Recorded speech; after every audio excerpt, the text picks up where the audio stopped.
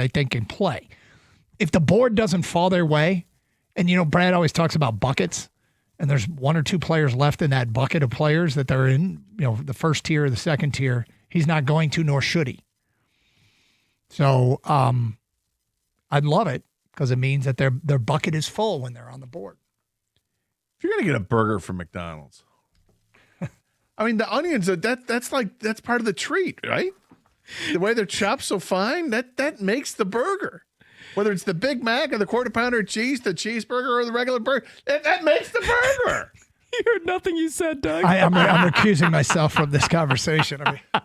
Doug went off on some Lions thing, and Gator's like, "Oh man, say no onions from McDonald's, really? And mustard? No mustard, no onions." I'm like, okay, would it get a coney? I get it, somebody, but no, this is a burger from McDonald's. The burgers from McDonald's are special because of the onions. Kenny's giving me an amen back there. I mean, right? "Oh, Kenny loves onions and mustard. He's like you, man." I mean, you do you. Doug was talking about buckets. Yeah, was he? He was talking about mustard. Yeah. Which I suppose is Buckets of mustard. kind of on brand. So I like mustard and I like onions. I just don't like the burger. Right, you wouldn't have the burger from McDonald's. No. But a turkey burger, yeah. Does that count? Do I even get to participate or do you just want me to shut up? No, I think you can't really. Does McDonald's make an Impossible Burger? No.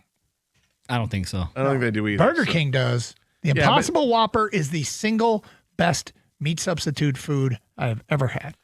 But the Whopper has like the full-on slice of an onion, like a full circle onion. As McDonald's are like chopped up finely. Yep. They're these little rice nuggets of onion. They're Well, that's delicious. for like the cheeseburger. I don't think for the quarter pounder. They're more like sliced. Is it? Yeah, from what I remember. But you still wouldn't minus them, though. You wouldn't. No.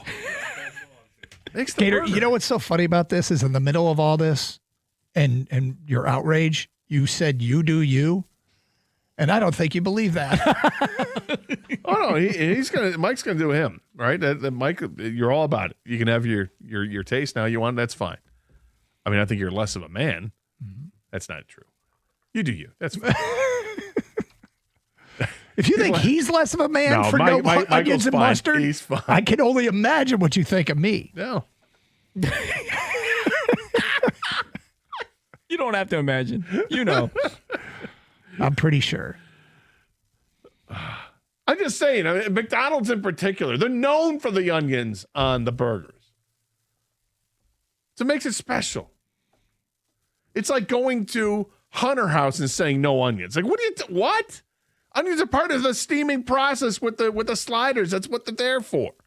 Or greens or wherever else you want to be. White Castle does the onions. Yes, White Castle does it. They all do it with great sliders. I feel like you're yelling at Jimmy right now. Our Am I boss? projecting on Jimmy because Jimmy's got the no onion policy in his car? Mm-hmm. Maybe a little bit. That's why Jimmy's on the list. I mean, Jimmy's going to take some strays because of his stance. Yeah. I mean, I wasn't directly shooting at him, but it happens. It's been a while since we've had somebody new added to the list. Yeah. I don't know that we have anybody new to add, but doesn't mean Not we for can't. frivolous reasons, no. No. There are plenty of people that had, but just not for frivolous reasons. Gator's list of people he strongly dislikes. That's right. We might have to revisit the 63 people. Might be the NFL. 62. You removed, last time we did this, you removed somebody from the list. Did I? Yep. Do you remember who I removed? Yeah, you removed cracking voice Sean McDonough. You want to put him back on the list? No. Do you know who the last person you added to the list was? Who? Spags. Spags. It's not even Spags' fault. It's really it's about it's Tony Romo. It's Jim Nance. Mm-hmm. It's anybody that calls a game and just starts going crazy with the term Spags. It's them. It's not even Spags. All right. So prior to that, it was Bears head coach Ben Johnson. No, those were the last two you added to the list. No, he's on the list. In the meantime, Brad Holmes did speak down at the Senior Bowl, had some things to say about the new offensive coordinator and the setup with Mike Kafka. We will get to those comments coming up today at 1:02. Hey, Spartans win, Wolverines win, Michigan and Michigan State fans. What would you like to see your team shore up to go to the Final Four? Pistons, are you hanging on to Tobias Harris? Red Wing fans, feel like you're going to make a trade? We'll float some names to you next hour here on 97.1.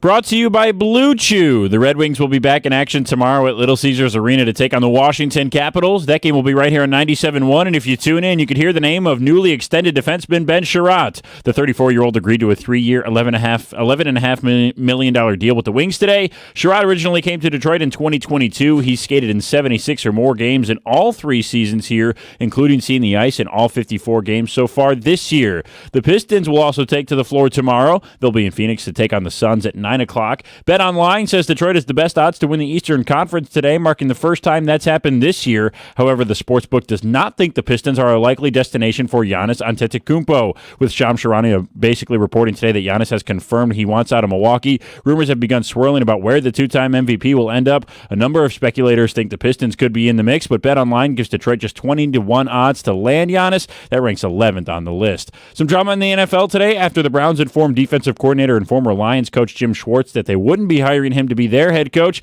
Tom Pelissero says Schwartz was visibly upset and said goodbye to other coaches in the building, almost guaranteeing he won't return next year. Also for the golf fans, 2018 Masters champion Patrick Reed is leaving the LIV Golf Tour. He'll participate in the DP World Tour this season and then have his PGA Tour status reinstated next year. From the Corewell Health Sports Desk, I'm Brendan Shabath. For more, go to 971 The Ticket or Odyssey.com.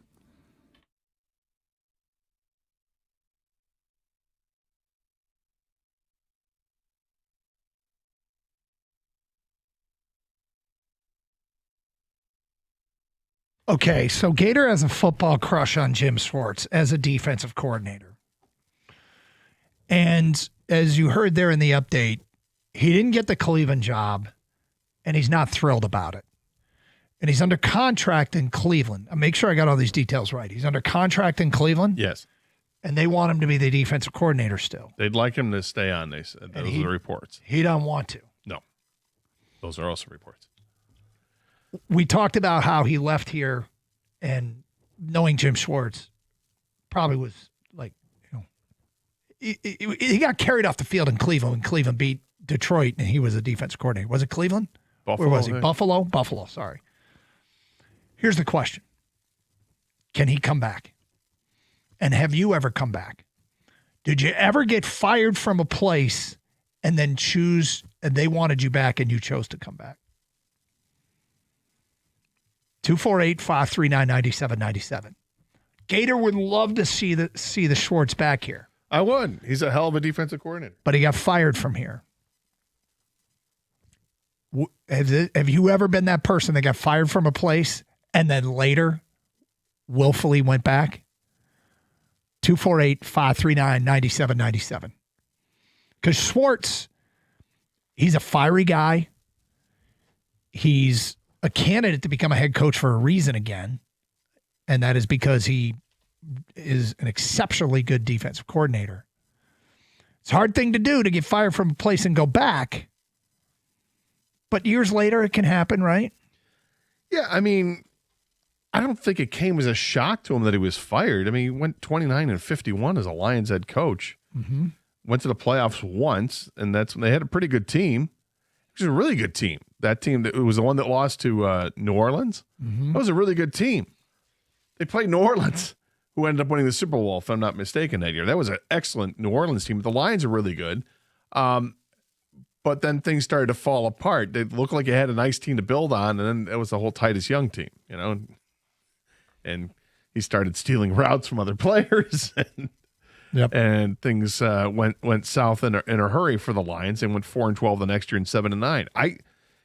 I don't know if he left on bad terms necessarily. I mean, he was fired, but I mean, you're fired when you go 29-51. It's not like there isn't cause. And just because he was lifted on the shoulders by Buffalo when he came back the next year, I don't know, does that matter? Well, I don't know if it does or it doesn't. It's just, or maybe I'm it just is projecting because I just want him to be here. You definitely want him to be here, and that's fine. There'd be some things that would need to get worked out. But if he eventually is going to leave the Cleveland Browns, would he make sense here? Well, why I not? tell you what, he wouldn't not make sense here. I mean, he's good at his job, and he's a known commodity. And let's face it, our guy, he might be good, but if you can upgrade anything, I think you do it. Yeah, and look, I have nothing against Calvin Shepard at all. This is more about how I feel about Jim Schwartz. And Schwartz would be coming from a place where he worked with Myles Garrett, so he knows what it's like to have to work with, to be able to work with a stud edge rusher. Come here to Detroit, and you've got obviously that with Aiden Hutchinson. He's been able to really form that defense and make it as formidable as it can be. I mean, and he does it everywhere he's gone. 248-539-9797. Johnny, you're on 97.1 The Ticket. Hi, Johnny. Hey guys, good afternoon. Thank you for taking my call. Sure. And you asked the question, and so I'm an announcer for boxing, MMA, and all kinds of different public address stuff. But when I first started, like 18 years ago, I was calling on tickets to an MMA show, and the promoter, he's like, "Hey, have you ever done any announcing?" I said, "Well, I went out to broadcasting school. It wasn't my deal. Come over and, kind of let my business partner and I take you out to dinner type thing." I auditioned for them. They said, "Hey, what do you charge? We want to hire you." So about the second show in, I got fired. And it was like, it was kind of, it was a whole different world than obviously, sitting at the table with them eating and stuff. Well, second show I got fired. And then, I don't know, I did another show, another promotion. And I don't know what happened, but I think I was trying to be somebody else when I announced. But, man, the guy, I did the whole, announcing deal, and he hired me back 18 years later. I was with that company until they closed the doors. Okay, so wait a second. Why'd you get fired the first time? I think, to be honest with you, it was all me. Like, I was trying to be somebody else as an announcer. And then I just, you watch all these guys on TV. Ladies and gentlemen, he's the Brian. Introducing first. That type of deal. And now I don't want to say I mastered it, because I don't think you ever master it, but just to be acknowledged and recognized as an announcer, I guess I made it type thing. You know what I mean? So, okay. But back then I was trying to be somebody else. So, but I'll tell you, it took a lot of looking at myself in the mirror, and it's like, well, why did I get fired? Well, that was the reason. To be honest, I sucked. And then you get hired back. You got back and you made it work. Nice job. Oh, yeah. And that's real talk, guys. And, and I've done like a lot of big shows. I did a televised show over there, Detroit, Michigan, and just, I swear, I'm blessed. There's no other way to put it. And, man, if you get fired, sometimes you got to look at yourself in a mirror and be the bigger man, and everything works out.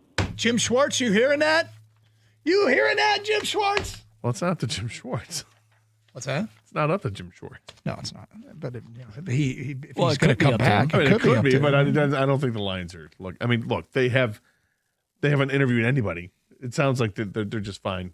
We're good. They're probably. with, Yeah. But also, Jim Schwartz is still a Cleveland Brown officially right now. Yes, now, officially. That's it. if he moves on, like I think he's better than Kelvin Shepard. Love to have him here, but I think it's a pipe dream. I think that is not only coming back to a job that he was fired from. He's going to come back at a lower role, a lesser role. It's not like he's coming back with a promotion or even the same role he had. And I think he got carried off the field because he was happy to beat the team that fired him. So it did mean something to him at that moment, at least. And then my prediction is I think the Niners go get him if he's available. So 248-539-9797. Let's go to Mike in Livonia. Hi, Mike. Hey guys, you just literally stole my thunder. So I was literally going to call and say, I've seen head coaches, and it's plausible. It's plausible if you want to go back maybe as a head coach to the city that fired you, but to go back as a DC, that's kind of a demotion technically, and then you're going back to work in the same building that you literally had everybody look at you as a head coach, and now you're asking them to look at you as a DC. Well, it takes a lot to do You're that. right. It would, and yet the reality is that he's not getting a head coaching job now. He's getting he'll get another defensive coordinator job, whether it's with San Francisco or some other team. So it's. But I mean, the point's valid. Look, literally Detroit Gator. But here's my point to you, Gator. I think he's top 5 if you ask me. You have Spangola, you have Jesse Minter, Mike McDonald, and forgive me, I'm trying to remember the 5th name I had, but he's right up there. So he's top 5 DC in the NFL. Brian if you could Flores. do it, definitely do it. Yeah. But, and Flores. So then, if you could do it, yeah, but is he willing to drop his ego just for the city? Because he has no ill will towards any other city except this one because of what happened in the past. Like, I don't think. Yeah, first of all, I think it's a non-starter. It's a pipe dream for me, but I think it's a non-starter because I don't think the Lions are looking to make any changes with their defensive coordinator. I mean, if they weren't even rumored to be talking to Brian Flores, then I don't think they're rumored to be in on anybody. Because they're staying with Kelvin Shepard. Yeah, we're just trying to feed into Gator's dream of getting Jim Schwartz back here as a defensive coordinator because you have a football crush on Jim Schwartz. And as a defensive coordinator, he's done a hell of a job. Have you ever gone back to a place you were fired from? And I don't know if that's tail between the legs for you or more tail between the legs for them, right? If you fired a guy and then rehire him, are you kind of admitting you made the mistake? But it wouldn't apply in this particular case. But Let me ask you this. yeah. Did you ever, like a year later, I'm not talking about like the next day or later on that shift, after you were fired from Bell's Pizza Yep. in East Lansing Yep. as a student, Yep. did you like still get pizza from Bell's or no? No. They were persona non grata in Doug Karsh world. Are they even still open? I think so. Are they? I don't know. It's good pizza back in the day. As far as I was concerned, they shut their doors forever that day. I never went back to work there, and I never went back to work at Kroger as a bagger. You haven't been back to Kroger since?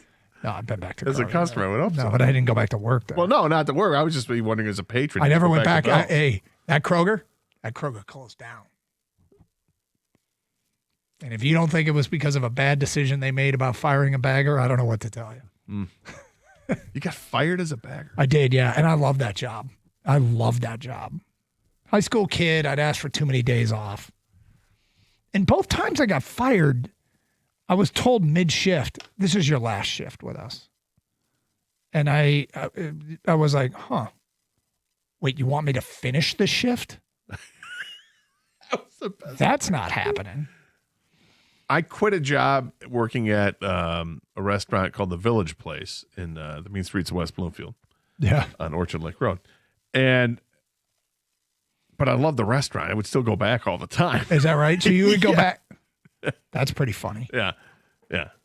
They had such a high turnover rate anyway. The manager there, he knew when I went in, and he's like, all right, gives me my last check. And then he starts talking to me about, so playing high school football, huh? That's great.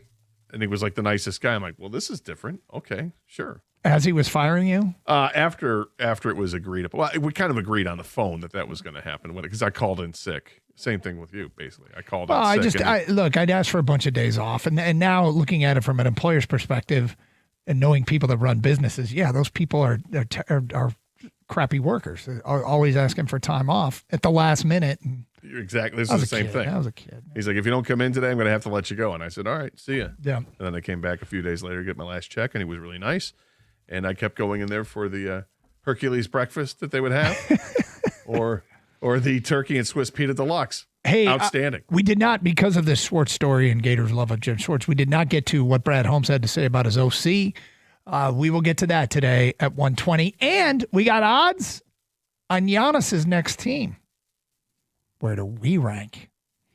That coming up at 1:22. It's Carson Anderson, 97.1. Sarah Chevrolet in Sterling Heights is ready to warm up your winter with these hot deals. Lease a new 2026 Chevy Trax LT for just $239 a month for 36 months. You heard it right, $239 a month with $19.99 down. All you need to unlock this deal is a GM employee discount. Sarah Chevrolet Sterling Heights, where they guarantee the lowest price, or it's free. 17.5 in Van Dyke and Sterling Heights. Call 87-SAY-SARAH or go to saysarah.com. Warm up your winter and get there fast because these hot deals won't last. Together, let's drive. See dealer for details. Offer ends February 2nd.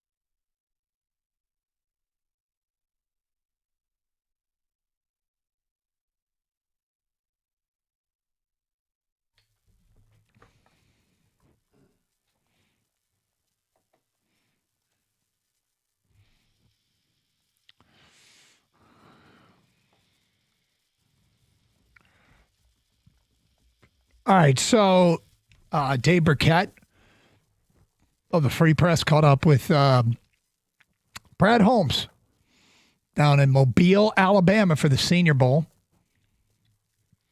Brad Holmes of Drew Petzing asked to tell us what he's got in the new OC. Just very sharp, very just open-minded, was able to fit in with the staff.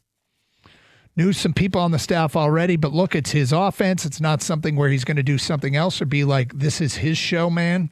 So we just felt like it was the best fit for us. Find that interesting. Because he's coming in here to run a different offense. He's running his offense. He's not going to be running Dan Campbell's offense. At least that's what I take out of that. Which I find interesting because I'm not sure I'm ready to accept that they need to reinvent the wheel. I think this offense works. What I like about him is it's not a system. It's what you do. It's what you do. You have. What's the personnel that you have? Like, what can we do? And so that's what I think he showed us in the process is that he can maximize personnel of what's available. So that's real exciting. He also said it's just a ton of impressive candidates, but we got to the end of the week. We kind of went back and said, who's the guy that we all collectively felt like he checked all the boxes for us? And we just kind of went with that, went with our gut. And that's why we made the move. So, topic of Kafka comes up. A high-ranking title on offense, which is kind of an undesignated title. Was previously the Giants OC. He's interviewed for head coaching jobs. He comes to Detroit in what is a currently undefined offensive position. Here's what Holmes said. We were really high on Kafka too in the process. And so to be able to get that one too, I was like, holy cow. So very, very happy. But Petzing is just very sharp, very bright, just like his attention to detail. He was very well recommended. All the vetting that we did, I mean, all the sources couldn't speak highly enough about him. And just really liked what his philosophy was behind offensive football and how he utilized personnel. So he just checked all the boxes, man. So we're excited about him.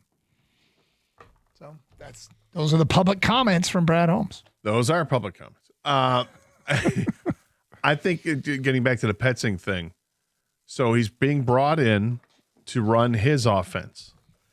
And his offense is predicated on maximizing the personnel of what's available. Mm-hmm. And that he doesn't bring in with him a system. I'm not sure. I think this is all kind of semantics. Because I'm not sure if what the Lions had, like, isn't that how you start a playbook is you look at your team that you have. Well, and you've got players that have strengths and you're going to try to play to the strengths. Isn't that basically I'm going to guess that there are some people that are a little bit more adamant about the type of personnel they have for the offense they want to run. And then there's one of my favorite things is when people ask coordinators, the post-coordinator hire interview is always just, to me, absolutely useless. What kind of defense you going to run? They all say the same thing, the exact same thing. Multiple. We're going to be multiple. Okay. What kind of offense you want to run? Well, we want to be able to run and pass the ball. We're going to be dynamic. Yeah. I mean, it's everybody try to stretch the field. Everybody wants the same thing. Yep. But at the end of the day, yeah, we got to see it in the real world. I mean, I think some people are more beholden to a system than others, I guess. Maybe that is true. I guess the way I look at this is that this is an offense that works with this team, and it works because they play to the strengths of the guys on the offense. You know, you've got a weapon like Jahmyr Gibbs. You're going to use Jahmyr Gibbs. Mm-hmm. You've got a quarterback that is very cerebral. You're going to make sure that you give him time to throw so that he can process the play and get the ball to the guys that need the ball. You've got a receiver that's got speed like nobody else in the league, so you're going to try to drag him across the field or send him deep and take advantage of that. I mean, these are basic things. I'm not killing this. It's just I think it's interesting that we finally get to hear from Brad Holmes about this hire, and I don't know if he's really saying anything on this, but I'm not sure if I expect it. And again, it comes down to what you said. We're not going to know until we see it in action, which is not until training camp. Maybe we'll get some mini camp stuff, some little nuggets of information from mini camp where it looks different. Maybe there'll be some tangible things you can see and like, oh, well, that's a new wrinkle. I didn't see that. Let's go to Kevin and Macomb. You're on 97.1. Hi, Kevin. Hey, thanks for taking my call. What's up? Look, I'm not going to react. I know last week you guys were talking about who you'd want to take in the draft. So, I agree 100% with that. And I just don't get right now, the pieces we do have, like Gator, you were saying how Gibbs is great and St. Brown is great.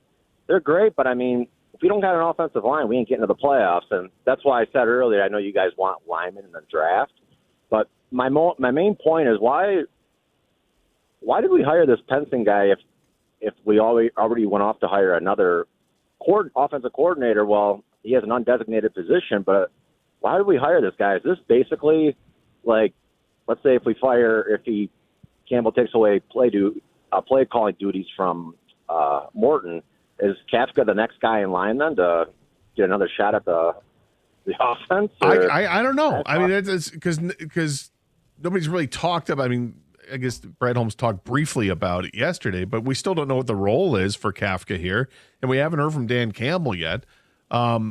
And it will be revealed the next couple of weeks, I would imagine, that when they get a chance to come out and talk, that they'll say something about the hiring of Kafka, and you'll hear what his position as a coach actually is. I'm curious what they're going to say too, Kev, because I'm not sure I understood this, other than it was almost like, wait a minute, we interviewed a couple of guys we really liked. We hired one. We really like the other guy too, maybe not as much, but he's still out there. Can we get him on the staff in some capacity and bring him here?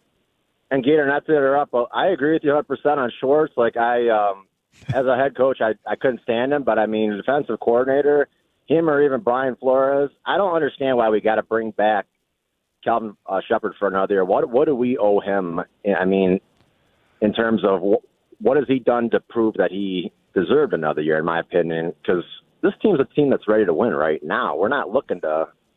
I thought that there were moments this season where the defense looked very good, and then obviously they had some serious injuries to the defensive side of the ball and losing both safeties and everybody else they lost, and the fact that they were able to shut down the Bears at the end of the season, I was a little impressed with that, but I don't know if it was enough that it has me saying, well, I got to have this guy moving forward, like Calvin Shepard, but I'm not sure if he's like an untouchable in the coaching department, but that they feel that way right now, that they don't need to make a change on the defensive side of the ball. I think there are other options out there that might look pretty good, but maybe they're not fits. Yeah, if you think you can upgrade, please do it. And I don't think they're afraid to do that.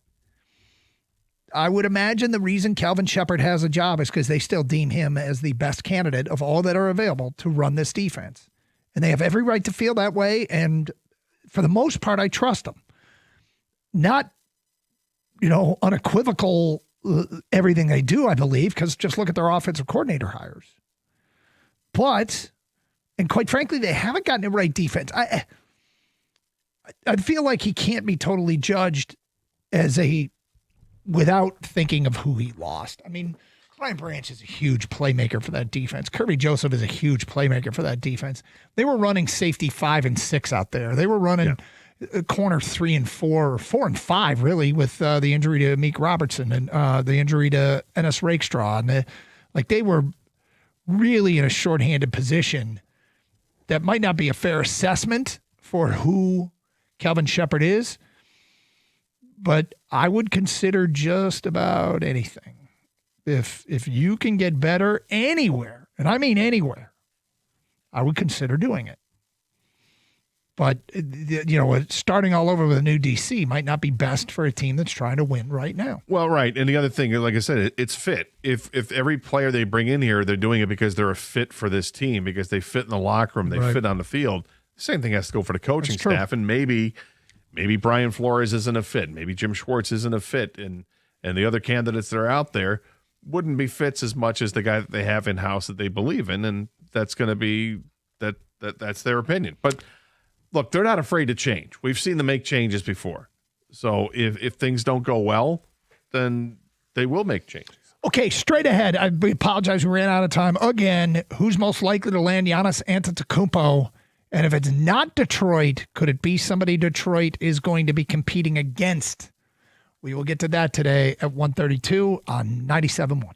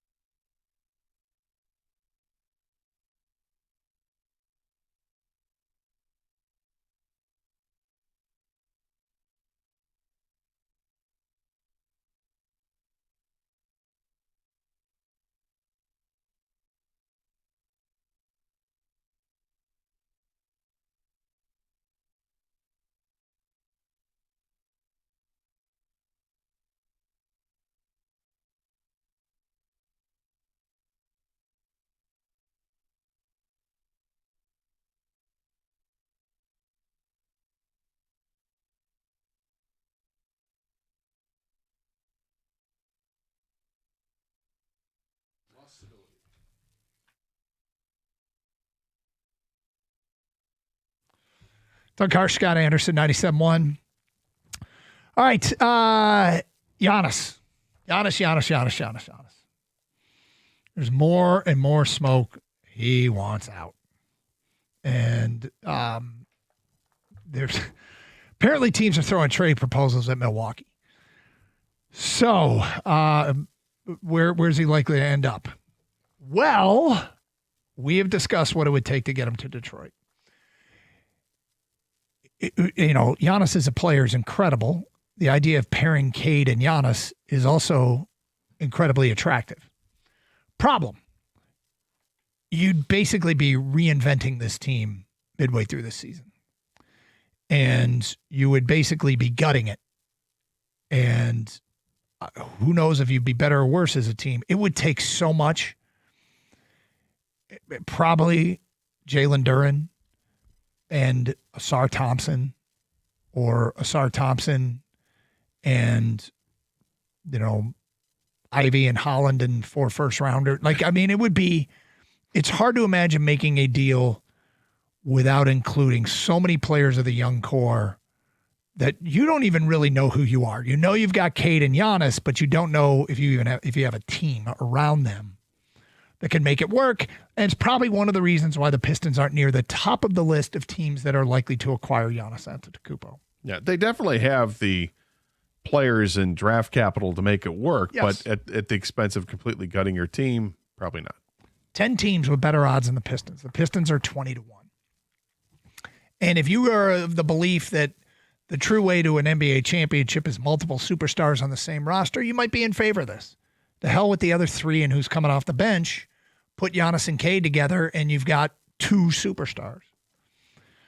But probably more likely, we're looking at the possibility that he goes to one of the teams that have better odds of getting him. These odds are put out with what makes the most sense for both teams. The favorite to land Giannis Antetokounmpo is the Houston Rockets at 2-1. Houston just beat Detroit in a kind of frustrating game last Friday night. And so I'm assuming here that for Houston to get him, Houston would want to pair him with Kevin Durant and Amen Thompson. Are they going to have to give up their Thompson brother? Maybe. I mean, He's more advanced than the Sark. yeah. But Houston would be the favorite, according to Bet Online. Second favorite is the New York Knicks. Giannis in New York would perhaps change the shape of the East. Same thing, though. Are the Knicks going to have to cut deep into what they do? And the Knicks right now are 6.5 games behind the Detroit Pistons. And I'm, again, trying to put together what kind of trade it would take. What would, Milwaukee want from the Knicks? I would imagine. What do the Knicks have to offer? I mean, I imagine they're not going to give up Jalen Brunson. They'd want to pair him with Jalen Brunson. So you get Karl Anthony Towns. Yeah. Do they want a 30-year-old? I mean, who is their best young pieces? If you look at the guys that make a difference for them, I mean, Anunoby, would he go the other direction? He's already 28. I don't know. Yeah, Michael Bridges is 29. Yeah. Sorry, Mikal Bridges is 29. Yeah, Brunson's 29. Karl Anthony Towns is 30. I don't know, man. But they're the second favorite. Kang, what would make sense for the Knicks? Why are the Knicks so high on this list? Well, because they like big stars and big names in New York, for one. But there's a rumor, I think, that Karl Anthony Towns could be on the block, and they're kind of moving on from him. So maybe, would Milwaukee want a 30-year-old? No, I think Milwaukee wants a lot of lottery picks and a younger player with a high ceiling they can build around. Like, Cat's not super old or anything, but I mean, that might be talent-wise the best they could get back right away, right? But that's why I would see if the Knicks were involved in, if Milwaukee wanted to move on from him. I mean, maybe they offer him endless first-round unprotected picks. I have no idea, Well, they've got 2 first-round picks this year, this coming draft. Then they could trade him the first in 2028. And the first in 2030. I don't know. I don't want to see him in New York, to be honest. I don't want to see him in New York either, but I'm just not sure that how much better does New York get if they add him based on what they'd have to lose. And if New York is able to land him, then based on looking at their roster, it's effectively Karl Anthony Towns and a bunch of picks. I'll tell you a team that I would go after if I were, and they are the third favorite on this list. I told you earlier this year when Atlanta came in without Trae Young. Right. I walked away super impressed with that young Atlanta team. And if I were Milwaukee, I'd be calling up Atlanta. Well, they're a super young team with the exception of McCollum. Yep. Everybody on that team is 30 years or younger. Porzingis is 30 and everybody else is under 30. But I would under 30. Risa Shea, Dyson Daniels, Alexander Walker. And that would be, as I talk our way through this, that would be the team that I would think that would make the most sense for both. Well, I don't know if it makes sense for Atlanta. They'd be gutting their young team too. I like their young roster. Hasn't Giannis said in the past, Kang, that he's not big on the spotlight, that he doesn't necessarily want to go in, and New York is obviously the spotlight. And that's been one of the reasons why he stayed in Milwaukee. Well, there's a lot of reasons why he stayed in Milwaukee. It's one of the main reasons why I respected him so much. I love it when guys try to, stick it out with the team that drafted him and try to win it through thick and thin. But eventually it seems like everyone leaves. And so what he said, I think at the time, was he wasn't going to ever join a super team. And he's not friends with these guys because he's competing against them. It was kind of his edge, right? But now that, for whatever, reason, he's been frustrated with the losing and maybe sick of just being there so long, that he's open to going there. I don't know if he even does he have a no trade clause? I didn't look that up, but does he even have a say in this? Because I think he does, but I'm not sure. You're right. I don't know. But yeah, I mean, I think when you want out, I almost think it doesn't matter anymore, Gator. I mean, because there's going to be some big spotlight teams going after him, like Golden State. I think Miami's always a team you got to be worried about grabbing one of these type of superstar players. Is Pat Riley? He just knows how to wine and dine these guys with South Beach and the no state income tax. Yeah. So here's the whole top 10 and odds to land Giannis. Houston number 1 at 2-1. The Knicks 3-1. Atlanta's the team I would call if I were Milwaukee. They're 4-1. San Antonio is 6-1. The Raptors are 8-1. Oklahoma City 10-1. Could you imagine Giannis in Oklahoma City? The Heat are 12-1, Pacers 14-1, Dallas 16-1, Golden State 18-1, and then the Pistons are 20-1. Dallas is 16-1. I think you got to do a deep dive and see draft pick wise how many teams have multiple first round picks that aren't their own. Right. So and are they lottery protected or not? I mean, because that would matter a lot to a team like Milwaukee, of course. 1 year later, tell the Dallas Maverick fans, hey, you could trade Luka for Giannis. Because that would make sense. But instead, no. Anthony Davis. No, they trade him for Anthony Davis. Yeah, I would imagine draft capital is a big part of this, and they don't want to send him to a team that's going to be great. But No, bottomless picks is probably something that's going to be involved. Yep. Much like Red Robin's bottomless fries. Oh, delicious. Wow. Why'd you bring that up? You hungry? Side of ranch. I know you like Red Robin, Doug, so I do just like want Red to. I Robin. just want to get you involved in food sometime. No, Red They Robin's- have a good turkey burger. They have a great See? turkey burger. There you go. All of their great burgers, you can have with a turkey patty. Doug knows this. Of course, Doug knows this. And this is why it's probably going to go away soon. It's 100%. I mean, how many true. Red Robins are there left, Well, there's It's an excellent burger and excellent fries, by the way. The seasoned fries are great. But as we've learned, everything Doug likes disappears. Damn it. 248. Hey, hold on, because Bushlight Apple's coming back. So if you have not heard that announcement, For now. well, yeah, but whatever. I'll take what I can get. 248-539-9797. So the honest stuff's out there, and certainly it is something that's hovering over the NBA as we approach a trade deadline. What are we, 8 days away? 8 days away. And we had a lot of Tobias love early in the show as he did it again last night, playing like a dude who does not want to be traded. Hey, just a reminder, you can stream the show using the Odyssey app. Get it for your mobile device today, AUDACY. Then you can listen to this show and all the shows here on 97.1 The Ticket anywhere in the United States. Same thing to our website, 971theticket.com, where Evan and the Birch Kid are responsible for fine reporting. Champ and Chump are posted there as well. You people selected Champ and Chump of the weekend. Additionally, you can stream with video, twitch.tv and youtube.com. Thank you, everybody, for watching the show. You can comment on the streaming chat. And when you do, sometimes we read those on the air. Fine community of people and also some knuckleheads. Check it out, twitch.tv, youtube.com. Go to the search bar and type in 971 The Ticket. It is Carson Anderson on 97.1.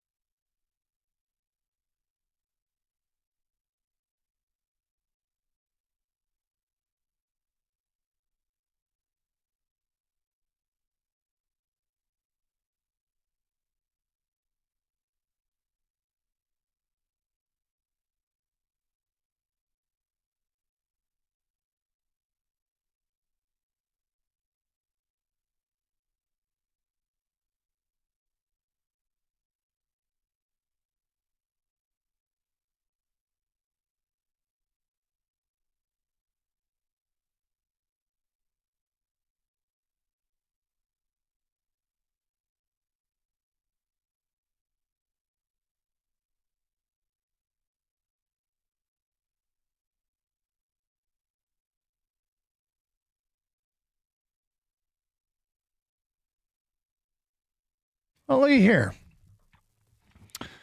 Other PGA players leaving, or I guess he's not a PGA player. Another players leaving LIV to go back to the PGA.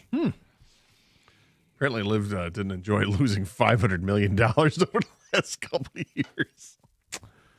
And it is probably the player that people miss the least. You know what's funny is I became a huge fan of this guy Yeah. before I knew anything about him. He was the guy during the Ryder Cup that was screaming and yelling at the European fans. Mm-hmm. And it was fun to watch. He was so into it. Little did I know that he wasn't just annoying to European fans, he was annoying to everyone. And Since his high school days, let alone college. when he won the Masters, talking about Patrick Reed, when he won the Masters as an Augusta native, it was one of the least popular Masters champions. It was described that way. It was one of the least popular Masters wins of all time. And he's from Augusta. And I guess he's just really, really a weird dude. And says and does weird things and rubs the other golfers the wrong way. And yet He's socially awkward and abrasive. Yep. And I loved watching him in the Ryder Cup and have stayed a fan. But I once talked to somebody who was in a PGA locker room and said, yeah, he's clearly an outcast.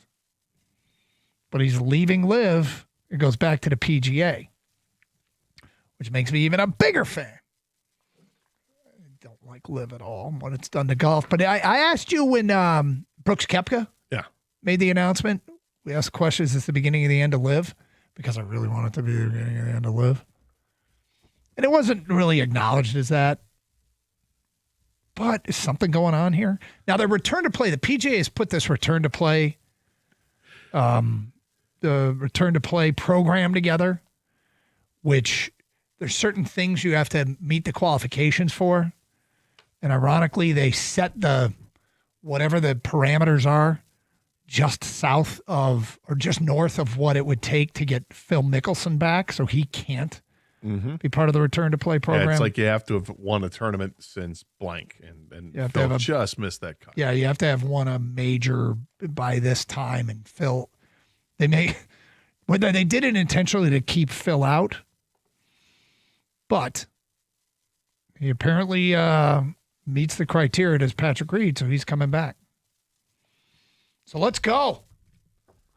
Do you think more will follow?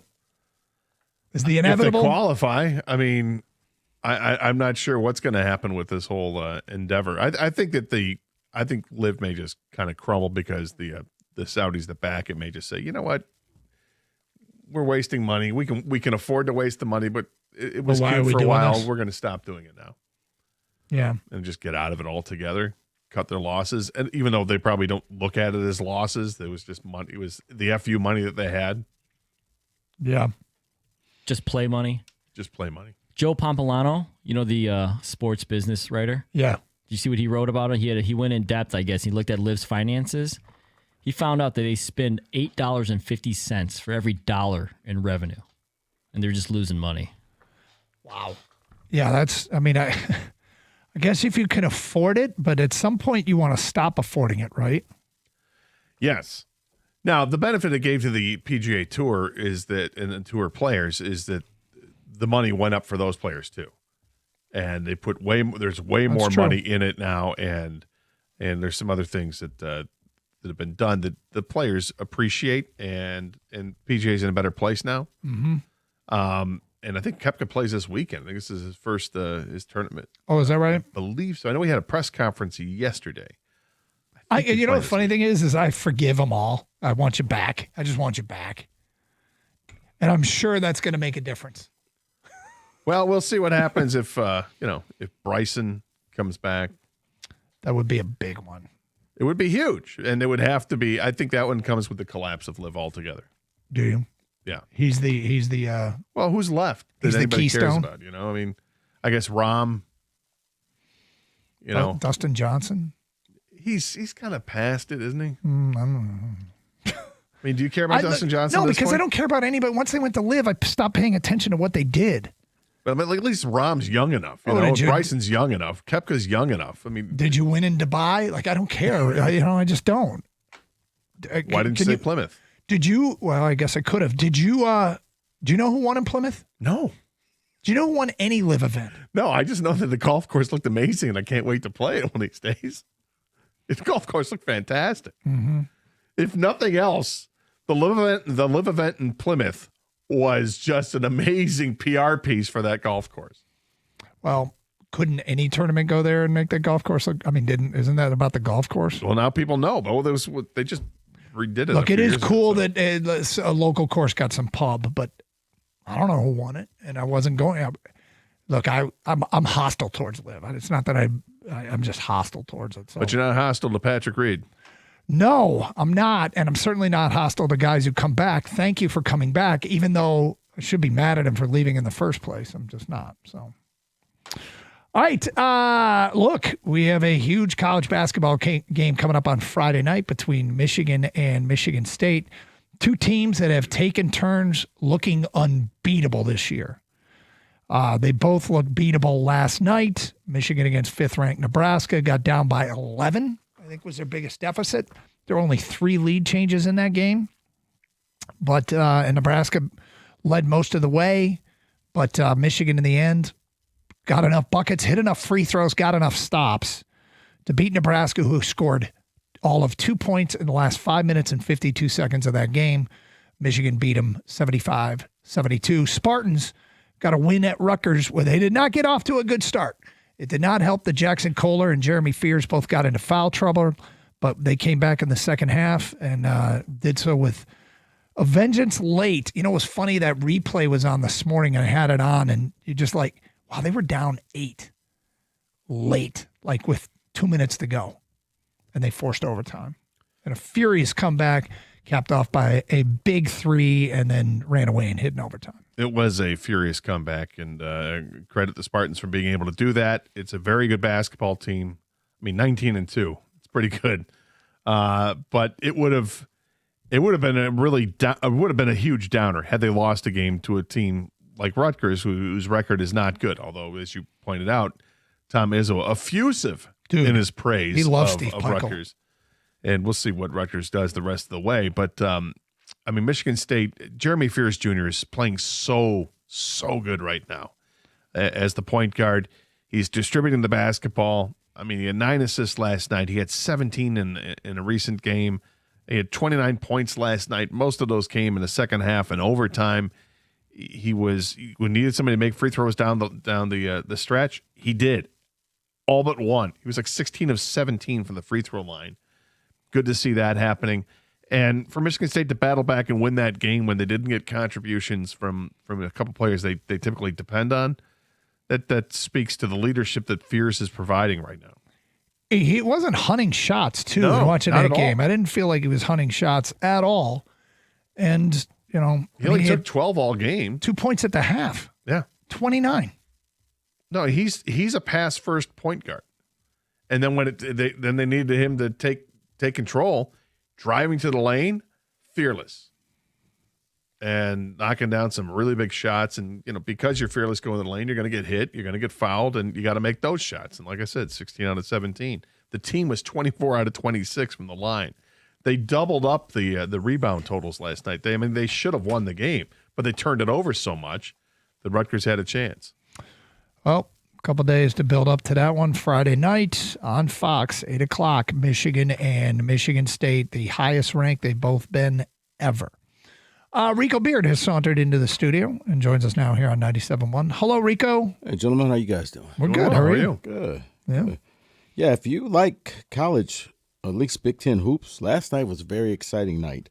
Had to do a lot of switching, but between the Michigan comeback, the MSU comeback, and then the dessert was Indiana. Indiana, Purdue. Yeah. Purdue has suddenly lost 3 in a row. Yeah, you know what? That's going to happen, because people in the Big Ten, your Big Ten champions still, I think, is going to have 3 to 4 losses. Mm-hmm. You're just not, as you see, you're not going to walk into places and just say, "Hey, we're here, come take this beating." They're not the Washington Generals. So for Purdue, yeah, they've hit a little bit of a slump, but that'll just make them dangerous come March. Well, you know who else is damn good is Illinois. I mean, Illinois just went to West Lafayette and won. The Wagler kid had like 46 points, the freshman. Yeah. They're the quiet team that nobody talks about. Yep. And I'll still say the one team that they won't win it, but my God, there'll be spoilers. And Doug, you should know, is Wisconsin. Mm-hmm. Wisconsin will upset some apple carts on any given night. So, yeah. All right, what do you got planned coming up next real quick? We're going to explore a little bit of this Giannis trade to see if we can make this happen. Some say it's ridiculous, but I say, you know what? I'm going the Kirk Cignetti route. Have a great show. Stay safe, everybody. Treat each other with respect. 97.1.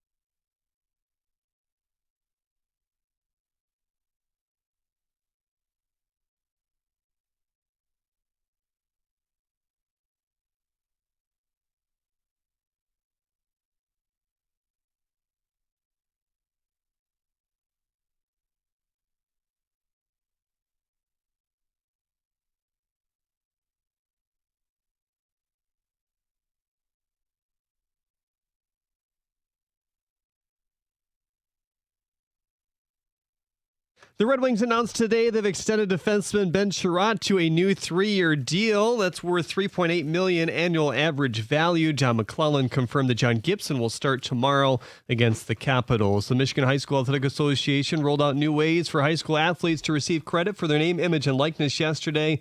Their executive director, Mark Yule, told me today they've not received any requests quite yet, but anticipate around 100 per year based off of other states' data.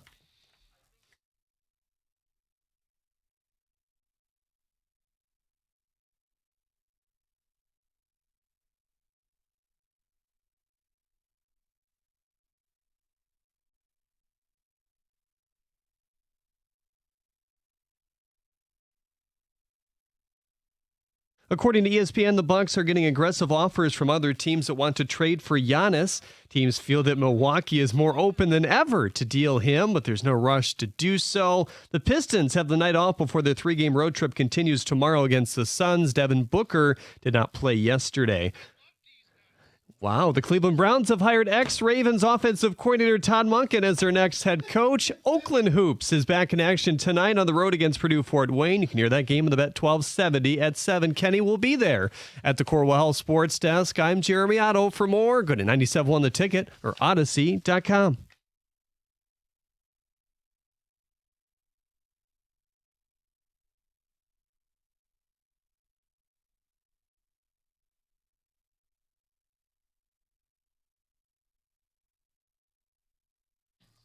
Welcome, one and all. The band is back together. It is a blessed Wednesday, the 28th day of January. We are all still collecting ourselves from Doug Karsh's rather exotic yet rugged fashion today. Is anyone going to comment on that? He's not just wearing a puff vest. He's wearing a leather puff vest. Okay, that was leather. It's leather. I said to him, you look like a guy who's going to go home and talk about his trail cams. Like rugged Karsh. That's not bike helmet Doug or kale Doug. That's a guy who bites a deer's leg off and eats it raw in the woods, Doug. The Jansen edition. Oh, no, he makes Jansen look like a bitch dressed like that. Wow. Doug's in a leather puff vest, dude. I know, I'm all right. That's like Crocodile Dundee stuff. No, I can't believe like something looks weird about this, but okay. Dude. Yeah. That's like something one of Tina Turner's backup dancers would have worn. He's hardcore. Maybe he's got a video he's got to shoot. I don't know. I don't usually pay him attention to Doug, so I'm good. It was Yellowstone attire. Let me put it that way. He looks like he has to go work a corral. So we're just collecting ourselves. It was the conversation of the sales floor. Maybe he's with Casey in that new TV show, Marshalls. I know, the spinoffs. I can't even keep up. And then there's one with Rip, and I just can't we just end the show? You know what? Does everyone need a show? Yeah, I didn't pick up on the last couple episodes. Once they did what they did, I'm like, there's no point in watching this. Once I knew Kevin Costner threw the tantrum. True. This is a big day for Rico. This is not only is we're back. No. It's a big day. Because I think the two main topics today are things that are just it's not just your wheelhouse. You're obsessive about them. We're going to get to some college hoops at 4. Wings? Oh, yeah. We're going to talk about the Ben Sherratt signing. That'll do it. Wow. February is coming up, Kenny. Yeah. Hey, good thing football's just about done and hockey has the main stage. Cutscene. We're going to Tuscany for 3 weeks. No, we're going to talk about college hoops in the 4 o'clock. And we're going to start with something that, as much as I want to not talk about, I know we should talk about, and I know you want to talk about. And that is your pursuit of Giannis. Because the Bucks have officially put the claiming tag around Giannis's neck, and they're fielding offers. It's all the rage everywhere. Do I think that's happening? No. Do I think the Pistons have the spine for that? No. Do I think the Bucks would trade him in division? Also no. But I cannot argue a man such as R.L. Beard to my left saying the Pistons should check in on it. The problem is going to be when said R.L. Beard presents you with what it would cost to get Giannis. This is where you in listener land aren't built for this. Because you're going to say you don't even want to give up a Tobias Harris, much less things that actually matter. If we weren't doing this show, I would come around there right now and give you a hug and shake your hand because I agree with you. Oh, my God. I agree with you 100% that I don't think most Pistons fans have the stomach for it. It's just in crosstalk when Gator was walking out and he was just like, well, who would you say? And I told him, he was like, well, are you going to have any of the team left? I'm like, yeah, and you'd have a dynamic duo of Cade and Giannis. We're not focusing on the main thing here. You're worried about the people that you're letting go. And I'm saying, you walk out there with Cade and Giannis, yeah, that's pretty good. Now you could go out there against some of the big boys and actually do something and not worry about these, Pistons for lifers. It's like, guys, I said, it has to hurt. if you want to get Giannis, this is going to have to hurt a little bit. No, you're not going to be able to say, well, we'll just give you all of our second-round picks from now until the year 2050. I'll give you Kelly Tripucka. Right. So do you have an offer formulated? I do have an offer. Let's save it for a little bit. Okay. Because I want to hear from the people on this. Like even earlier in the day, heard this in the midday show, and it was people fighting back against the idea of trading a Tobias Harris. And it's like, why? Because this town, the mayor of this town may as well be Michael Landon from Little House on the Prairie. I don't know what's happened to this town. I don't, man. It's just soft. Tobias is an expiring, aging vet. The value's in the money he makes and getting him gone. And you're talking about adding whomever, whether it's a Lauri Markkanen or a Giannis or anyone impactful. Tobias is the chip. Right. You have to match money. Mike, you've been here long enough to know that this town embraces and elevates the role player to a superstar, and you become a Detroit star. You're not a superstar in any place else, but in Detroit, you are a star player. Everybody else sees you as a role player. I call it the Brandon Inge effect, where it's a good one. You take this guy and you make him seem like he's all that. And what did you ever do if you ever lost him? I don't know. Go out and play the next day. I want to ask you guys, all right? Now, the Pistons beat the empty husk of the Denver Nuggets last night. I mean, they were missing 3 starters. Who cares? Congrats. This is the problem with the NBA. You try, the opposing teams don't. Wake me up when we get to the deadline.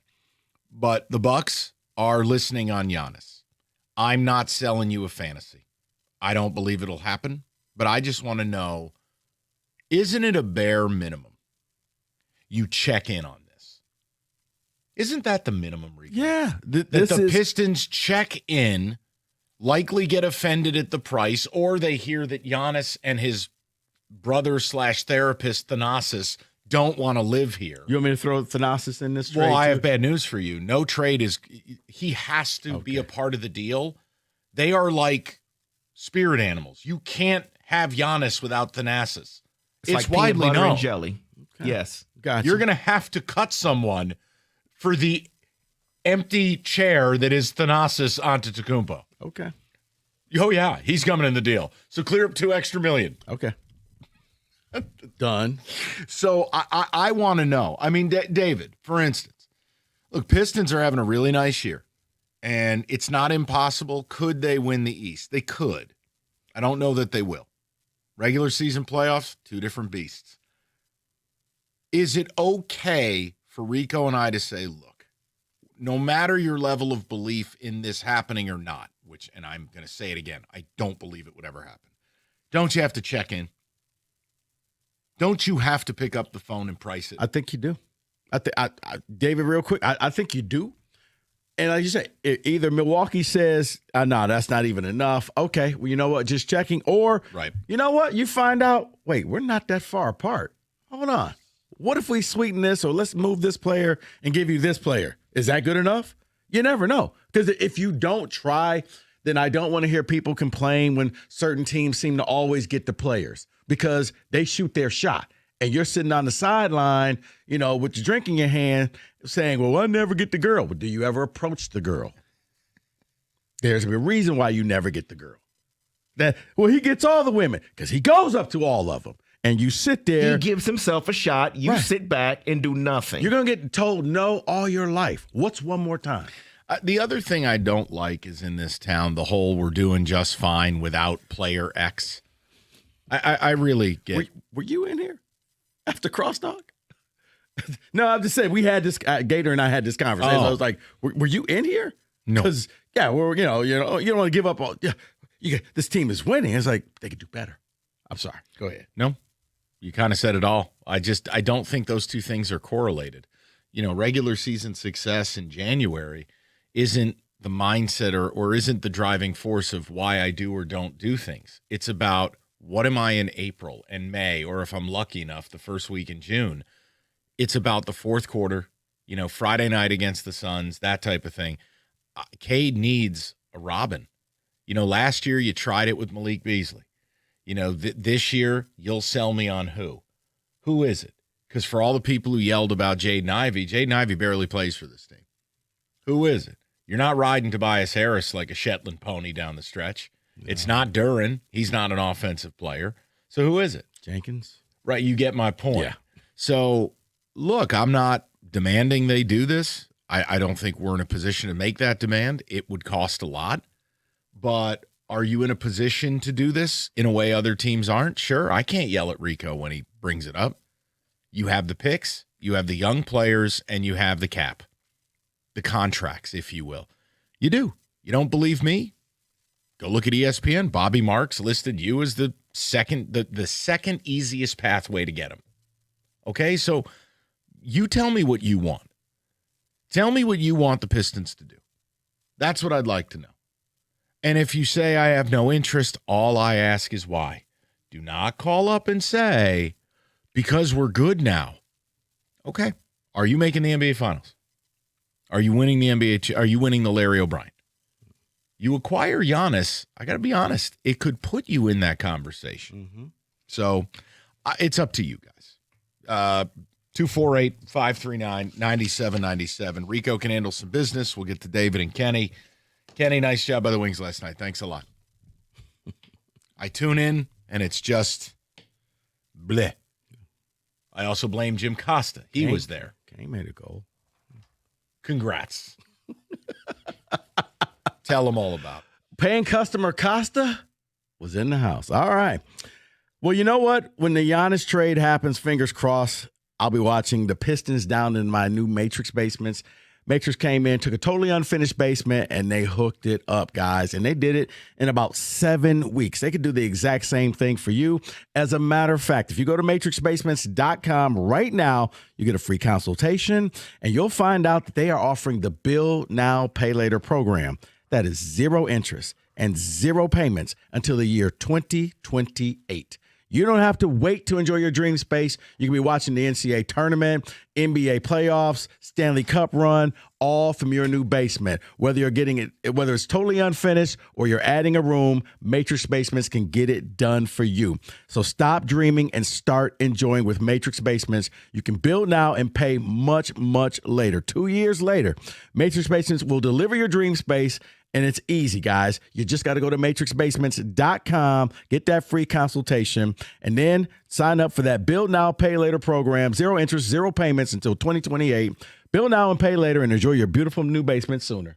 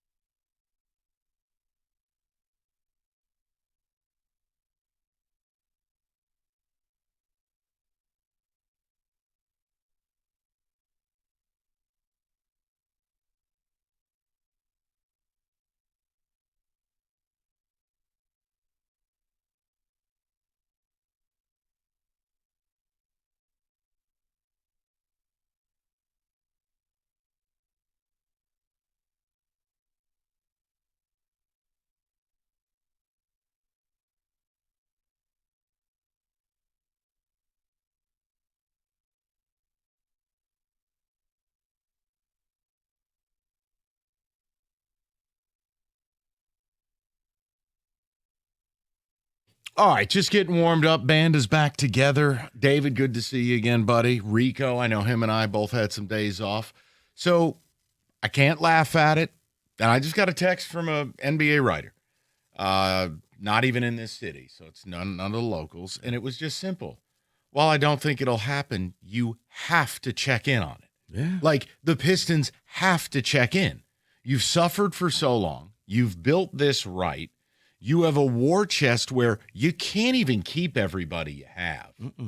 And the East is open enough. This puts you in the finals. I'm summarizing the text I just received.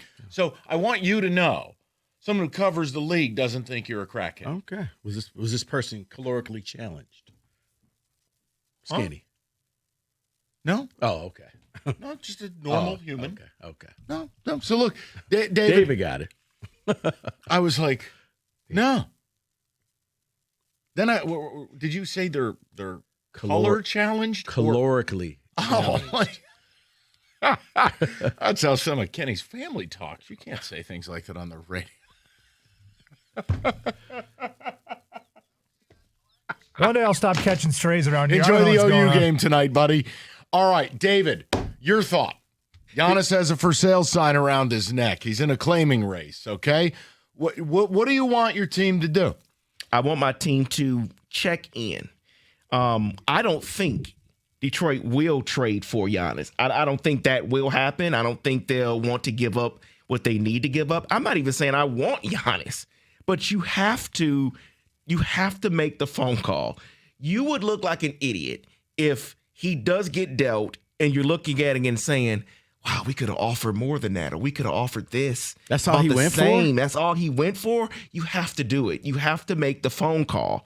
But, I don't think people in this town want Giannis. I don't think people in this town want a move to be made, because I was furious listening in on callers today saying, I don't want to give up Tobias Harris. Why not give up Tobias Harris? What is he a superstar? Did you hear Cade talk about him? You hear Cade talk about him last night? I've heard them say some things about him. Well, Cade last night was basically, in love. And Cade would be the only player on this team that would have any amount of sway that matters. Correct. I still don't care. The team I root for, we traded a guy who owned the city. The guy's sister died, and he played the next night. 10 minutes later, we traded him for Kyrie. We traded Isaiah Thomas at the height of his powers. Mm-hmm. This ain't friend business. It's show business. No, and that's why you have to make yourself better. You have to ask yourself, can this team win a title? If not, what can we do? And Tobias Harris is that piece, but people have fallen in love with Uncle T, so they want him out there, and we got to keep him. And I just think for any high-level trade, Tobias has to be gone based on money. Mm-hmm. It's the same reason why a Duncan Robinson or a Karis LeVert's name would come up. The money fits. Then you get into a player like Jaden Ivey that largely does not have a role here, and you're not going to extend. Leave that to somebody else. You've got a couple of young players, and then all your draft picks.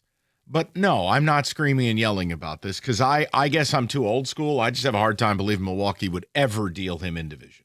Not that basketball divisions are anything like MLB. Yeah, I don't think so. I think Milwaukee's getting to the point where they're getting tired of his antics. And whoever comes with the best deal, you can have him. He's your problem now. David, before we get to the phones, the initial text communications poll. Got it, Kenny. Got it, Kenny. We're off and running, buddy. That's before the caffeine hits. We're good. David?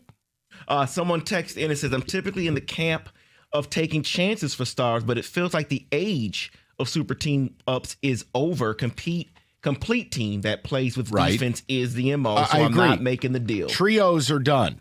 Yeah. Duos are in. Mm-hmm. You don't have a duo. You have a guy. You have a do. You've got a do. We're looking for the O. Duo. We're looking for the second piece. Right. No way am I trading a ton of draft picks and a couple of young players for a 31-year-old player that has had injury issues. Are you real quick, I would say the injury issues, at least for this year, I don't think he wants to be there. So, you know what? Yeah, I'm not really feeling it. Stub my toe. I may have to sit out for a little bit. I think the funniest part will be all the people who say they don't even want to check in on it. He goes to the Knicks, and then the Knicks knock your ass out of the playoffs. Yeah.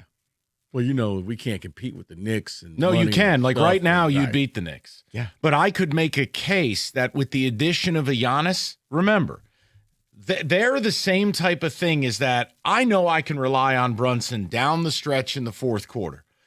I've never felt like I can rely on Cat. You can't rely on Mikal Bridges. You can't rely on Josh Hart. Like, when you have Giannis, you are going to have the fourth quarter closeout duo where no matter the offense you run, Rico, you're going to live at the line. You're an unethical scorer. Oh, are we doing that again? I know. Look, you beat the Knicks, I think, is currently constituted. I've said that for weeks before the Knicks went on a skid. But be careful getting all high and mighty, because when you turn something down or you don't try for something, that player could end up in a place that ends your season. And that's a compliment to the Pistons. They've gotten good enough that they get to think that way. See, but that's why I'm upset about fans thinking, oh, we can't trade Tobias, because this is a business. And I get it. He's Uncle T. I understand what he is for the locker room. But if you can get a guy like Giannis, you say yes 100 out of 100 times. You have to try that. You can't, oh, well, we got Uncle T, so we're good, and then you lose in the second round of the playoffs. Right. Oh, you get okay, we're good, huh? Giannis in his early 30s, and you got Cade in his prime. Okay, I don't see the problem with that. I'm not trying to build this dynasty for the next 10 years. I'm trying to win for the next couple of years while the East is down. While it's winnable for you, you take advantage of that right now. Yeah, look, I'd love to see him check in. But I think it's pretty clear the Pistons management, they don't want to make a big move. So it's their prerogative. I don't have to like it, but I'm not going to yell about it. It's pointless. Well, I've adjusted my trade. I've added the younger brother in there as well. So. Thanasis? Yes. Listen, man, it's BOGO. You don't get to have. It's not really BOGO, but yeah, sure. You don't get Giannis without Thanasis. You have to. I'm telling you, dude, if he leaves, it's like when Goldilocks cut her hair, or Rapunzel, or whatever it is. He can't play without his brother there. When Goldilocks cut her hair. Whatever. Is it Rapunzel? I don't know. You know whatever. You know what? It wasn't over. It's the Disney when character. the Germans brown Pearl Harbor. What was it? The Disney character, and they lost their hair, and they lost their powers. Who's that? Yeah. Come on, I know there's one. Whatever. It was Rapunzel, let down your hair, all of that stuff. I don't know. I didn't know she had powers. He likes his brother. You got to have his brother here or he gets sad. Okay? I'm just telling you. Rapunzel playing the role of Samson I know. this Sunday. Is that who it is? When Sleeping Beauty met the Beast. Right. Okay, yeah, you know Samson cut his hair and lost his power. Now I feel like Kenny. now I see what Kenny deals with. I don't like this. Kenny, this is a 2-on-1 on the boards. Come and help me. Puck support. David, text communications. I don't want to trade for Giannis. He's older and dealing with ankle problems. I'd rather trade for MPJ or Lauri Markkanen. And then you have this one that comes in. Guys, the answer is anyone but Cade. If you can find a way to keep Duren, great. If not, anyone but Cade. Get it done. Yeah. I like the mindset, but unfortunately your team doesn't share it. They're saving for a day far away, and I can't figure it out, because you're not gonna, even if I future cast it, you're not going to be in a better position than OKC in the next 3 years. You can't future cast anything beyond 3 years in the NBA. Correct. OKC, San Antonio, Houston are your big three problems. And as long as Wemby is upright, and as long as SGA, and by the way, I mean, actually think about it, Mike, but 3 years ago, you weren't saying that these teams were going to be problems. Right. And look, San Antonio got lucky. It was the Lakers. It was Golden State. It was all of these teams. It was the Celtics. So, yeah. But the whole point is, I heard this, I think it was, who said it on our station? It might have been Cookies. He got into it with a caller who was knocking his desire for the Wings to make a trade. And the caller was like, well, if they had made the trades you wanted last year, they wouldn't be in a position they are this year. And Jim was like, okay, so you didn't like the John Gibson trade because they made that trade in the offseason, right? So because you're not a Stanley Cup team, don't make any trades. It's the same image here. Is like, what is this line of delineation to where teams are allowed to get better, to go for it? I would look at a 3-year window of Cade and Giannis, hopefully with Duren if they can get a deal done, which that has gone nowhere by all accounts. Like, you have the pieces. You just try. But see, I think, Mike, it's historically speaking, aside from when Illich just said, you know what, I'm going out with a bang, and he loaded up the Wings and he loaded up the Tigers, this is a city that wants to almost do it without the stars. We want to do it the hard way. We want to do it the gritty way. We want to do it our way. It's, it's the bad boys. It's like, that's what this city embraces. So are you all in, all out, or are you like me? Just check in. Check in, price it, have a meeting in a dimly lit room on this. I would at least check in. I think if you're not, you're really not doing your job. And I know it's Milwaukee. They probably don't want him here. If I had to guess, we all know the cities Giannis probably wants to play in. And the problem for you is one of them is a distinct problem. Mm-hmm. If he goes to the Knicks, that's a problem. But whatever, 248-539-9797. Your phone call's next, and we will check back on text because I think we talked right through that. I'm sorry, David. 97.1.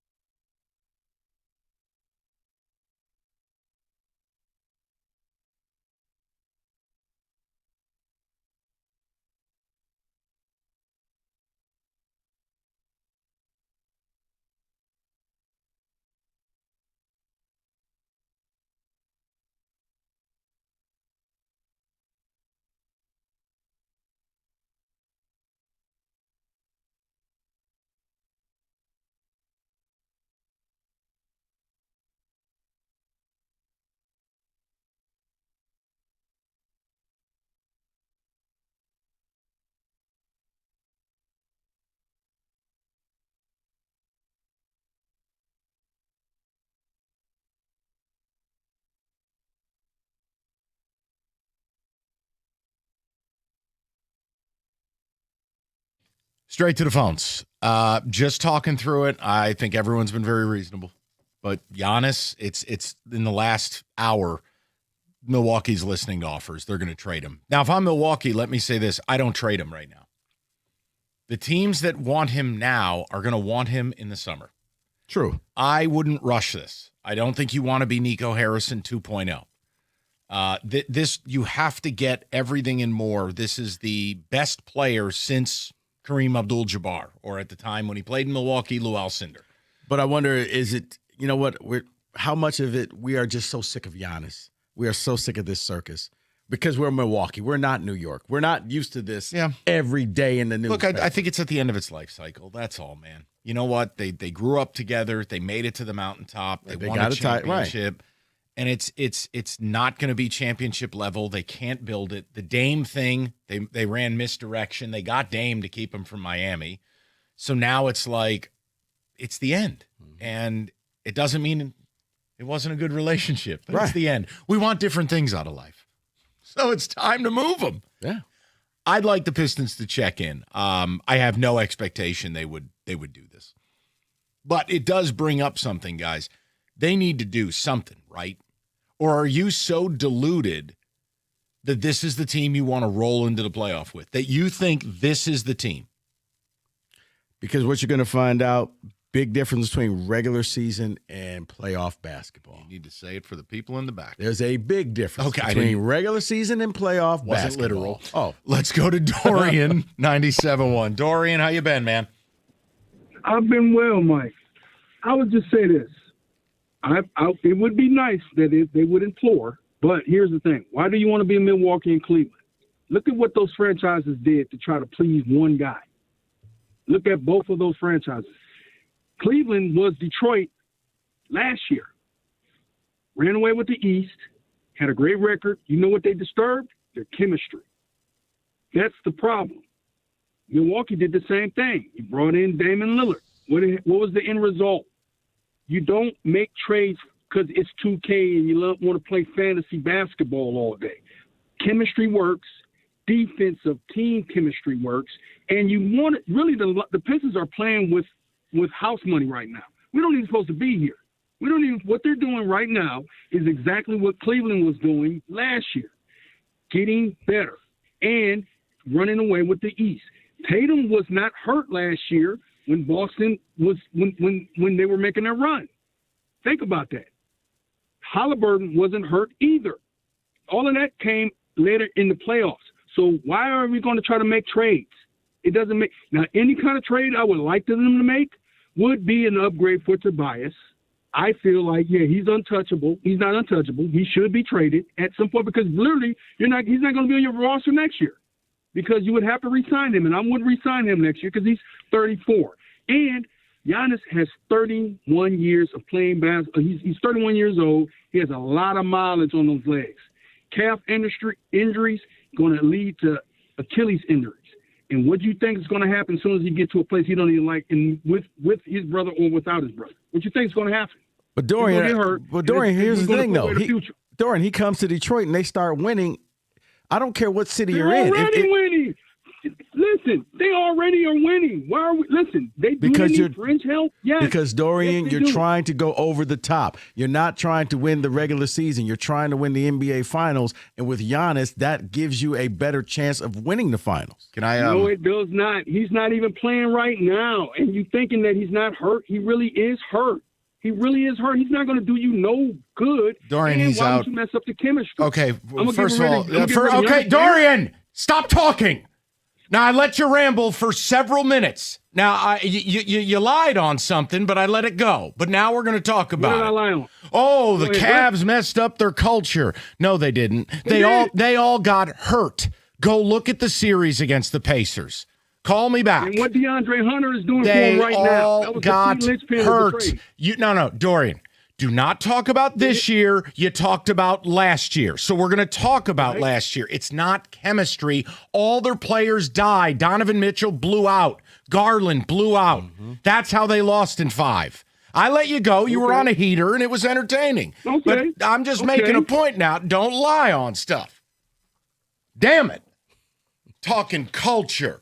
Wasn't culture. It was ankle ligaments. Tell you what.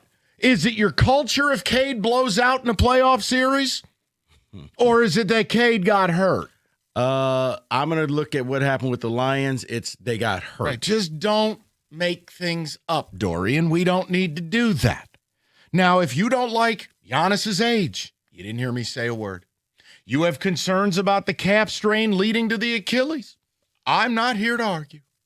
I'm not sitting here screaming to do it.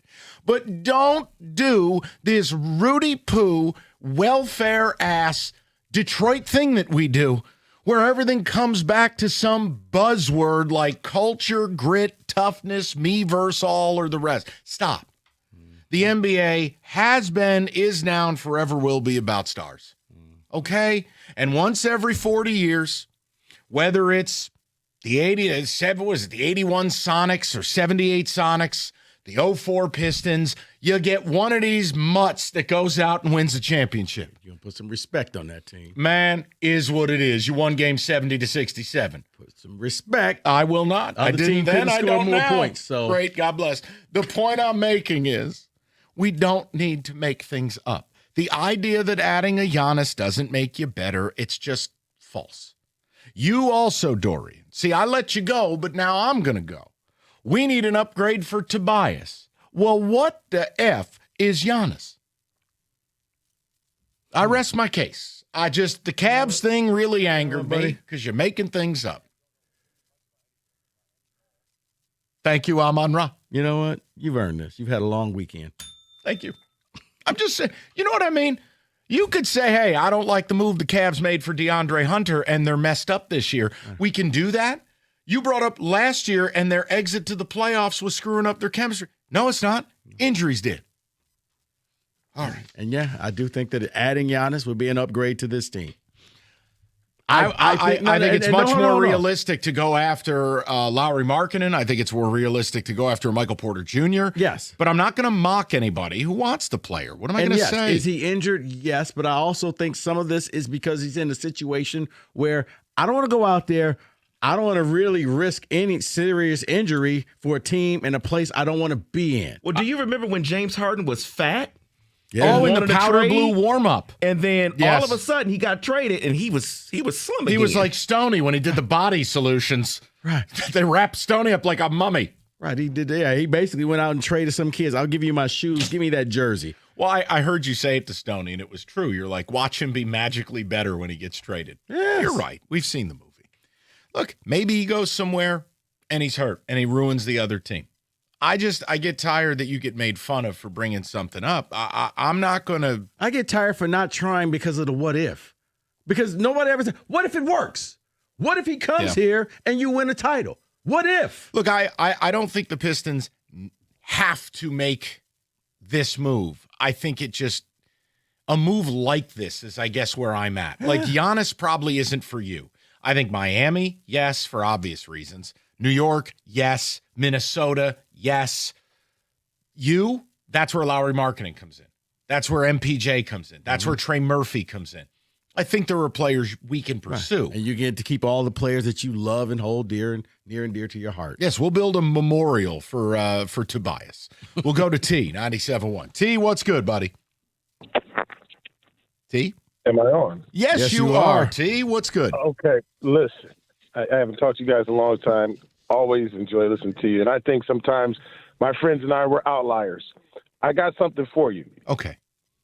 There's only one team, and I'll just say the Lions are the only team that have not pursued a person that would really matter in getting us to the championship level when they were not injured or over the hill. I remember you saying, there's no way we'll get the lefty son of our first baseman, Prince Fielder. You said that about somebody else going to, I don't know if it was Patrick Kane, but it was somebody going to the Red Wings, and we got him. So I'm really excited right now that you don't think we'll get Giannis. I love it. Tobias who? I hope I'm wrong, T. Let's get Giannis. Sure. Wait a minute. Tobias who? Some picks who? What? He's F them picks. Listen, man. The people, I'm the antithesis of home. I'm a homer. I love everything Detroit, Michigan State, whatever. But I'm being realistic. You put Kane and Giannis, come on, man. Stop playing. I don't really want to give up all of my young guys. I either want to keep Sasser or Holland or Asur. I want to keep one of them. Of course. If not two. And I don't want to give up Stu because he's your enforcer. But everybody else, hey, you know what? You got a first-class flight. It was wonderful. We'll give you a replica ring when we win. That's all I want, man. That's all I care about here is chips. Then T, you know what? Make sure you keep listening because I think you'll like the trade offer I have. T, let me ask you one last question because we're up against it. What is it about this town where they fight moves like this?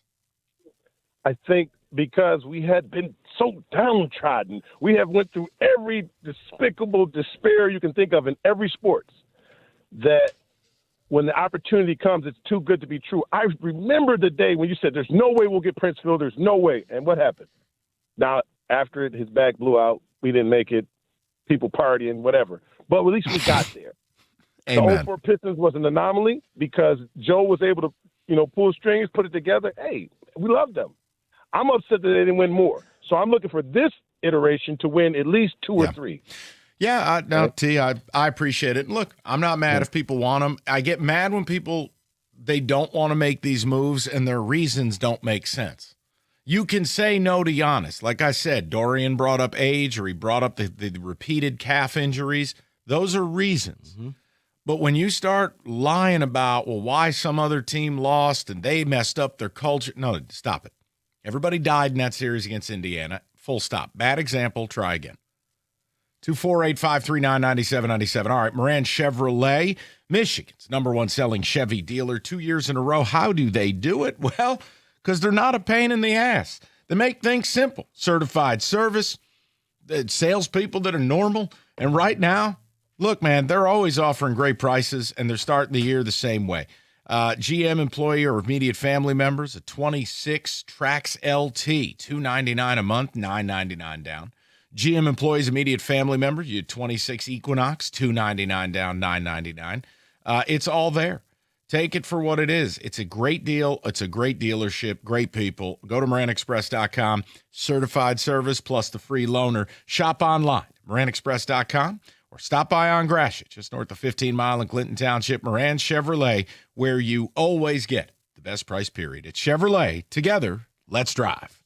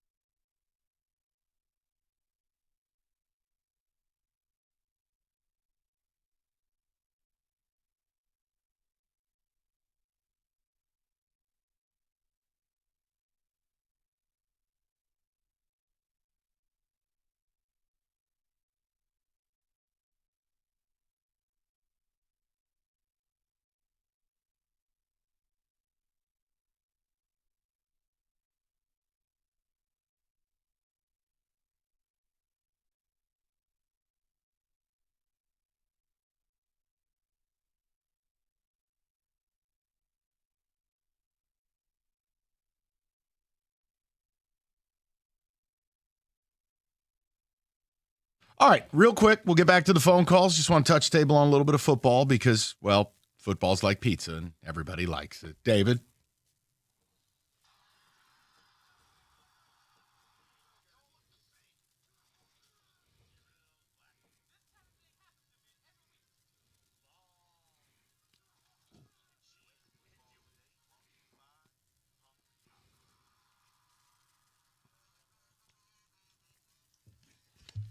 So let's get right to it, guys. A lot of things that have happened in the NFL, with including, I'd like to start this. Okay. Hey, David, how you like Mike McCarthy? Let's talk about the Browns. The Browns hired their. But wait, I'll give you my thoughts. Here we go. He's a Pittsburgh guy. He's a Yinzer. He is a Is that what they Yinzer. call a Pittsburgh guy? Yeah. That's like a thing. How do you get Yinzer out of Pittsburgh? Buddy? It's what they do. Okay. Here's what I don't like it. This is Rooney doing Rooney things. He will not get away from his old school type of mentality, the way his family does things. My family. I'm not a fan of this hire at all. Okay, go ahead, Rico. Just point of order, Senator. Yes. Every one of the hires have won a Super Bowl. This one's not. Oh, okay. This one's not. Because they continue to just want to be old school and keep it similar to what we know. This is not going to work. Aaron Rodgers is probably going to return. That's going to suck. But you know, Aaron Rodgers is probably not the long-term plan, David. And neither is Mike McCarthy. Okay. No. When you hire a coach, he's there for at least 15 years. He doesn't have 15 more years. Okay, I think we've covered this sufficiently. David doesn't like it. Next. Let's move over to the Browns. Let's make fun of them. They have made their final decision on a head coach and have hired Todd Monken as their next head coach. But with that decision comes this. They informed Jim Schwartz that he was not going to be the head coach, and he began shaking people's hands and telling people bye-bye. Reports say he was furious and told the team if he was not hired, he was out of there. Yeah, I think honestly, and I know it ended terribly here, but plenty of guys have gotten a second chance and have done well. I thought that after they had been turned down by about 100 people, at one point I thought Kenny had interviewed for the job. How do you land on 60-year-old Todd Monken? Because you had more people saying, you know what, I'm good. Just go ahead and take me off the flight list. Yep. Don't cash that ticket into somebody. And I'll be honest, I think Monken's half an idiot for taking the job. You're better off being the OC with John Harbaugh. You're never going to get fired. You'll make really good money. I guess if you can get the head coaching experience so that the next time down the line, you could say, well, look, there may not be a next time down the line. Brother, he's 60. There's no the next time is when he goes into a home. Time for the pudding of the Quidditch team? Yeah. The next time he's in a canasta tournament. Okay, well, then there it is. This is it. This is the retirement package. Yes. The Browns just bribed you to put a bullet in your head in 18 months. Who's your quarterback? Yes. Don't know. That guy. All of them? All of them. Figure it out. Spin the wheel. One's going to the Pro Bowl. Also, terrible look for the Browns outside of Schwartz. Yeah. You interviewed 800 people. You come up with Todd Monken? Guys, this is why there's a Rooney rule. No. I mean, my God, you couldn't find somebody. Hell, hire Raheem Morris. No, here's where it gets funnier. After doing all of that, but hey, Schwartz, you know we love you and want you back here to be the DC. No hard feelings, right? Well, let me tell you how that went. And what I don't understand is usually franchises go to their best player and get kind of some input here. You don't think that this upsets Myles Garrett? Mm-hmm. Myles Garrett, that's his DC that he loves. What does it matter? Myles was stupid enough to sign that deal. That's Where you fair. going? It ain't like you're in a contract year and we actually had to listen to, hey, Myles is upset. Don't care. All right, let's move over to the AFC East because Joe Brady was named the head coach in Buffalo. I want to know your thoughts on that. And I did see something funny online saying that they should hire Sean McDermott as their DC. No, I love it. You had to go to an offensive coach. It's all about Josh Allen. You know he rubber stamped the deal, and this is the next chapter in Bills football. It was the former GM, now president, basically saying, I'm going to keep control of the team, and you're going to let me say the final say? Sure, you're the head coach. Okay, there you go. Josh Allen likes you, so You're hired. let's go win. I don't think it's a great move, David, but hey, they're the Bills. But here, and Brady, unlike other coaches, you have to win the Super Bowl. You just can't say, well, we made the playoffs. We've always done that. Well, let's stay in the AFC East because, well, I think there's a dead man walking in New York, and his name is Aaron Glenn, who finally, after weeks, fired his offensive coordinator, Tanner Ekstrand. But the thing is, it's not even just that. It's he fired more than half of his staff under him. And report says they reached out to John Gruden to see if he was interested in joining them to be an OC, and he said, no, thank you. Dead man walking. I think this goes to, we've often said it, and Mike, you say it a lot. It's a different animal in New York. He's feeling the pressure, and he cracked. And I don't see him lasting another year. He may be the first coach gone mid-season. It's a shame, but that's why taking a job in a place like Detroit, Dan Campbell wouldn't have survived in New York. You know, he was able to have the time here, even starting 1-6 in year 2, and then he started winning a few games. And you go, okay, this thing's on the rails. Yeah, it's a big problem. I'm worried about him. So let's see what happens with the next 2 opening jobs.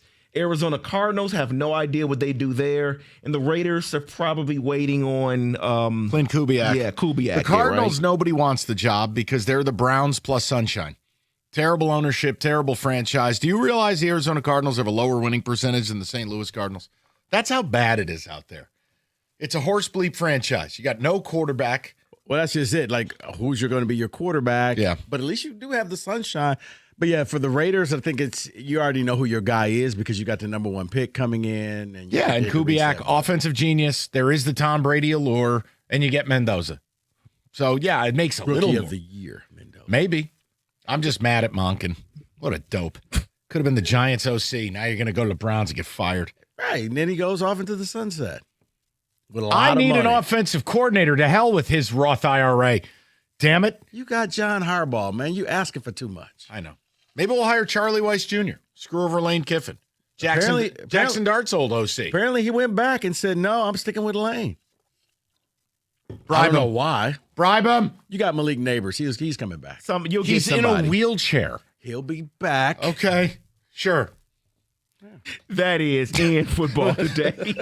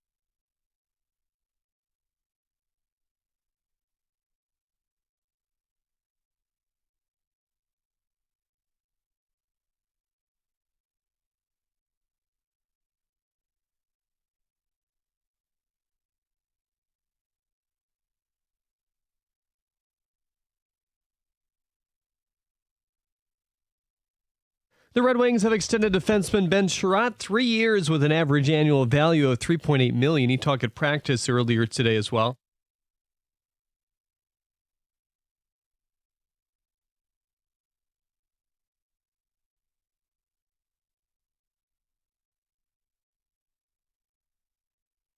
The Red Wings have the night off before their matchup with the Capitals tomorrow. John Gibson will once again start in goal there. According to John Heyman of the New York Post, the Tigers are one of many teams still considering starting pitching this offseason. The judge that gave former Motor City Cruise player and current Alabama student-athlete Charles Bediako a restraining order against the NCAA has been recused from the case. Roberts is an Alabama donor. That's why. Yes. According to Shams, the Bucks are getting aggressive offers from other teams that want to trade for Giannis. Teams feel that Milwaukee is more open than ever to deal him, but they're in no rush to do so. The Pistons have the night off before their 3-game road trip continues tomorrow against the Suns.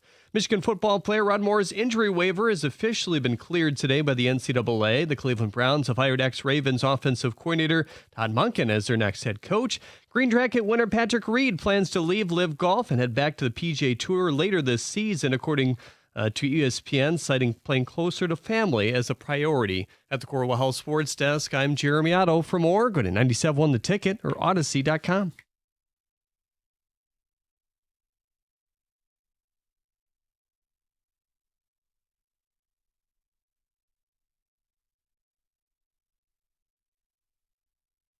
Hour number 2, great to have you. The band is back together. We're rapping a little bit about the Giannis news. No, it's not a pound your fist on the desk, you must, but it's the idea of, look, is it the Pistons' time? Do you at least check in? And Rico has crafted an offer. We wanted him to save this. Look, I think you owe it to yourself to check in on this, gauge it, see if there's any willingness by the player to be here. I mean, I still believe when this all shakes out, yes, Giannis will be dealt. It'll be Miami, New York, maybe Minnesota, something of that nature. But you check. It's a bigger conversation for more realistic deals, meaning, look, the Lauri Markkanens or the Michael Porter Jr.'s or the Trey Murphys or players that haven't been put out there that are available. Is it the Pistons' time to make a move? Because what we've heard a lot of today, especially callers in middays, a lot of people in this fan base are reticent to trade Tobias Harris. If you're not willing to trade Tobias, then I'm sorry to inform you, you will be getting nothing in the trade market. Yeah. So we're trying to have that conversation. So, Rico, I asked you to save your proposal, which is ESPN Trade Machine approved, but there's a twist. Mm-hmm. I'm the Bucks. Oh, okay. So you're going to present this to me, and I will tell you whether it's enough. If it is an egregious overpay, I'm going to be a gentleman, and I'm going to allow you to take something back. Okay. Now, I have not screened this. This is just you present this, and I'll tell you what I'm going to do. All right, this is a trade for the Antetokounmpo boys. Because Thanasis has to be here because Giannis can't function without his brother. I will give you Tobias Harris. Okay. Duncan Robinson. Okay, that's about $45 million. Jaden Ivey. He plays 15 minutes a night. And I'm going to throw in Jalen Duren. Overpay. You have to take Duren back. Okay.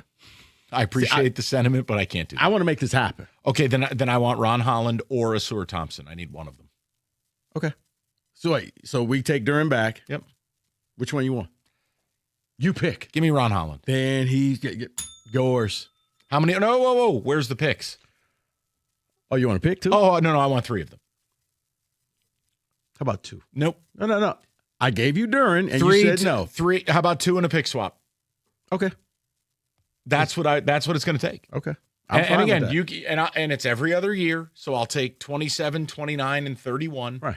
And we can do a pick swap in 31. Do the pick, and at 31, who knows? The pick swap could actually be in my favor. All right. That if I'm Milwaukee, that I would consider. I'm getting 2 young assets, one of whom I need to make a determination quick, but I can do that by playing him 40 minutes a night. Because, look, Jaden Ivey looks sad, depressed. But see, here's the funny thing. we were joking doing this, but that's why you pick up the phone. Yeah. Because you could call the Milwaukee GM, and he's like, wait.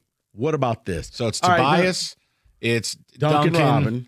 Yeah, you know what? In reality, it's probably Karras, but we won't split hairs because Duncan is the shooter. He has some value there. Go Tobias, Karras, Ivy, Holland, 3 first-round picks or 2 and a pick swap. That's probably the going rate. David, do you believe that is a semi-realistic? Now, I know it works by the money. Do you think that is realistic, and would you consider it for fun?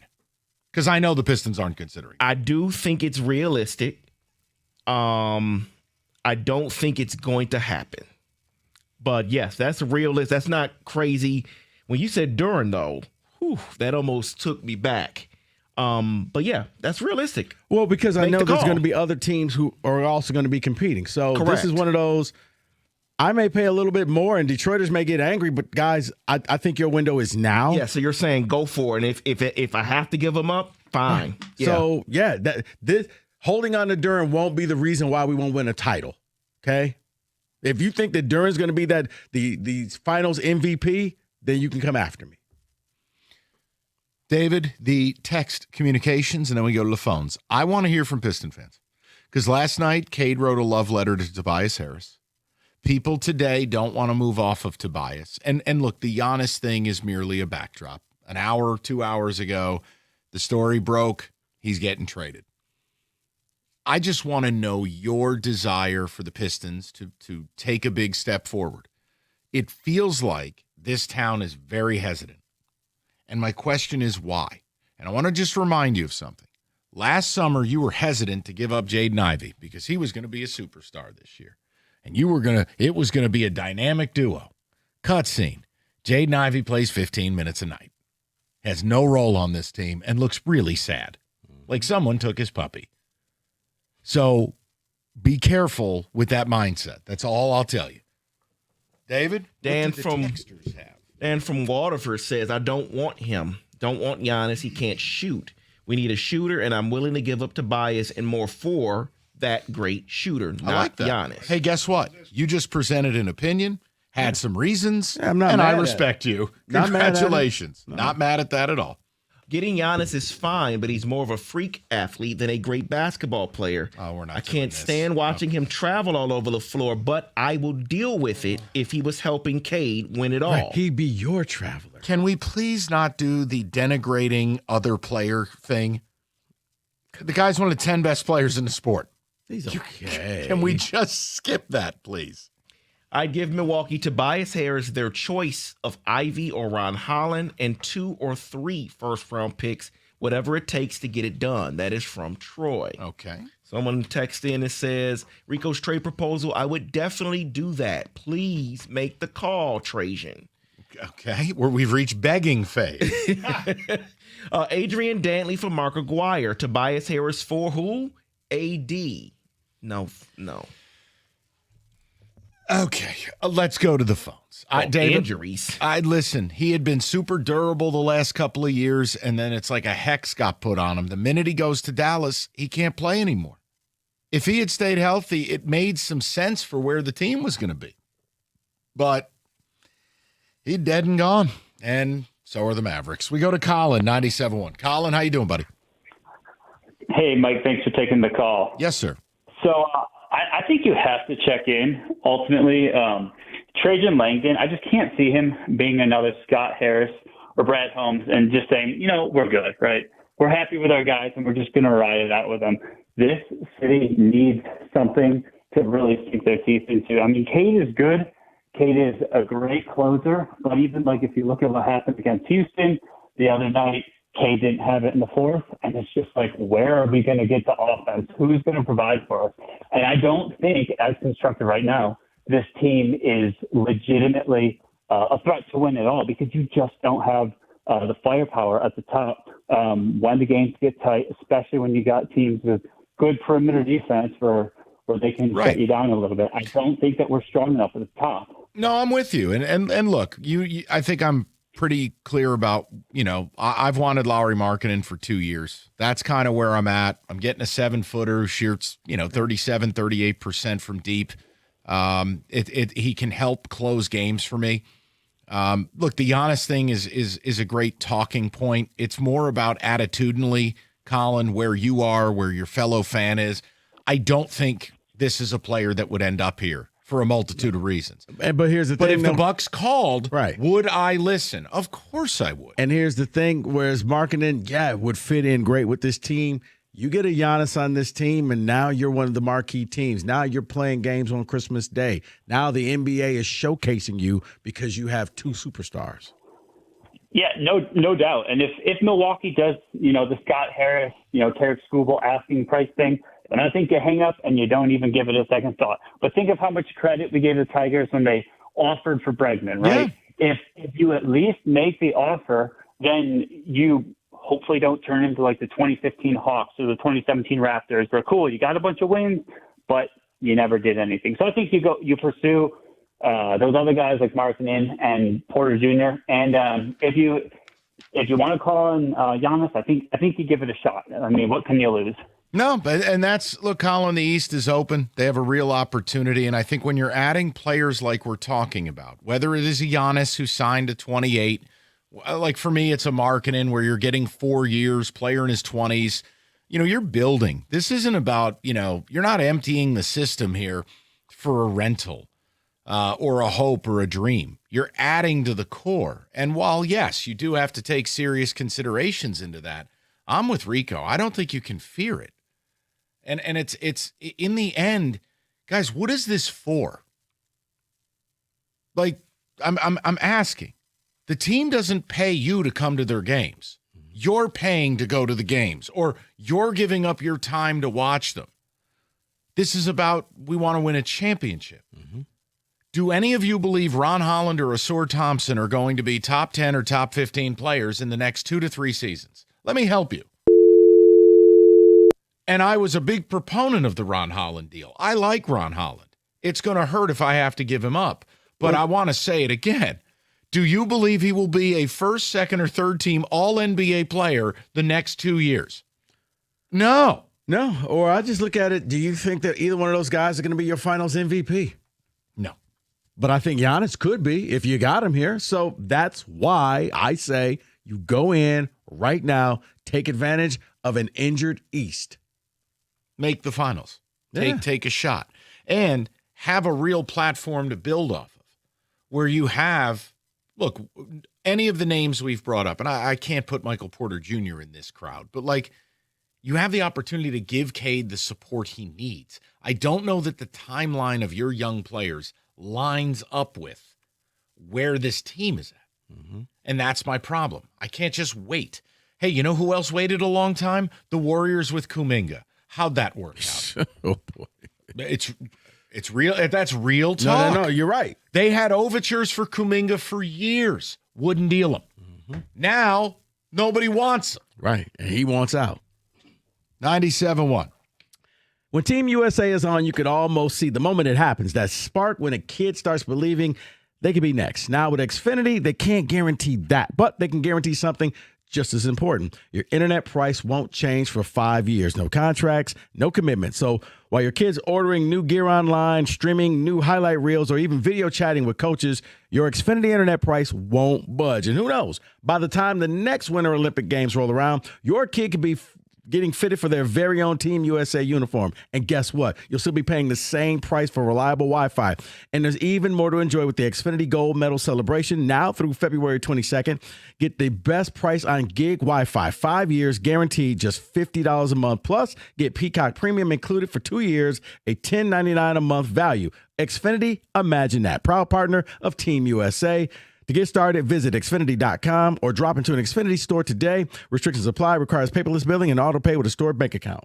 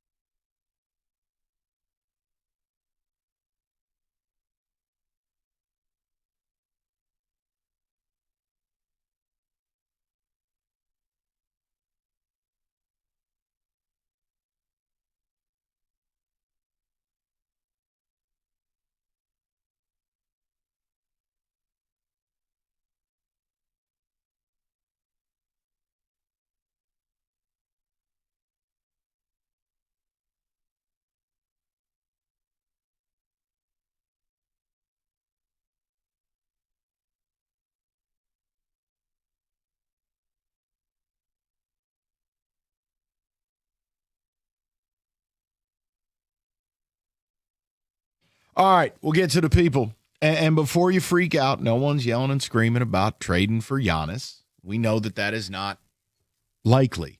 But every publication today has the Pistons as one of the 3 most capable teams of going and getting him.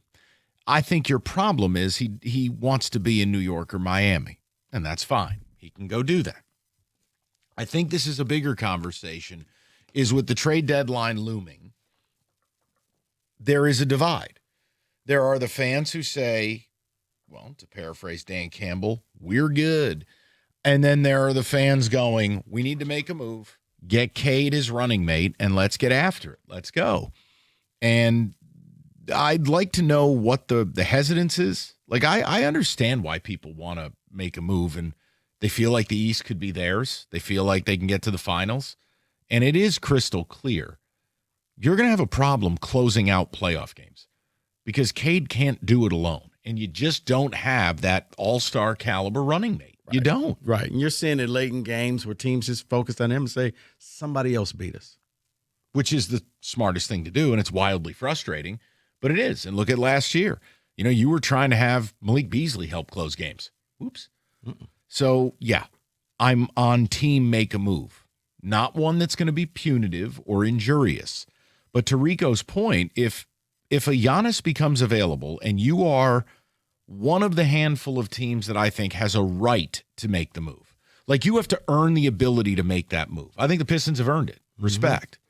I think you do need to check in. Yeah, you're sitting at the top of the East, so this isn't like, oh, you're a bottom-feeding team or you're barely making the playoffs right now. You're sitting at the top, so you know what?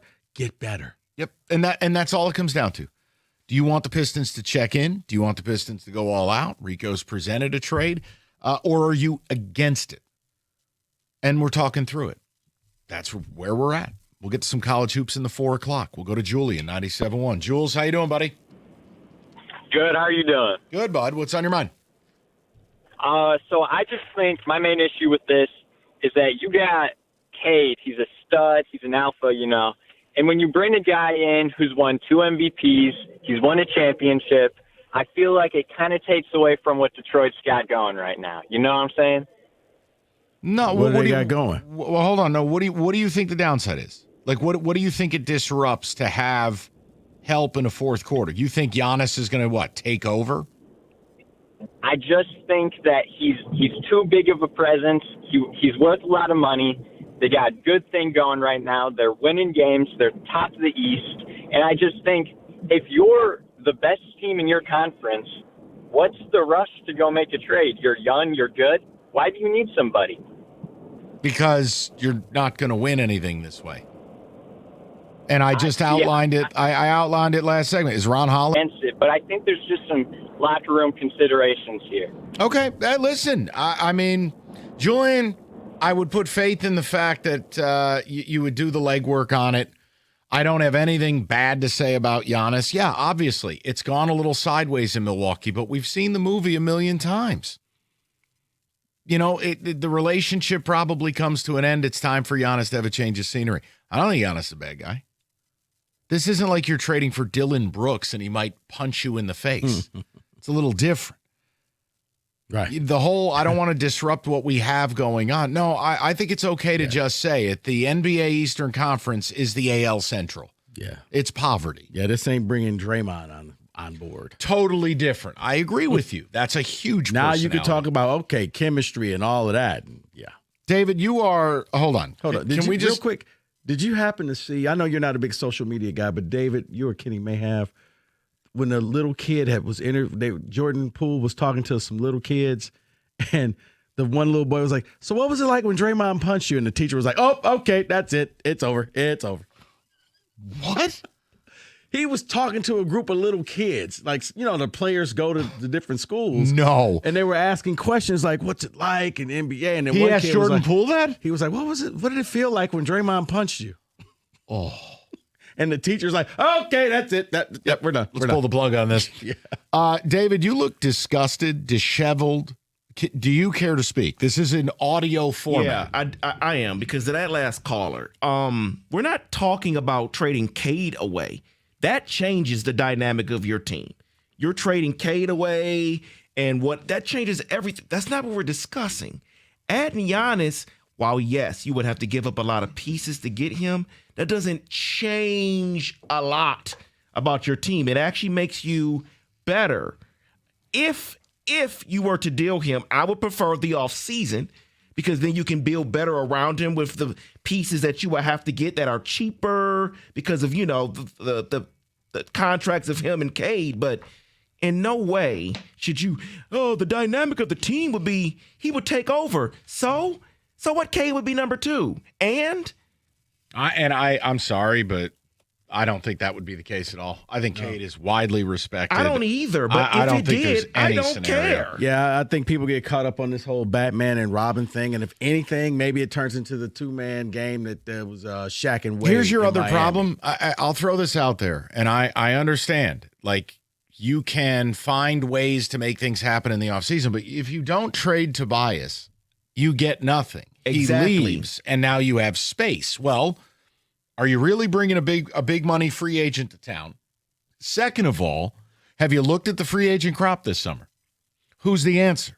Trades have always been the elixir for Detroit.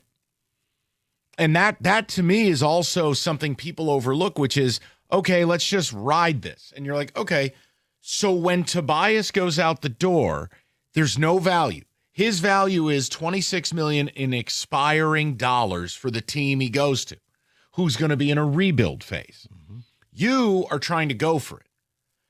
Well, okay, I'm sorry, but I don't think Shaq in his prime is available from the Orlando Magic this offseason. Like, who's the player you're going to get? Right. And at what price? Right. Or do you just want to bring back Tobias for another 3 years? See, that's the thing. Everybody, he's Uncle T. Okay, I don't want to get rid of Uncle T, but you have to. Yeah. I'm sorry, Uncle T got to go bye-bye. Uncle T helped you get to this point. Now it's time to go to that next level. I don't understand it.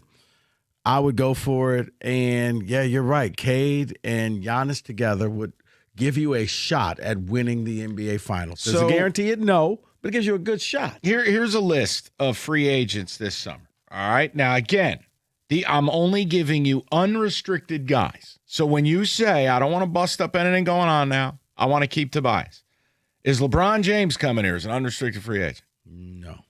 Probably Cleveland. CJ McCollum. Chris Middleton. You want KP, Kristaps Porzingis. Tobias Harris. Oh, we could bring him back and run it back. John Collins. And back together. The human heat check that is Anthony Simons. Hey, shake 'em up, 7-Eleven. We got Terry Rozier's dice game we could bring to town. Shake 'em up, shake 'em You know, up, yeah. shake 'em up. Harrison Barnes, Colin Sexton. Guys, you picking up my drift here? Colin Sexton, yeah. Rui Hachimura. Rue. Hey, you watched that. No, I'm just making a point. Your talent acquisition, to me, will always be via trade. Mm-hmm. You've done the drafting. You've done some of the player development. It's the same thing with Jaden Ivey. If I don't get rid of Ivey now, I really don't get any value moving forward because he has no value here. Because, right, the longer you wait, the longer other teams can realize, I don't think he's any good. Oh, the Red Mamba, Kevin Herter. Oh. I'm saying it's a Rudy Poo free agent class. Let's bring LeBron here. 248-539-9797. We'll get more. Does Bronny have to come too? I don't think it works that way there the way it does for Giannis. I don't know. Motor City Cruise. Bronny Sure. James. Sure. 97-1.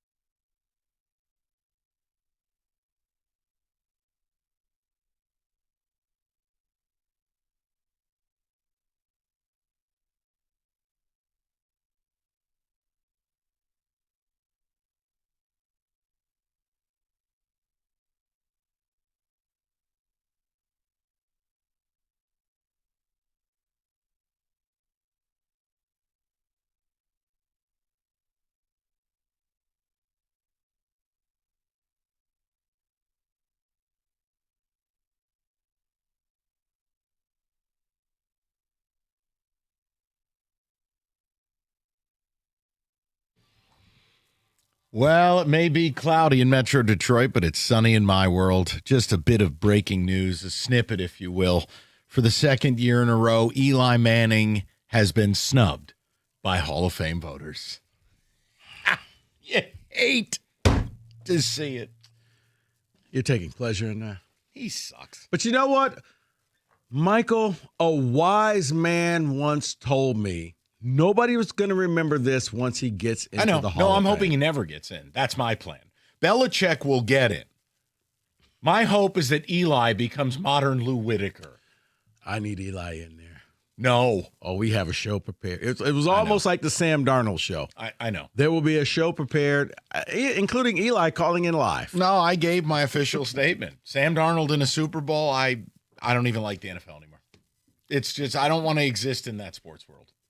Maybe, you know what? His career just evolved and he got better. Yeah. It's why, look at Baker Mayfield in that arc. Nope. Look at Jared Goff. No, because the players you're mentioning are all superior to this idiot. But here we are. 28 wins. Blobbity blue. I don't care. I hate him. Yes, David. See, I'm going to say this, and I know no one is going to care. I get that. But the fact that we have information on Bill Belichick not making it and now Eli not making it means we have a problem with this process. Because we're not supposed to know until they make the official announcement. Things are leaking out of the committee, and I've never seen it before. I get other things do this with other sports, but this is not supposed to happen. And I love when the announcement comes out that night. This is leaking. I hate it. Because, David, a lot of the, writers and stuff like that, who loves them more than them? You ain't lying. You ain't lying. Look, this is a story, and now people are looking at me because that's what I want. Look at me, and I'm important. I have this vote, and I have somebody's fate in my hand, and you better be nice to me. Yeah, because the Belichick thing came out last night, and every writer tweets, "Oh, it wasn't me, it wasn't me, it wasn't me." I don't care that it wasn't you. You know How many was more? it? At that point, since it's already leaked out, show the receipts. I want to see them. How many more years does Eli need to fall short before he's eliminated? It won't matter. He'll be in there next year. Eli Manning, 2-time Super Bowl winner. Yeah, the worst QB to be in the damn thing. Oh, but wait. He's not anymore. If Sam Darnold wins, then in the power ranking, he moves up, right? Do you realize Eli?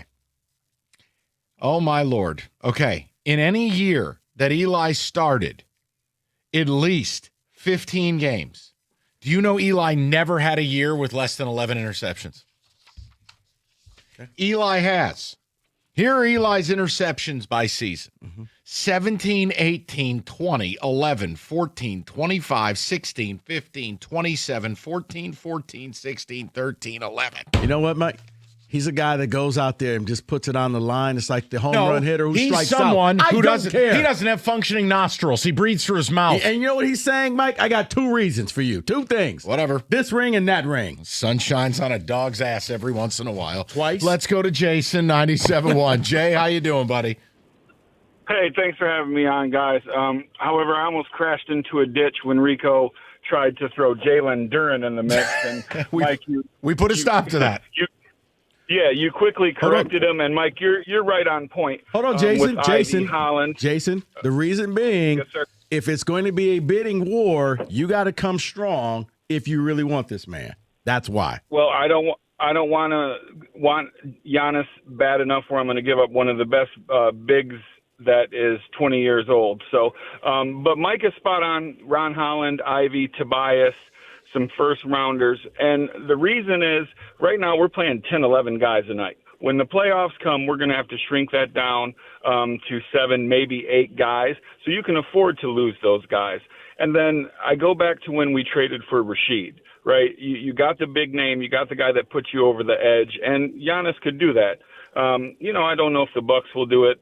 I don't know if we'll even inquire. But it's fun to talk about, except for when you're throwing Jalen Duren in the mix, Rico.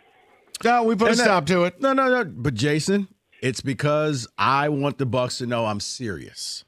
That's why. Look, bottom line, Jason, are you with me, though? Look, forget the Giannis thing. The Giannis thing is a metaphor for the other trades. They need to do something, right? Like, are we really, like, I listened the other day because I had some travel disaster and I was getting back, and I'm hearing Stoney talk about Luke Kennard. Are you kidding me? No. This is what we're doing? Right, because in order to get a valuable piece, it's going to hurt. You're going to have to give up somebody that you're going to be like, ooh, do we have to give up that person? Well, yeah, we kind of did. What worries me, guys, is we talk about, the locker room and the locker room, but we still have to remember this is a business, right? We're trying to win, and if we hurt somebody's feelings, so be it, right? It's a business, and sometimes people have to be moved. Love Uncle T, love Tobias, but we're trying to win. That's it. And he's an expiring vet, and you have the ability to add a foundational piece. It's just the timing feels right for all of it. Pop quiz. Mm-hmm. You know how many wins Eli Manning had?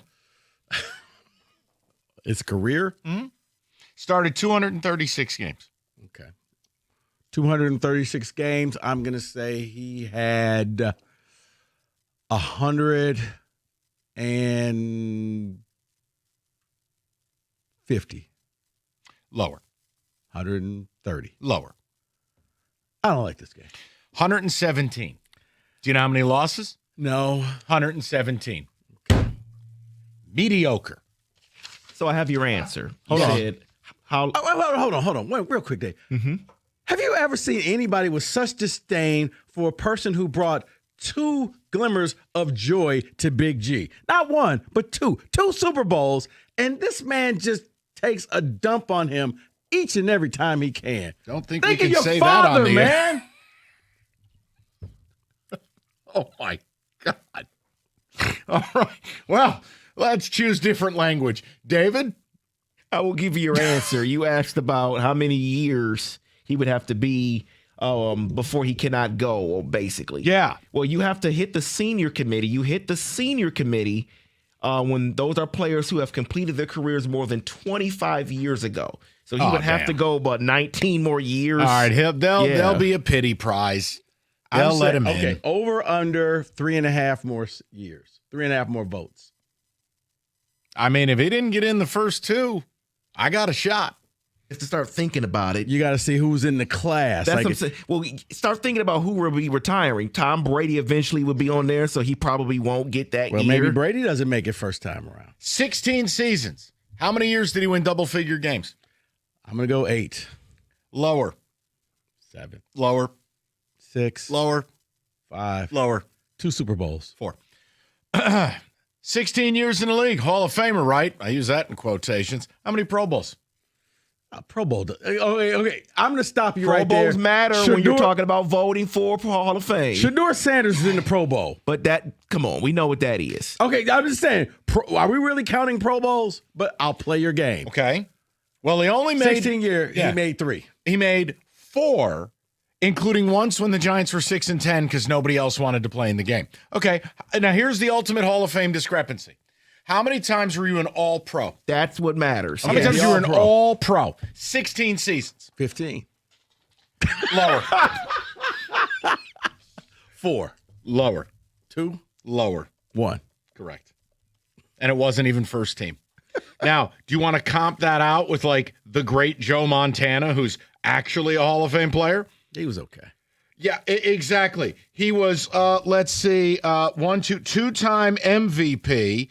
And actually, I don't even know. Did they do All Pro back then? I think they did. Okay, yeah. 1, 2, 3, 4, 5, 6, 7, 8-time All Pro. But he was Joe Cool, man. That's what the Hall of Fame is. I get tired of these Hall of Fames get diluted down to a bunch of guys, like Rieger says, who ought to. Well, it's gone. A bunch of Cialis-needing old people. They're not even good. Hall of Fame, it should be like, is this dude a Hall of Famer? Yes.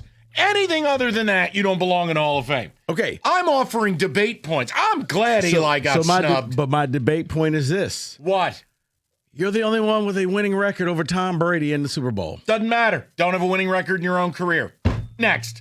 Just saying. You beat Brady, and Brady's considered the GOAT. No, the bubble gum on David Tyree's helmet beat Brady. David, when Brad Johnson has won a Super Bowl. Thank you. And Trent Dilfer have won a Super Bowl. What did we talk about? And I'm fully prepared for the Bobby Flay of quarterbacks to win a Super Bowl. How many did they win? My point is it's not about how many they won versus him.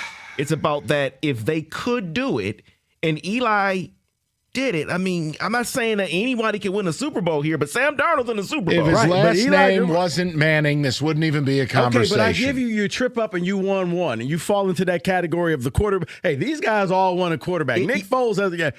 He just happened to have Tom Brady's number each time. That's all. No, he didn't. The defense did. Well, that's my look. Here's the other. Okay, how about this? But Plaxico. I will rest my case after. Well, to hell with him, because the idiot brought a gun to a nightclub and he shot himself in the leg, or we would have won back-to-back championships. I digress. See, he would have had 3. At any point in Eli's career, this is another way to grade out Hall of Famers. At any point in his career, was he the best quarterback in the sport? Not at all. Not Hall of Famer. Not a single point in his career was he the best quarterback in the NFL. Correct. In a 16-year run.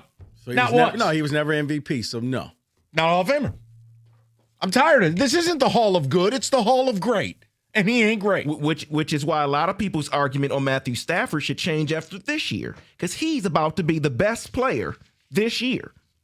Oh, Stafford's a Hall of Famer. No, But numbers-wise. he'll be some the people would MVP. argue he was never the best. Yeah. Yes, he was. Oh, I think the MVP matters. I think No, I'm saying he'll get the MVP, and now you can't say, well, he was never the best. He was never the best player. I mean, look at Peyton Manning. I mean, man, did something go wrong in the gene pool there? Like, Peyton got all the talent. Eli got the leftovers. 1, 2, 3, 4, 5, 6, 7, 8, 9, 10, 11, 12-time All-Pro. It's amazing, too, because I could project that probably if Cooper didn't get hurt, he would have been better than Eli in the NFL as a receiver, probably. I'm at a point in my life, the longer it fades away, I think Kenny could have led us to 2 Super Bowls. Eli slander, man. You know, Kenny looks a little bit like Dan Fouts. Kenny looks a little bit like Dan Fouts. That's a compliment, Kenny. You would have won a Super Bowl. He does. Yay. If he'd clean his act up a little bit, he'd be Dan Fouts. He'd brush his hair once in a while. Watch the Waterboy, Kenny. No, Dan Fouts is a Hall of Fame player. He's taking it like I called him the town idiot. He never knows when he's taking strays or not. Look up Dan Fouts. He's a beautiful man. It just amazes me. Like, if Jared Goff won 2 Super Bowls, I couldn't imagine people just bashing him the way that you bash Eli. Because people here have no standards. And you don't understand, when you have to deal with a Manning as your quarterback, it's a level of ass-kissery that never ends. It's like they deify the guy. And I'm like, are you watching the same game I am? This guy stinks. So in a perfect world, somehow or another, the new Manning comes to the Giants next year. I couldn't handle it. I'd have to opt out. Really? Yeah, I couldn't. He's like Eli in a way. Oh, couldn't do it. He has that stupid facial expression. Dan Fouts, good-looking man. It's all right looking. Listen, we've called you way worse. Come on. Yeah, I know. It happens on an hourly basis. No, it does not. Air Coryell. Yes. All right. Let me take care of some business. We'll get some of the phone calls. And again, if anybody, David, I rest my case. I win the Eli argument. I'm presenting damning evidence. Maybe. All right. The weather's terrible. Snow, ice, whiteouts, the roads. It's a total debacle. It's before we get to the potholes. If you're in an accident or a slip and fall, David Femininio gets it. He's been an injury attorney in the state for 30 years. David has helped thousands of people pick up the pieces after an accident. So call him, 855-65-CRASH, or you can go to the website anytime at getdavidgetpaid.com.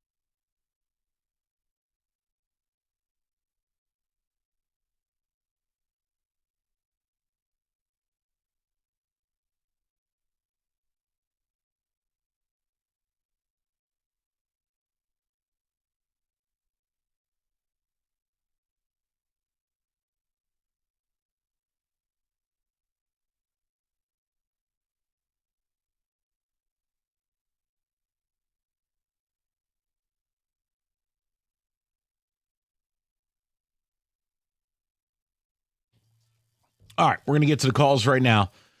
Put the Giannis or other trade stuff to bed. Just good conversation. And again, you earn your right to be in this spot. And the Pistons have done that. And it's okay to talk about it. It's just very surprising how many people are hesitant to make a move, to go for the finals. And by the way, continue building. Whatever player you acquire is going to have term. They're going to be here. Right. This isn't a rental. So no, the Giannis thing, no, I think it's Miami or New York. But it's about attitudinally, do you pick up the phone and get involved? My guy is still Lauri Markkanen. That's who I've wanted for 2 years. It's, to me, I put another 7-footer on the floor who can space, shoot 37% from three when he's shooting 8.5 a game. Yeah, here's the other thing. Maybe you put so much in the deal that you make it difficult for New York, so New York has to overpay to get him. I wouldn't mind it. It'd be funny screwing with the Knicks. Yeah. Let's go to Ryan, 97.1. Ryan, how are you?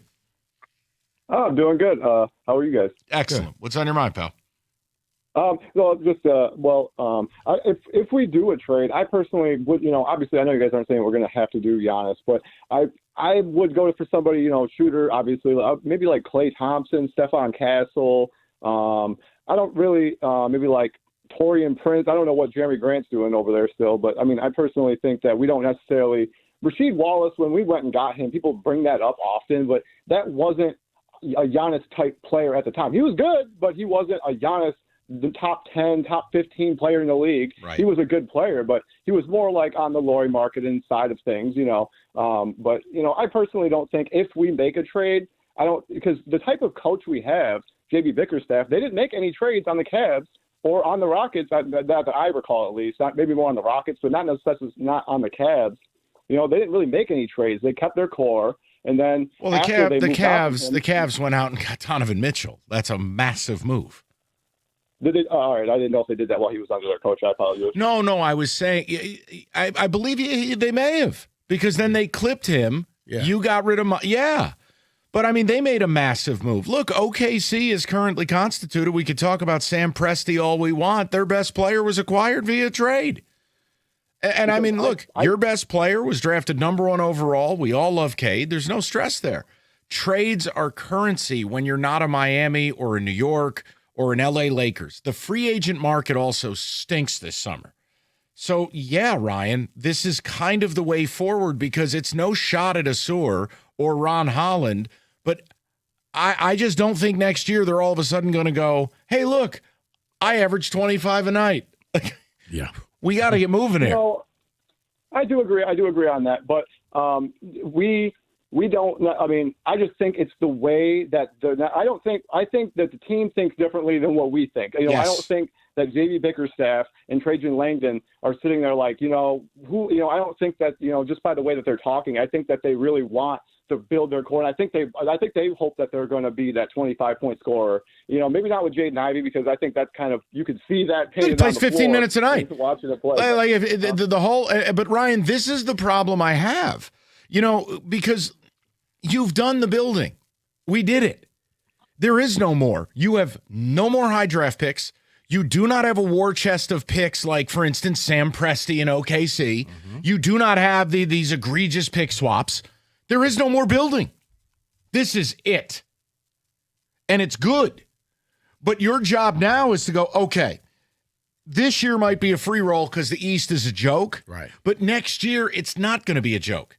And then if we survive that, how do we get on the level of OKC, San Antonio, to a lesser extent, Houston? That's the conversation. Or if Giannis ended up in a place like Minnesota, how do you end up there? Right, because you're so good, you're not going to get a top draft pick. No, it's over. Right, so you're going to have to either do it through free agency or trade. Like here and now. I can respect what Asur brings to the table, but bottom line is Asur's not closing out a playoff series. No. And he never will. I don't think Asur's ever going to even be his brother. So if somebody has an interest, guess what? I'm not paying him $25-30 million a year. See you later. Yeah. Jaden Ivey, I have no ability to keep you. You have no role here. It's pretty clear. Yeah, that was disappointing because I really thought he was going to be, okay, maybe he's the free agent pickup by default. No. That's the one draft, it would have all been different. They got screwed. That was the Boncaro, Jabari Smith, Chet Holmgren draft. There were the bigs, and then you got this. Got screwed in the lottery. No, you got screwed with Wemby. I mean, you knew the league was never allowing that. San Antonio? Yeah, it's the official team of France because of Tony Parker. Buddy, it's the script writers. Hello, Super Bowl ad. Did you see the first two quarterbacks walking into heaven? Yes. We brought that up. The script writers told you what was going to happen. But why would the script writers want this Super Bowl? Everybody is saying how much they hate it. Because no redheaded QB's ever won one. 248-539-9797. Because if they became too predictable, everybody would be like, it's clearly scripted. They're throwing us off the scent. Script writers. Red-headed quarterback. Shout out Opie Cunningham. Let me go to E97.1. Oh, okay. We'll just pop that on hold. I don't know what's going on there, and I don't want to know. Smooth, yeah. David, a couple of ticket texts, please. Or text communications. Yeah. Text. Mike is absolutely right on Eli's. That giant defense won those Super Bowls. Okay, just that so QB you know, does not deserve the Hall of Fame. Bill from Wayne. Just so you know, it's just funny to me if he makes it because Mike's paying. Because we're going to take a road trip to Canton if he makes it. Mike will be kidnapped. Me, Look, you, and Big G. Bottom line, Canton. I am winning this sports debate, and I'm allowed to be happy about it. I have oodles of evidence why he's not a Hall of Famer. I'm glad he got snubbed. For now. I know. Now, the Belichick thing was truly egregious, but that's just pettiness by writers. I wonder if is it going to translate to Brady? Nah. Because he ain't getting it next year either. I'm just saying, Brady benefited. If you're going to punish one, don't you have to punish them both? No. Oh, I was talking about Eli. I'm sorry. Was it because I'm looking at the first years for next year? Yeah, Roethlisberger, Peterson, Gronkowski. Wait, who? Like those are just first year, 3 right there. And who then are the other two? Peterson, Adrian Peterson, and Rob Gronkowski. Those are first time there. See, They're probably getting in. Peterson should, but I wonder if they'll. Cam Newton can also get in. I wonder if they'll next say year. no to Peterson for off the field stuff. No. Bottom line, Belichick ain't in. If you want to argue, you have to argue the resume. His resume is solely built on 2 football games. So Cam Newton could get in. Cam Newton ain't getting in. With the hat. Okay, then. 97.1.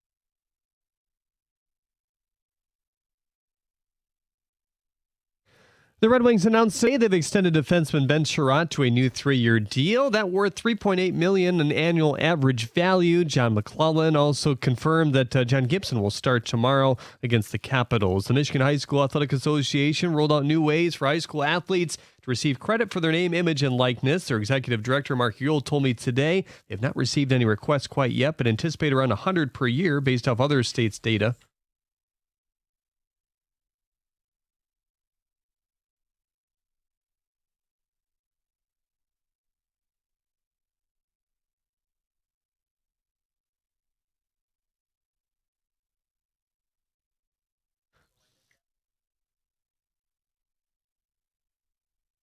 Super Bowl QB Eli Manning will not make the Hall of Fame this year, per The Athletic. Mike was crying before this update. He'll be back next year. According to Shams, the Bucks are getting aggressive offers from other teams that want to trade for Giannis. Teams feel that Milwaukee is more open than ever to deal him, but they're not in any rush to do so. The Pistons have the night off before their 3-game road trip continues tomorrow against the Suns as well. Devin Booker did not play the last few games for him. Oakland Hoops back in action tonight on the road against Purdue Fort Wayne. You can hear the game over on the Bet 1270 at 7. At the Corwell Health Sports Desk, I'm Jeremy Otto. For more, go to 97.1 The Ticket or Odyssey.com.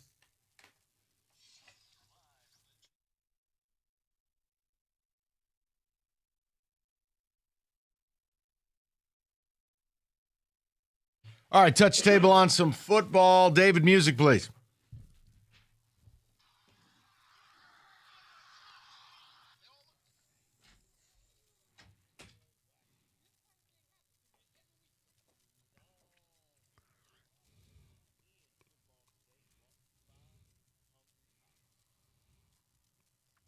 So I am already in off-season mode. So what I'm going to do here is ESPN put together some executive thinking on off-season moves for the NFL. And Linderbaum to the Giants, not the Lions. they do not have that one on He here. may be the most highly sought after person. Everybody is saying Linderbaum to my team. You can't have him. Okay. You just want everything, don't you? Yes. And you know what? You get Linderbaum, but Eli has to go into the Hall. Done. Wow. I get Linderbaum. I'm buying you an Eli jersey, and I'll have to look at it every Friday of football season. Okay. Go ahead. So let's get here to the first prediction. They believe here that the Eagles are going to trade A.J. Brown to the Buffalo Bills. Makes sense for both parties. Yeah. I'm good with it. Honestly, A.J. needs a change of scenery. I think something's broken between him and Jalen Hurts. See, I think A.J. has hit that point where wide receivers might have the 2-year shelf life. They're good, and then you got to move on from him within 2 years, or he'll tear your. Where's your guy apart. going? Who? Ayuk. He may not play football again. Okay, then. Honestly, he's kind of on that path where he's just trying to burn everything in sight. He's going full Antonio Brown. So I will say this because last year they predicted that DK gets traded to the Chargers, which was wrong. He went to the Steelers. So I'm going to give you an alternative here. They say Bills for A.J. Brown. Give me another team choice for that one. For A.J. Brown? Yes. Who they needs, could have the right player, just the wrong team. Yeah, I mean, you got to have number one target share available. You got to have that need for a big-bodied, red zone threat guy. I'm being serious. David, Buffalo is that perfect So they fit. might have gotten this one right on the. Okay. I could give you another one. It's one, but I don't know if he would do this or not. What? But what if he went back to Tennessee? Back to Tennessee. Can't go home again. Out. I'd say Kansas City. Kansas City was what I was thinking because they have a bunch of small people. They truly need a big physical presence somewhere because Kelsey, I assume, is dead. Young quarterback, he's going to get all the passes. I know, but you can't go home again. Well, what's interesting, Rico, you say that is that they have other potential fits via the scouts, and Tennessee is on their list. Not saying that Rico it gets could free happen, lunch if that happens, but it would be pretty wild if he did. Next one here, this prediction here, and I've been hearing a lot of rumors regarding this player, and it is Lamar Jackson.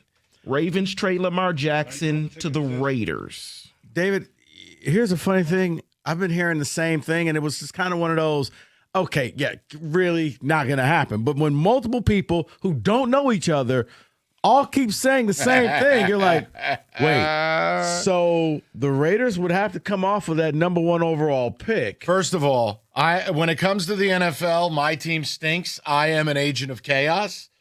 I will pull up a lawn chair and watch the world burn from a good safe distance. You will have Baltimore in riot mode because they've traded Lamar. You will have Vegas do the most Vegas thing ever, taking a guy who's about to be 30 and be more like Lieutenant Dan than the player you fell in love with. And I'll just sit there with Kenny with a pair of sunglasses on. I'm thinking watching it all. If you're Baltimore after the initial shock, you're like, okay, but you got, I think, a pretty good quarterback coming in that you can manage that money for the next 5 seasons. You won't be alive to tell the tale. You'll be in a space pod because there is no safe harbor if you trade Lamar in that town. I think it would be like Nico Harrison. It would be, oh, this is great. This is what we decided. And then your job is gone. You better hope Elon's got one of them SpaceX pods for you. I've heard about this trade. Multiple people. Yeah, I've heard rumors that he wants to go home. He wants to go to Miami. I wish he'd just retire because I don't like watching him play anymore. Carry on. Next one here. The Falcons roll with Kirk Cousins as their QB. This one makes no sense to me. No, it does, David. Actually, it does because you don't know when Penix is going to be back. And he's got Linguini for knee cartilage. And if you can get Cousins for another 1-year rental, I think you could restructure the deal, add a year at the end. They already have. They restructured his contract. That includes $67.9 million in 2027. Okay. So they've moved and added a voided year already. David, I'm with Rico. I don't think they have a choice. They don't have their own first-round pick. The Rams have it. This is arguably the worst quarterback draft in the history of Earth. And you set yourself up for next year's draft if you need to, where it's going to be, okay, Penix, either you prove this or you're gone. Because if you're going to keep getting hurt, we got to move on from you. Next one here is another quarterback. It involves the Dolphins or the Browns, and it says Malik Willis goes to either Dolphins or Browns. Please go to Miami. Going to the Browns would be career suicide. Yes, it would. Because that would make, 5 quarterbacks that they would have on the roster? I mean, I just wonder, what are you going to do with Deshaun Watson? Because he's supposedly back. He has to be there. Remember that space pod we talked about? You getting out of Baltimore? Flowchart? Yeah, I got to buy one, I got a buddy pass. Okay. You get to fly to space with Deshaun Watson. But then, so what? Tua is part of this trade, or Tua's just gone? That leads me to the next prediction. No, Tua's working at Jersey Mike's. Lies. He lies. Danny? The next prediction they have does include Tua. It says Geno, Tua, and Kyler Murray are all made available for the Jets. Oh. Geno, Tua, and Kyler Murray. This is a no-brainer to me, of those 3. Kyler. Is it? I can't do the injury concerns or the contract with Tua. And Geno Smith is going garbage home can. again. Well, yeah, he can't play there. I'd say Kyler, change of scenery, heavy run offense. Man, what do you want from me? Can I just take He offered 3 different flavors of herpes, and you're overacting here like one of them's a good choice. It's like bad. AIDS, herpes, it's or crabs? bad, badder, or worse. So Dave is offering Neapolitan herpes. Right. Up next, David at the chlamydia bar. Like, there's none of these taps are good selections, dude. I'm just trying to answer the question. You know what? At that point, Aaron, just come on back home. Oh, hell no. David's stuck with him for another year. No, Aaron Glenn. Oh. If that's your choice, Aaron Glenn, just come on back home. Well, then let me ask you this. What should the Jets do at quarterback? Because Dante Moore went back. I'd go for Malik Willis. That's where I would go. If I'm the Jets, I got to do something. Because those other 3 just tells me you're not even trying. You quit. You're everybody's homecoming team. You're not even trying. You quit. Oh, my He's not gosh. wrong. I mean, you're not wrong. Okay, how excited would you be? How do you sell this to Jets fans? Hey, we just signed, and you just pick one of those 3. And this is New York. Good luck. You're exactly right. Good luck with that one. So here's another prediction. Okay. Is that the Cowboys end up in the same situation. They franchise tag George Pickens, and he holds out to start the year. Okay. I'm biased because I don't like George Pickens. And he did the same crap this year that he did last year. Now, remember, he was electric for the Cowboys. And then what happened? A couple in these must-win spots, he went full Pickens, including that night here in Detroit where CD gets hurt. And you thought, this is how I'm going to make my money tonight. And he was walking through routes. I just don't think you can be in business with George Pickens. I honestly would let him go before I'd pay him $30 million. But David, you can't count on him. But in pure Cowboy fashion, they'll resign him, and this will happen, David, because that's just what the Cowboys do. But once again, goes back to what I said. Receivers, short shelf life. You use them once and you move on from them. The other angle too, Rico, they have CD Lamb. Wide receiver to me is a very easy position to replace production. You could be a number 2 and CD Lamb makes you better. Their tight end Ferguson makes you better. Like, they have the running game. See, they don't need to do this. The game against the Lions, if I was Jerry Jones, showed me every reason why I'm not bringing this guy back. Because this was your chance to shine on the big stage. And, son, you acted like you didn't want to be there. Can I offer one other thing that's not a trade? I just want to manifest something. Sure. Trey Hendrickson to the Bears. I've been seeing some smoke around that one. Yeah. Because my mission is to make Jim Costa's head explode. Well, it won't matter because the Bears are just, whatever. Hendrickson in that long sleeve Carhartt he wears, 18 sacks next year. I will close it out with this one because I just found one just for you, Michael. On Bleacher Report, prediction. He lands in New York. His name is Tyler Linderbaum. That's what they predict here, that he lands in New York. Wait. Why does Mike get to experience good things? Well, for you, I can give you one. There is a prediction that Jim Schwartz lands. You land an electrical power plant that kills all your players. Hey, we're going to put a Faraday box around there, so we'll be okay. There's a prediction that Jim Schwartz lands as DC in San Francisco. Oh, I don't mind that at all. Oh, he runs the wide 9? I don't mind that at all. That actually would work. Hey. And he's angry and motivated right now? David, with Linderbaum, can I get Patrick Ricard with him too? Look, it's only one player at a time here. One player. I'm just saying, can you imagine? Linderbaum, Ricard, the 300-pound fullback, Scatterbo. Can you, here's what you need. What? You need a coach who just walks in there and says, guys, we're going to live for the next down and for the next series, and we don't have to treat every game like it's high school and lead with our heads. Signed, your quarterback and your running back. It's not optimal. Like both guys, like, hey, you realize it's a long season, guys. It would also help if Malik Neighbors didn't look like Rick James at the end of the skit. My legs! Okay, have you seen the Malik Neighbors healthy Have you seen that commercial yet? Where he's sitting at the IHOP. Yeah. And the lady's like, well, you didn't help. He just said my legs. My legs! That is in football today. Nice. Malik's crawling off the field. America's favorite place to watch football, Stadium Swim, located at Circa Resort and Casino. All the biggest games, best viewing experience, and it is built for fans. It's simple. 6 pools, 3 levels.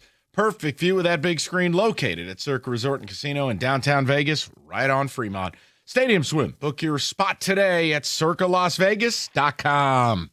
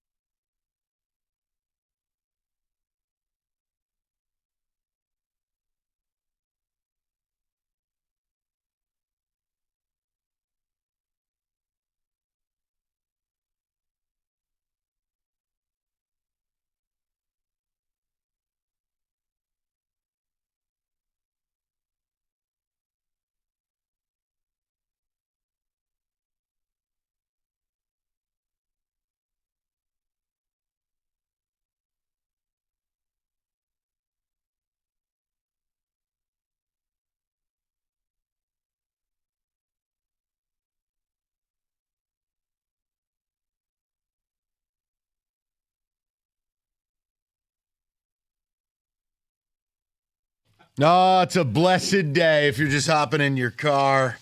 No, I can't fix the weather, but I can just tell you for a moment in time, your heart's warm. Justice was served, and it's warm and toasty in my cold, dead heart. Eli Manning snubbed from the Hall of Fame. It is just a blessed day. Okay, Big G, is he a big Eli fan? Like, does he think he needs to be in there or no? Because you two see things differently when it comes to the Giants. You even got to ask. He needs to be in there. He is a slap for Eli. Yeah. Don't even start. Okay. We've done a lot on the Pistons today and Odyssey.com Rewind if you want that.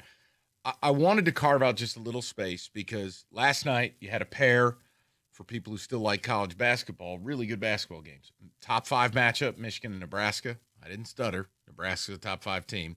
And Michigan State going to a house of horrors known as the Rack, which is that tin box in Piscataway, and State got lucky as hell and escapes. But this is a Rico Beard thing. You love college ball. I do. And no, I'm not going to make any excuses for it. You've got a Friday night tilt, Michigan and Michigan State, top 10 matchup. Mm-hmm. But you have questions you'd like to ask. Yeah, I mean, I think the question is, Mike, first of all, were people even watching the games last night? Because that was a gigantic.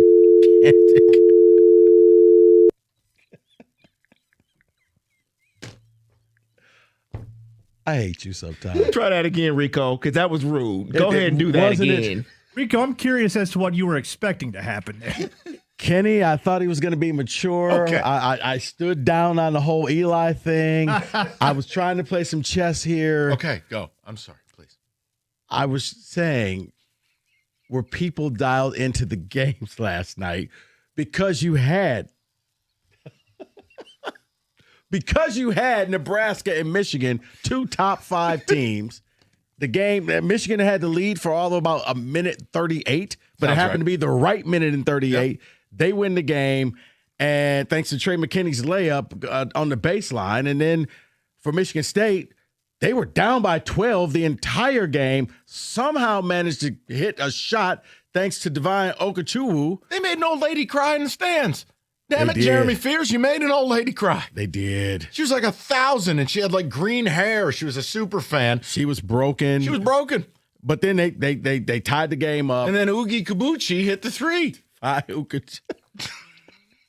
He can't shoot or nothing. Oogie Kabuchi. No, he can. Actually, he was 3 for 4, and it was just like he rattled it in, and you're like, oh, my God, this game is tied. I don't know how the game was tied. I was all set.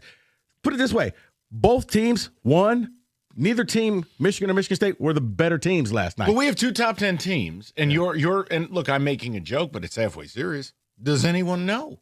Yeah, because Friday's game between the 2 teams is going to be a big thing. You know, I was going to say we'll talk more about it on Friday, but no, we won't. We won't. Yes, we will. No, we won't. Why can't we? Because there's a rake with you. No. But no, it should be a build-up because it's the first time you've had the 2 teams ranked as high. And, yeah, both survived last night and set up what should be a great Friday night matchup at 8 p.m. at the Breslin Center. And, yeah, I was just like, were people, are they even dialed in? Did they realize what just happened last night? Because I knew it was a good game. When Rieger was so dialed into Michigan, he didn't bother me at all for the State game. That's when I knew, okay, because Rieger's a fellow college hoops junkie like myself. I used to be, and I admire it. But, yeah, it's killed it for me. But let's hear it from the people. Look, we are in a weird space, all right? Football's done. You're licking your wounds with the Lions. The Super Bowl is a couple weeks away because they do this stupid 2-week buildup, which I can't stand. Got to have the Pro Bowl. You got hockey disappearing for 3 weeks in Tuscany. It's called the Olympics. The NBA, nobody cares about the regular season. Why? Well, because Adam Silver basically told you don't have to care. It's a league of highlights. And baseball, let's be real about it now. Guys, we're 2 months from the season. So, college basketball, you got a nice little window. 2 top 10 teams. You paying any attention to it? Does the fact that Michigan and Michigan State are both top 10? Look, I want to be clear about U of M. U of M is 1 or 2. Arizona's Arizona. They might just be the 1. And UConn, every time you think they're going to lose, they keep winning, so they're 2, but Michigan's sitting there very close to the top. And Michigan's got the best offense. State's got the best defense. Like, they're both really good basketball teams. Right. Both teams have flaws that the other could exploit, so it's going to really boil down to, the matchups. And, oh, by the way, I know you weren't, but the cherry on top of last night was the IU-Purdue game. So where Indiana upsets Purdue, so now Purdue has lost 3 in a row in the Big Ten. Was busy with Michigan State. I didn't see that. Yeah, that came on after. Yeah, Purdue's really good, but they've lost 3 in a row. They lost 3 in a row, and Indiana. Yeah, I watched the loss on because Saturday. I was wondering, I'm like, will Indiana rush the court? Because, like, you're Indiana. You don't rush the court. Like, 20 people rushed out there, and the rest of the people were like, no, we don't do What that. are you doing? Get back At here. what point do you stop being Indiana? Like, it's been decades. Like, I feel like they haven't been legit since Victor Oladipo in 2016. Good call. You know what I mean? Like, when Indiana, you go, oh, damn, we're going back to the Bobby Knight days. Right. It's been a minute. It has, but it's what used to make college sports so great for you. It's the things that you did in the past. It seems Mattered. like it was just yesterday when really you're like, guys, that was 40 years ago. Really? Yeah, now we have teams like St. Louis ranked, SMU ranked. I can't do it. But look, people, Rico right now, I want you to picture something. I want you to close your eyes, and in the background, softly playing, is Sarah McLachlan's In the Arms of an Angel. And Rico right now is living in an oil drum in the cold woods, trying to talk college basketball with you. For 10 cents, you can save this man and his topic. All you need to do is call this toll-free number. Speak college basketball to him. Save this man. Look, wave to Rico as you're driving by. He's living in a tire. Better have a charity case now. You know, Kenny, I knew this was a mistake. I was going to say, were you surprised by this, or no? I knew this was a mistake when I pitched this across the board. Listen, can we get 5 people in the metro, or for any of our listeners statewide, or streaming nationwide? Michigan and Michigan State are top 10 teams. Do they have any of your attention? And if not, why? Because I don't need to give you the reasons why they don't have mine. I feel like the sport has completely lost the plot, but I used to love it. But no, I mean, but here's the thing. Michigan. You going Friday? Yeah. Yo, are you going to be in the governor's suite? No. Okay. They've rearranged so many different things up there now. Where are you sitting Friday? I You don't got know. something premium? You're going to be like sauntering around? I'm just trying to. Are you going to kick it old school? Am I going to see you in the zone? You know, what's going on? Nah, I'm just trying to just get in where I can fit in, man. Okay. They move things around. They got the real fancy seats now on the court. Well, you'll know it's a big deal if Wojo covers it. Oh, Wojo will be there. Now, will he show up late? That's his normal move when he's going to Breslin. Well, yeah, because he was going to say, well, you know, I had a show, even though he doesn't have to do the show. Rieger's doing the show. So, yeah. You know, do you remember, this is years ago, they played Notre Dame, and they had, he was the short, fat power forward, Notre Dame. His name escapes me. Colson? I'll go back and look. This is pre-COVID. It's probably like 18 or 19. And I'm there. A couple of buddies go to the game. Wojo, damn near halftime, enters the building in a TV timeout in his little tuxedo shoes. Yeah. How the hell are you covering this game and you're barely there at halftime? Mike, because Wojo used to have, like, on the baseline seats. I would always go sit in his seat because I knew he wasn't going to be there to start the game. And sure enough, I would be there in the halftime, like, yeah, I kept your seat warm, Wojo, because I knew you weren't going to show up. But yes, I will be here for the game. Michigan plays, you know, that entertaining type of basketball that people like to see, the up and down the court. You got They don't let you score in the paint. Right. You better be able to shoot the three. Yeah, Mara's he's that eraser. So they can overplay knowing, well, he'll block the shot on the back end. But lately, they haven't been able to hit the three. And that's been kind of their little bugaboo. And State, it's weird because all of a sudden, Mike, it's like we got the good fears. Like, you know, Jeremiah Fears went to Oklahoma. We're like, why come we didn't get the good? We got the good fears? He's developed. Question mark? He has.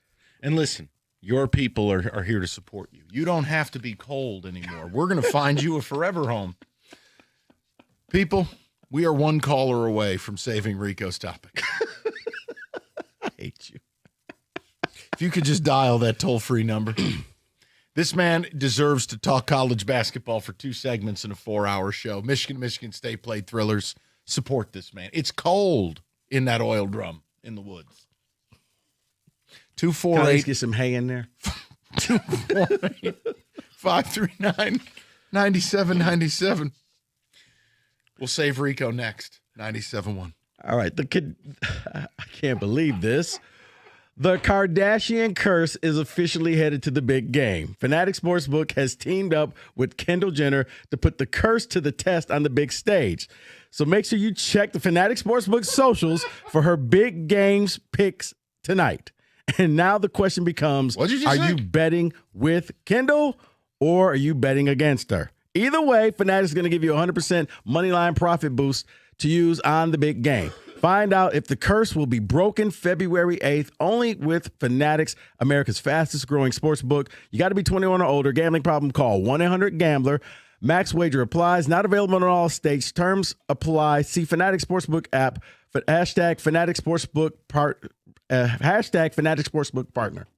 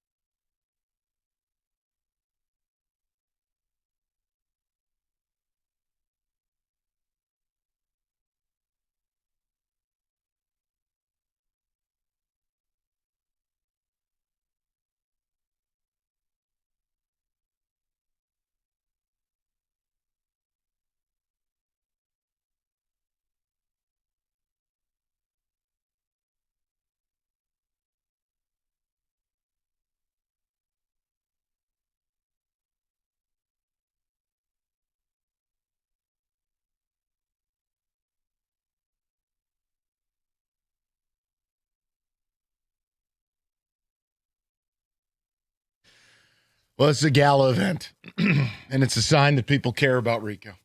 We wanted to offer two segments of college hoops, being that, well, those were two really entertaining games last night, and Michigan State do square off Friday, and Rico wanted to He deserves this. So you guys have supported him, and we're going to find Rico a forever home. So why don't we get to the people, David? They want to talk the hoops. We go to Brady, 97.1. Brady, how you doing, buddy? Good. How are you guys? Good, pal. What's up? Mike, I love college basketball. I don't know. I listen to you talk all the time about how nobody likes college basketball. I love college basketball.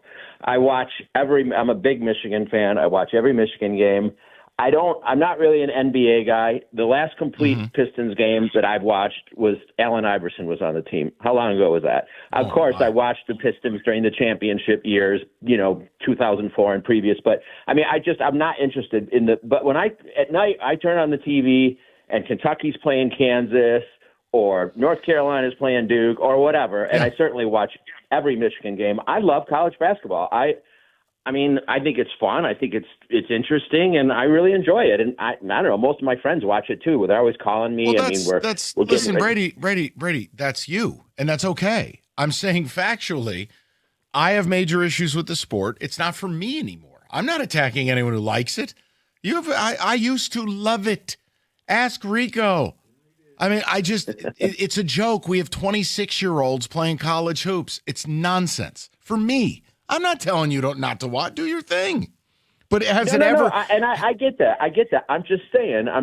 You make it sound like nobody watches. How about this? You show me a radio host who talks a lot of college basketball, and I'll show you a guy who's unemployed. I'm just telling you. Michigan State had the most. I get that.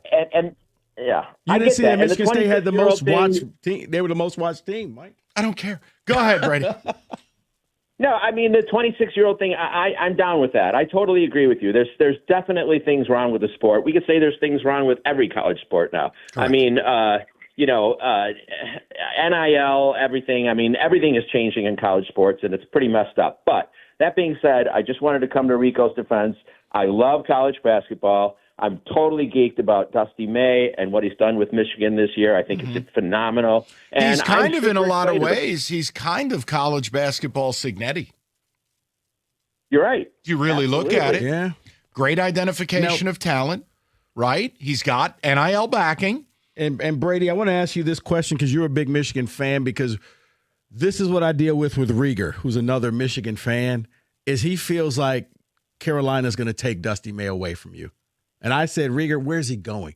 He can live his best life in Ann Arbor. Oh, absolutely. He's not going anywhere. I mean, it's a perfect place for him. I think he's loving it. He's doing a phenomenal job. The guy's, squeaky clean. He's not the guy you're ever going to have issues with.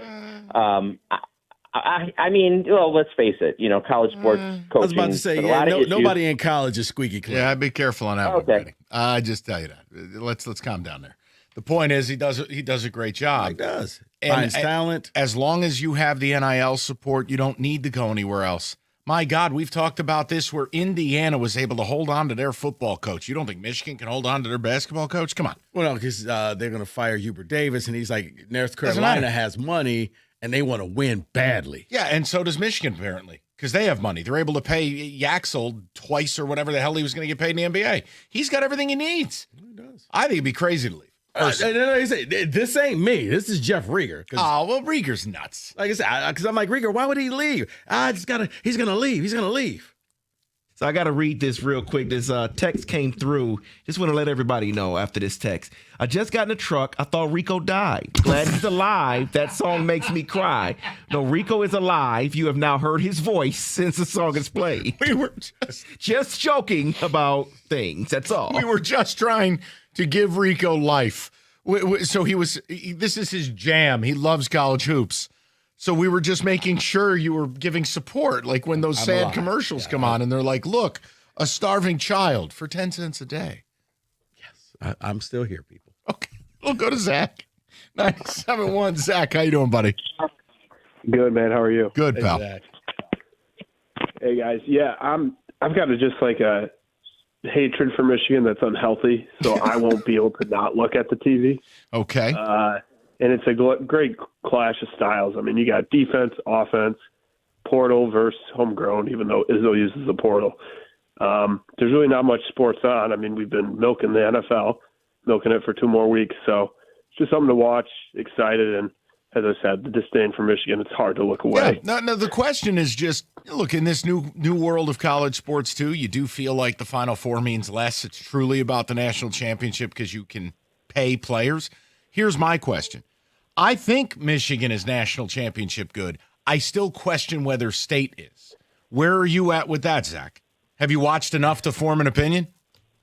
Yeah, I have. I mean, I don't know. Izzo's always a bridesmaid, never, a bride. He's been to, 8, 9 Final Fours, and there's been some years where I thought for sure we were getting a second.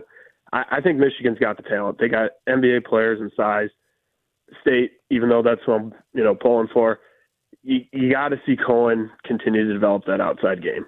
Zach, I mean, Zach, I'll say this. As far as college goes, and Mike, I think you're not that far away. You know that it takes the point guard to win in college, whereas the pros, not necessarily. And I look at, if Fierce keeps playing this way, that's the type of guard who could take over a game much like he did last night in Piscataway. But, maybe he could do it again and win 6 games in a row, whereas Michigan, still trying to figure out that backcourt rotation. Look, they've got the front court. They got the You're front. not going to score in the front paint. court. But as you know, college hoops is a point guard game. No doubt. There's no argument there. David, what do the texters have to say besides someone thinking Rico is dead? Someone says there was basketball last night. Oh, dear. No, seriously. They said, well, since the Michigan game was on Peacock, no, I did not watch. See, again, the streaming thing kills it for a lot of people. Not Rico. It kills it for a lot of people. We miss the days the game is on ESPN or ESPN2. Well, I was worried because it was I couldn't get any sound. And I'm like, what's going on? You're probably better off. Yeah, I thought that was my problem only until you all. Yeah. Right. So now apparently a lot of people weren't getting sound for the Michigan game. Once again, probably a good thing. Well, speaking of sound, do you know who will be calling the game on Friday? Jim It'll be Jackson. on Fox. Jim Jackson. Nope. Bill Raftery will be there. And Gus Johnson. Oh, dear God. Sweet Jesus. Maybe he'll do a halftime thing with Sharon Moore. Yeah, maybe. Yeah. Oh, yo. Yeah, maybe he could French kiss Sharon at half, like during that OSU game a couple years ago. I don't think Poor he Jim will. Jackson was like, "Hey, fellas, you lovebirds want to break it up? We got a 2-point game over here." Nah, and then you're going to beat Ohio State, right? Yeah. Tell me a football story. Well, the game's at Michigan State, so maybe he actually interviews Fitzgerald. How about interview no one and call the effing game, I you get that, boob? but he won't. He won't. You're not Phil Donahue. Call the game, jackass. Not Montel Williams. Yeah, exactly. Over under his U of D references that he'll make. Oh, none. He will. Oh, he will. He will. Oh, yes, he will, because he's at State. He'll bring up Cassius. He'll bring up UND. Yeah, Oh, you will. You're right. Me and Cassius went to the same You're school. right. Yep. Yeah, we ought to challenge Gus. Find U of D Jesuit without navigation.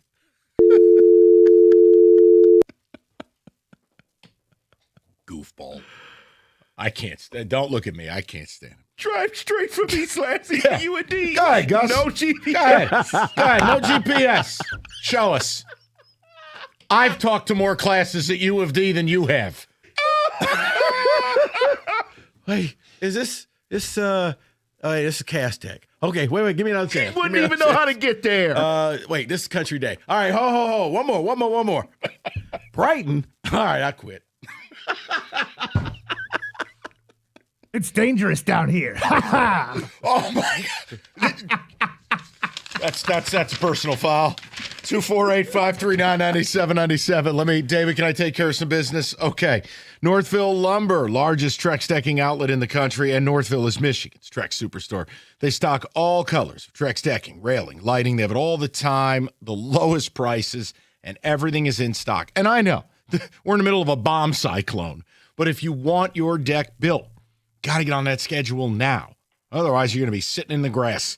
Get with Northville, get the product you need, and get on the schedule. It's northvillelumber.com. That's northvillelumber.com.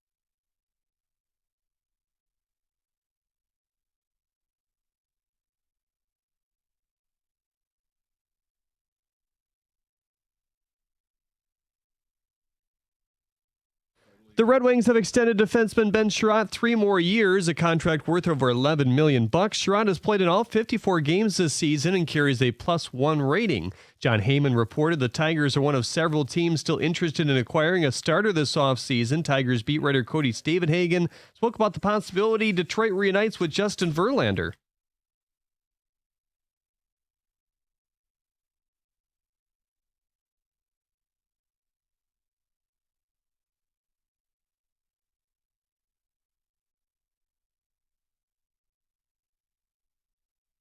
That via the Tiger Territory podcast, the NBA's last 2-minute report says both Javonte Green fouls at the end of the Pistons-Nuggets game were correct. The judge that gave former Motor City Cruise player and current Alabama student-athlete Charles Bediako a restraining order against the NCAA has been recused.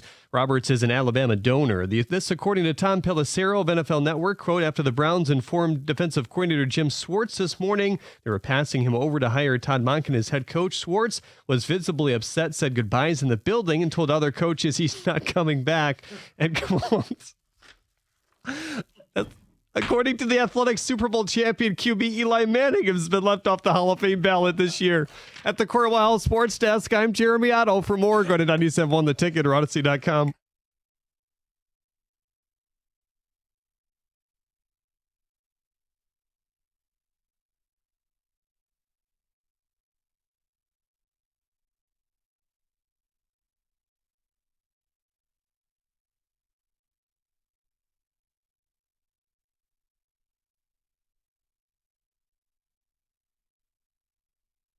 All right, 5 o'clock. Good to have you with us. Appreciate everybody. If you want to get into little college hoops, we just got done with that. Turn our attention back to the Pistons. Win in Denver last night against Coffee Black and Jackie Moon and whoever else the Nuggets were throwing out there because everybody was hurt. The point is, there's a big bit of NBA news today, and I want to be clear. No one was yelling about it. No one is, they must. No, there's no like YouTube thumbnail. The move the Pistons must make. No, none of that. But it's a question. That's entertaining. It's a question, though. Today, the Milwaukee Bucks have put the for sale sign out in front of Giannis's house. And, of course, I don't think he's going to be wanting to play in Detroit. I still think it'll be a Miami, New York kind of thing. But we wanted to ask the question because it's a gauge in where you're at with your team. And understand, this is all a compliment to where the Pistons are. It's respect. You earn your way into these conversations. You can't be the Charlotte Hornets and talk about making a trade. Right. So we asked a question, knowing it's probably very unlikely at best. Should the Pistons at least check in? You make the call, you get the pricing, you find out if the player would even consider it. And I think we all agree, yes.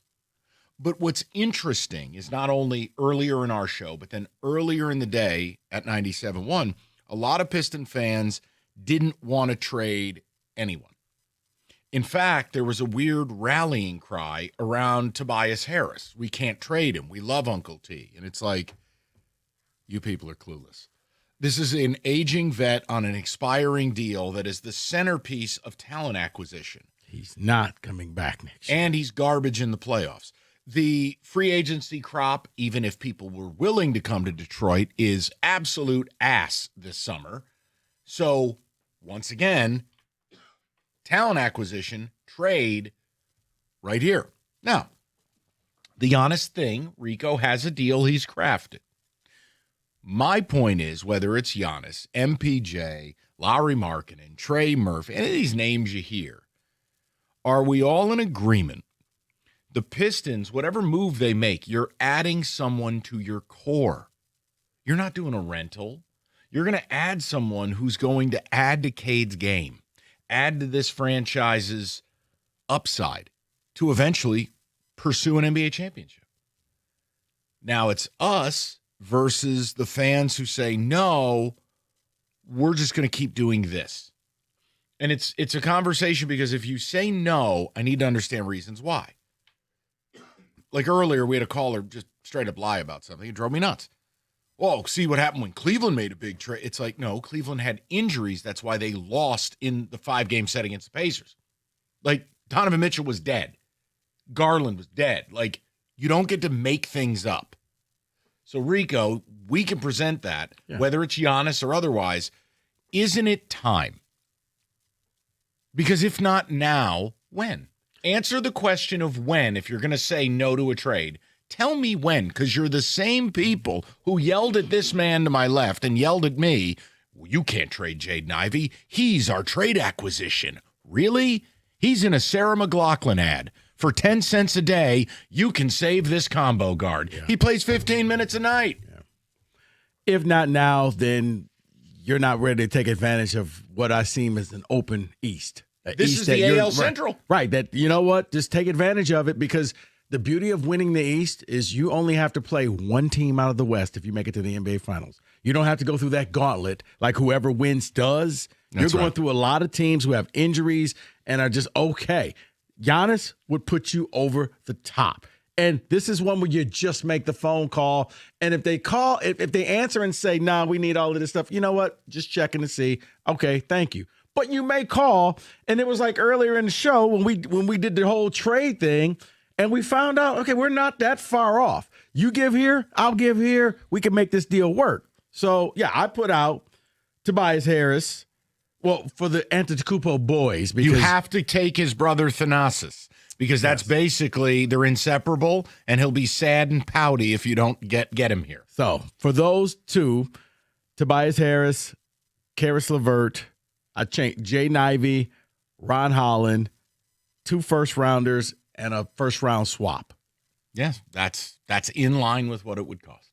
And if you're Milwaukee, you have something to show your fans. If you're Detroit, I don't care about the first-round picks. I'm planning to go on a 3-4 year run here of being really, really good. And I'm sorry, Jaden Ivey doesn't play a big role. And Ron Holland or Asur, whoever they prefer, let's just be very honest about things. We like these young players. Their timeline of when if they would ever be good enough, when they could be championship good, years away. And I love the Ron Holland pick because of the upside. Right. But this team got a lot better, a lot faster. Yeah. I can't wait 2 more years. And here's the thing. If you're a Pistons fan and you're like, but we don't want to give away the future, you're sitting at number 1 in the East right now. So let's just extrapolate that out and say you make it to the NBA Finals. Right. Something that's going to happen 3 years from now is not going to help you win this year. This would help you win this year. It's going to sacrifice the future, but if you win this thing, you don't care. And you're going to have him. He's not a rental player. He'll be here for a while. Yeah. You could build upon this. And look, and I've been very open about it. Like, that's why I like Lauri Markkanen. You will have him for 4 more years in his prime, providing a skill set that will never age for what Cade needs. Spacing, shooting. And he does it from the stretch 4 as a 7-foot-tall player. Like, I'm willing to give that up, because my question, I'll say it again if you're just driving home, and it's not smarmy. If not now, when? What is this magical day far away where you're willing to do it? And I think we're going to have those conversations with the Red Wings where, look, I hate to break it to you, but I have major doubts John Gibson will continue to be Jean-Sebastien Giguère for he's basically stood on his head the last 2 months. Do I really believe he's going to keep doing that? Probably not, which means, hey, let's get better. Let's add around this. This is a good core. The team's played really well. So if not now, when? Because if you wait until what? I'm finals good, you might be waiting forever. Correct. So the Giannis thing is just a kind of a window into the conversation. No, I have no belief that Giannis would come here. But would I make the call? Sure. Why not? Right. And let's say, you know what? But you never know, because he could look at this and like, wait, I like that Cade guy. Okay, I want to play with Cade. He's pretty good. Yeah. Now, the one knock, well, there's 2 knocks. Injuries because of the calf strains. He's had a couple of these. But also, he doesn't fix the big issue, which is shooting. No. And you need spacing. Now, is he a great isolation player? Is he a dominator? Is he a guy I can give the ball to, you clear can play out? A 2-man game. Amen. And that's how you win playoff series. That's how you close teams out. Mm-hmm. Not with Malik Beasley throwing YOLO balls into row 18. Okay. Just hold on to it, Malik. Pay your barber, damn it. 248-539-9797. David, your take? I mean, if not now, when? And do you at least call to get hung up on with Giannis? Yeah, you do have to call about Giannis. I don't want Giannis. I don't. I've been someone that wants Michael Porter Jr. For the reasons that he does shoot from three. Now it's 40% right now this year, but I do think he can stretch it a little bit on the court there.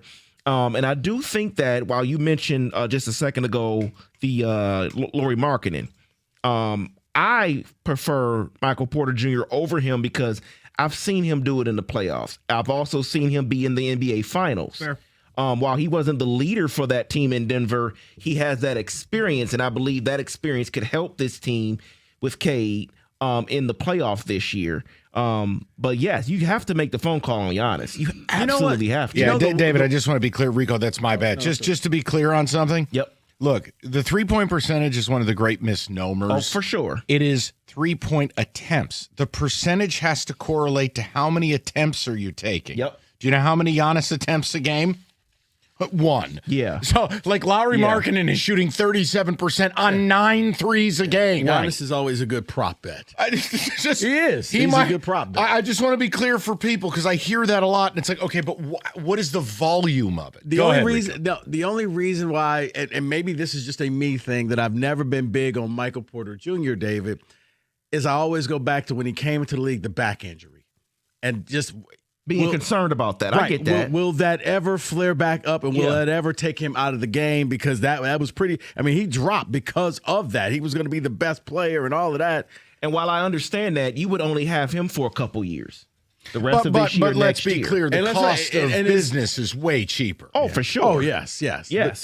But people talking about injuries, like, he had a bad back. But there's also the possibility in people, you could trade for a player that has never been injured, and then he can get injured. Things happen.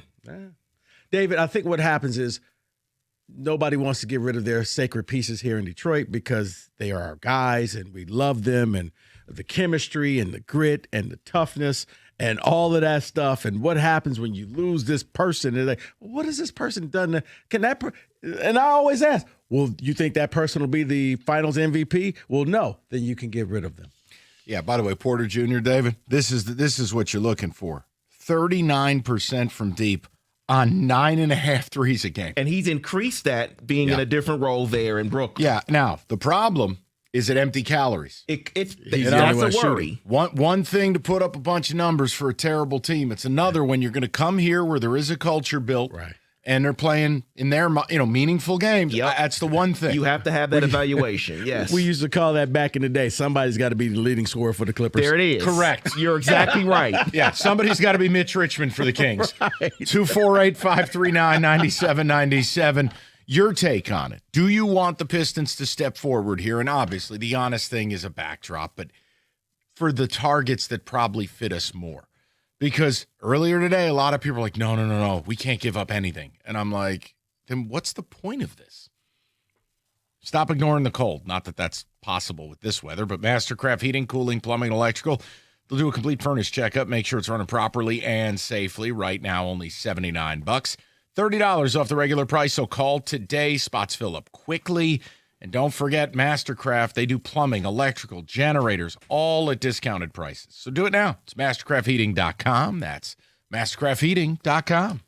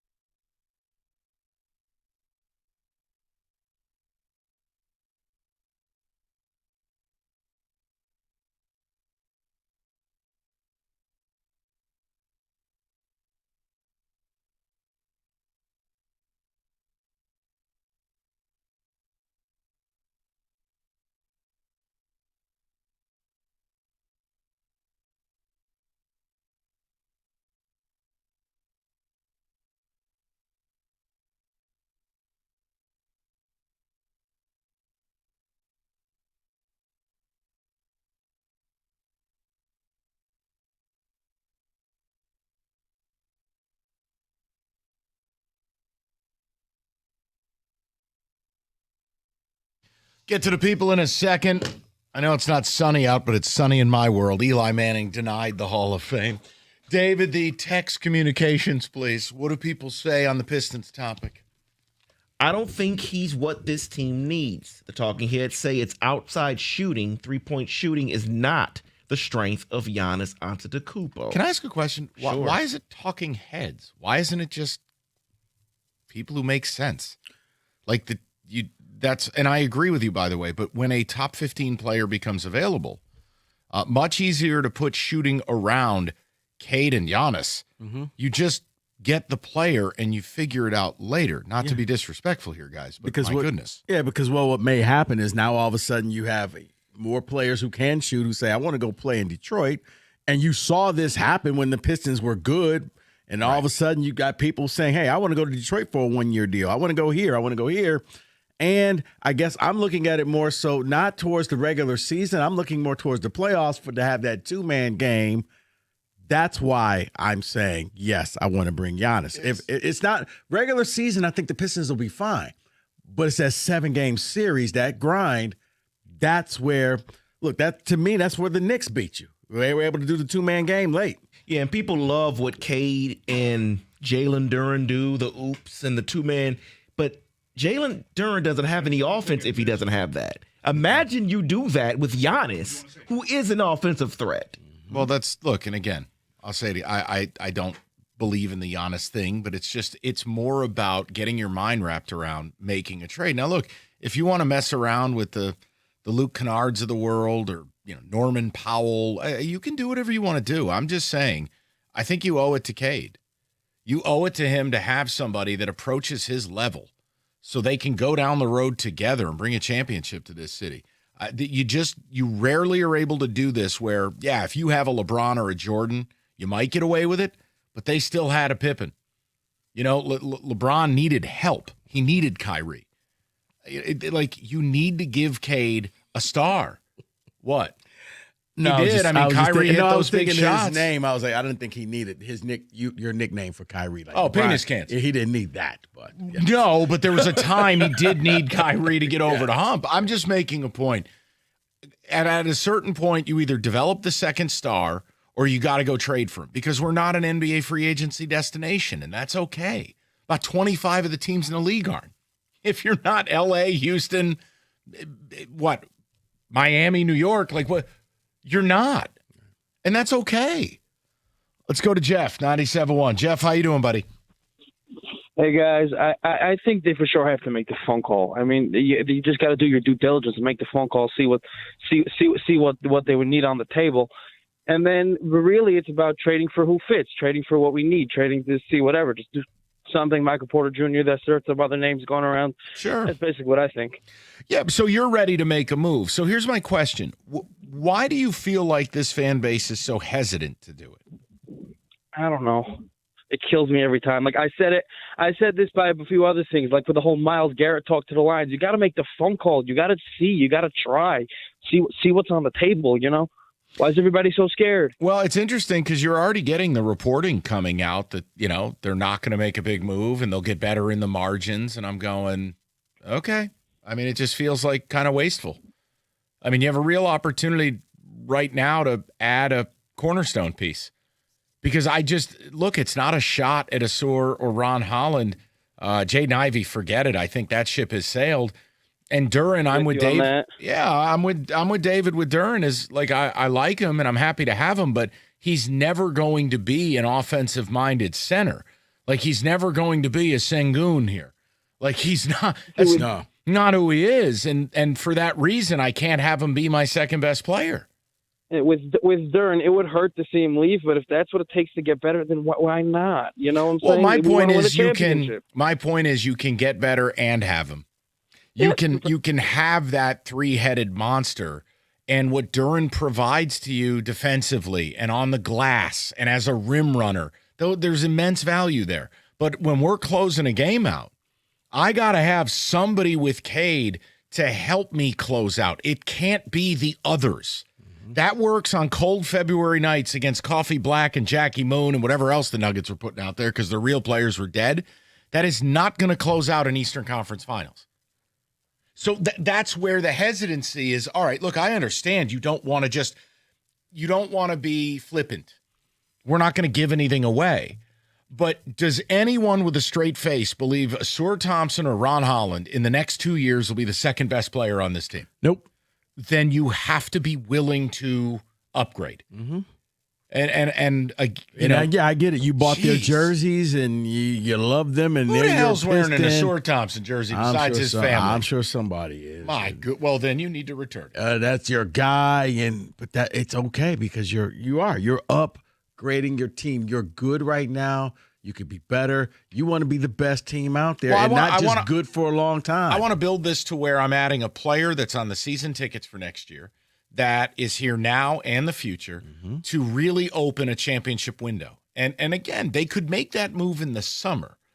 But if that opportunity presents itself now, that's the hesitancy part I don't get by fans. Right. If you can get an extra half year of that person under your control. In an Eastern Conference that's dead. Exactly. Reminder, right? The Knicks are spiraling. And and again, well, you like the Celtics. How can you say that?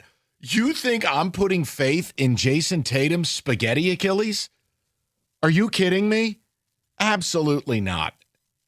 That's ridiculous. Go to Ivory, 97.1. What's up, Ivory? Hey, how you doing today? Good, Ivory. What's good? Yeah, so it kind of like I had a chance to call, and it kind of relates to a little bit like even like the Lions and Hutchinson and to a certain extent, Skubal and Tigers. A lot of like you have a team, you have a superstar player like in K. You have to like as a GM do the best you can. They know he's the best player on the team, and to maximize his time and his prime here. Mm-hmm. And I'm not like I like Giannis, and I would want him. Like I think the deal that like I heard that Rico talk about, man, I would do that tonight. Because you're not re-signing Tobias. You're gonna have to give up something to get it. You're not gonna bring Ivy back. So I would do that like tonight. And I think that, they need to go out there and get that player. Now it's a whole different ballgame. Like you said, you have to at least check in. Yeah. And if that's the deal, I'm giving that deal out. But the reality is, for one, it's in the division, so they're probably going to want you to pay a tax. And Giannis is not going to want to come here. And Ivory, here's the thing. We only brought it up. It's the news of the day, but it's really about the Markkanens of the world or the Trey Murphys of the world. Right. That's what is it about your fan base that they don't want to do these things? I'm trying to understand it. I think you get attached to like players. And before I go real quick, can you guys answer this for me? So with Tobias, right? Yeah. Most teams, they may not be the first player they ask about on your team, but because of his contract, that's right, and expiring, that's probably the first person they're gonna ask about. Yes. If say they trade him and the team they trade him to buys him out, is he allowed to come back here? Yeah, that happens all the time. Because most teams, that's what's going to happen. And Ivory, I'm glad you brought this up because to me, at least in my world, you're looking at it the right way. Yeah. Look, if Tobias walks out that door at the end of the year, you got no value. Now you have cap space, but it's cap space that you're not going to be able to spend, nor do you want any of the free agents. So then you get in the summer trade window. The Jaden Ivey thing is the best point, Ivory. You have now reduced his value to a point where he plays 15 minutes a night, and if you don't get rid of him now, what are you doing? Right. It's so if he's here past the trade deadline, I don't know what's going on because it's so obvious that he's on the outside looking in. Like they're not. It's too obvious for that. And you have to give up something to get it. And the biggest thing of it all is Giannis is not. He's not going to want to come here. No, you have to get the maximum value of the player that you want that wants to be here necessarily. And I'm not giving up all that if I know the player is not going to want to be here. No, listen. I'll just say this: in the right deal, like I would be concerned if the Knicks make a shrewd deal, and it's probably going to take a third team. But if he ends up where they can close games with Brunson and Giannis, and some shooting around it. Now, Cat would probably go in the deal. Yeah, Ivory, that's a concern. That's a distinct the ideal world is Giannis goes to Minnesota. They pair him up with Ant-Man, and somebody else has to deal with that. You know what I'm saying, though. Yeah. Now, him going to the Heat doesn't really concern me. The Heat are – look, if they don't get him now, they're going to pursue him like hell this summer.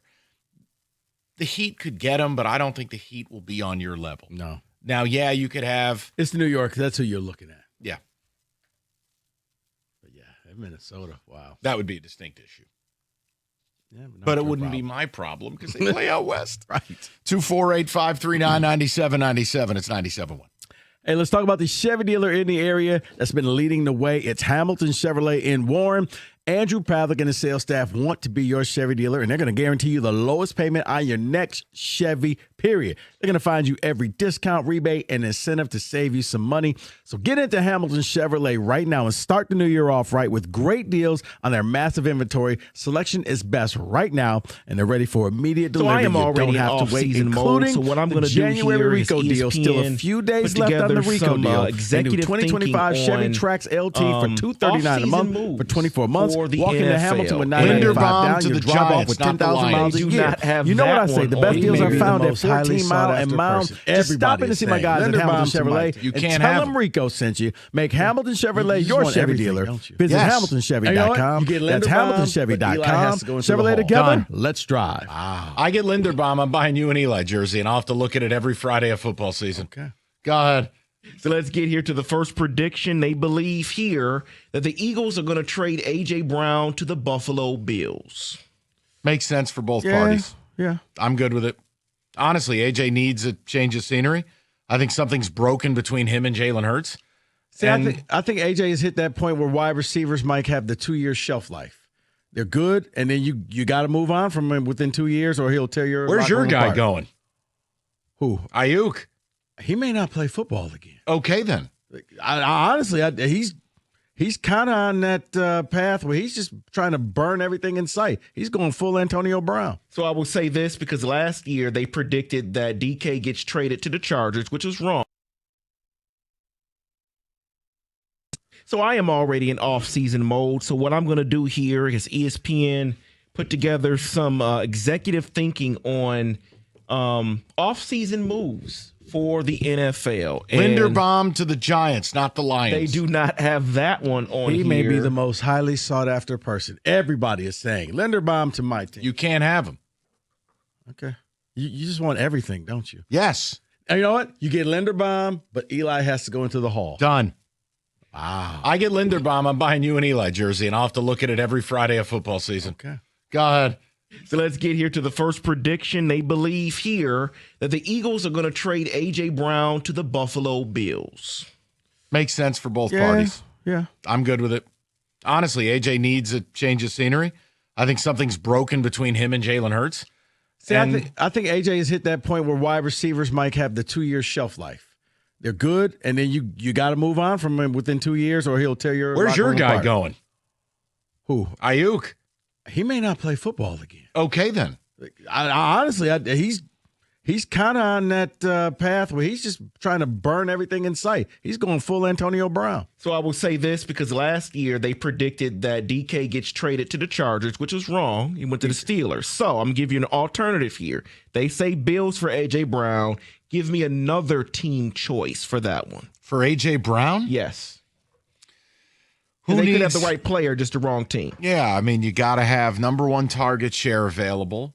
You got to have that need for a big-bodied, red zone threat guy.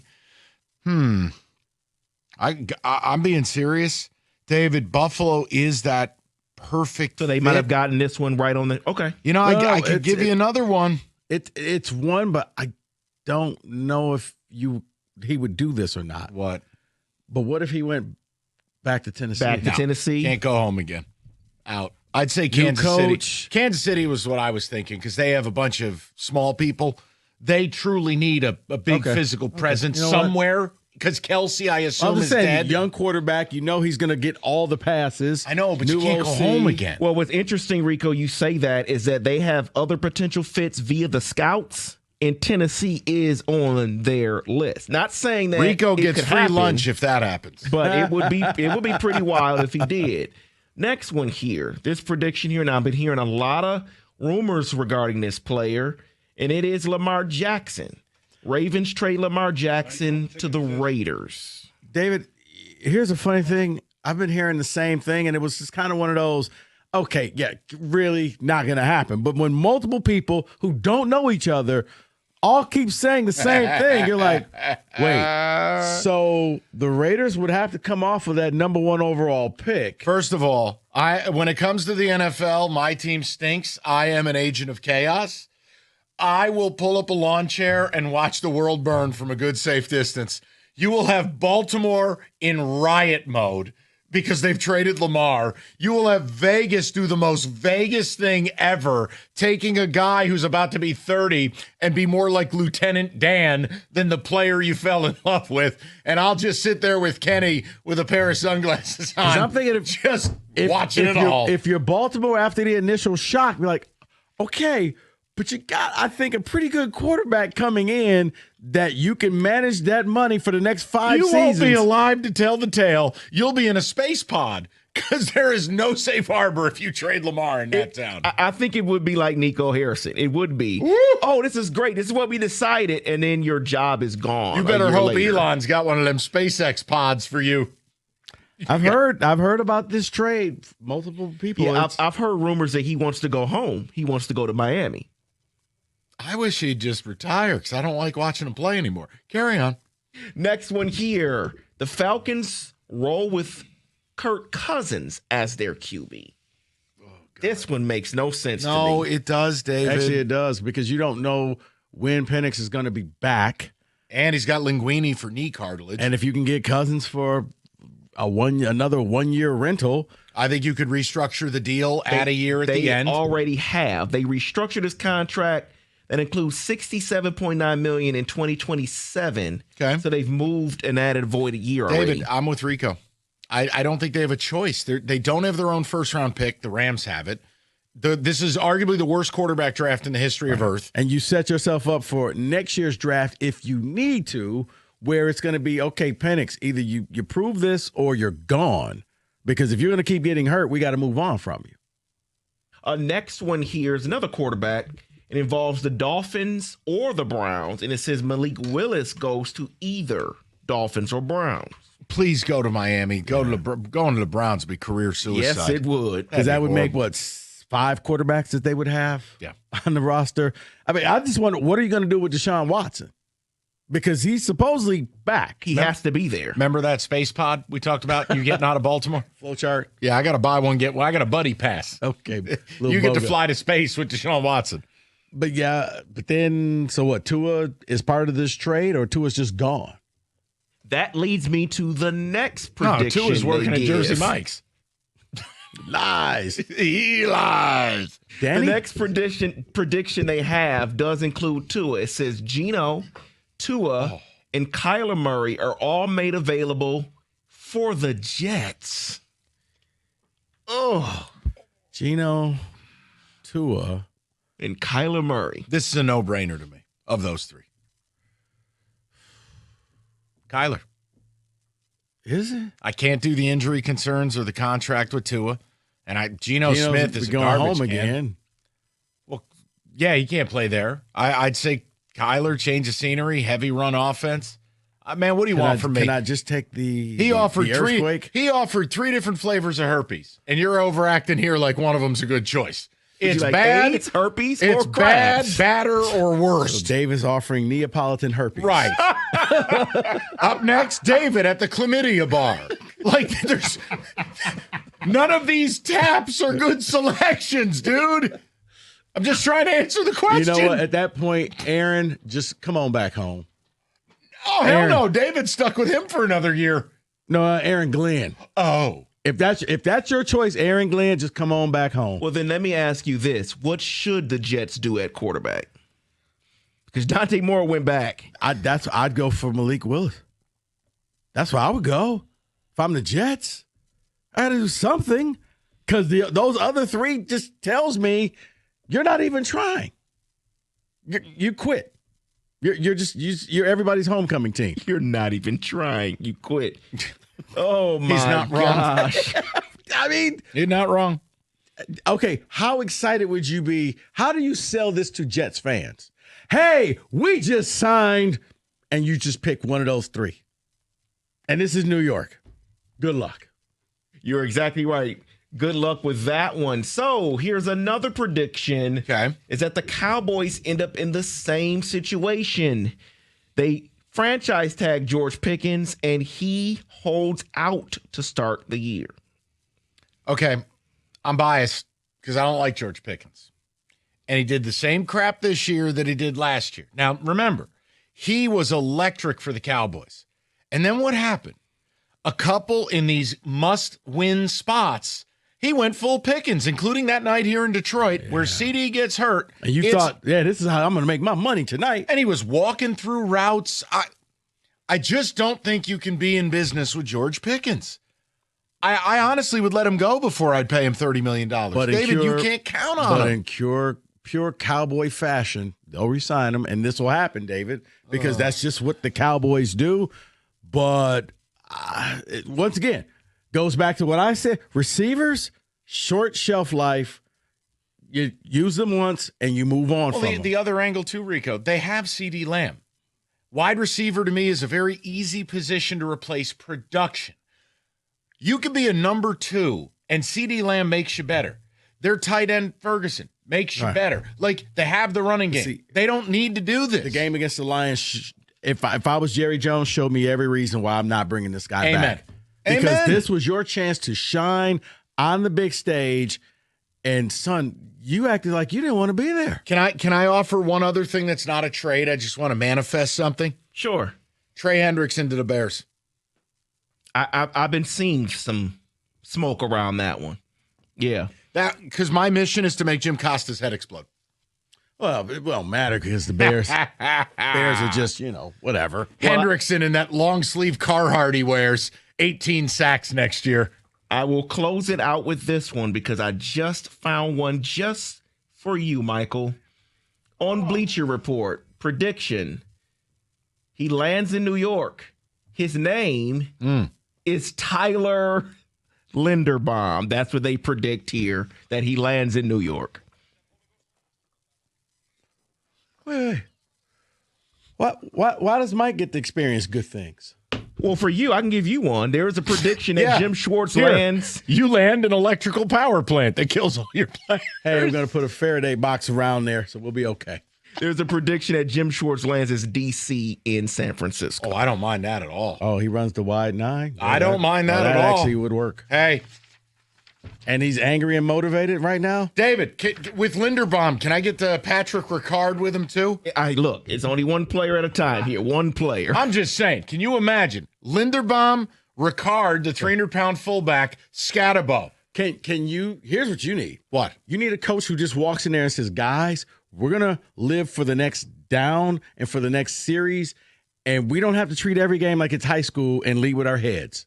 Signed, your quarterback and your running back. It's not optimal.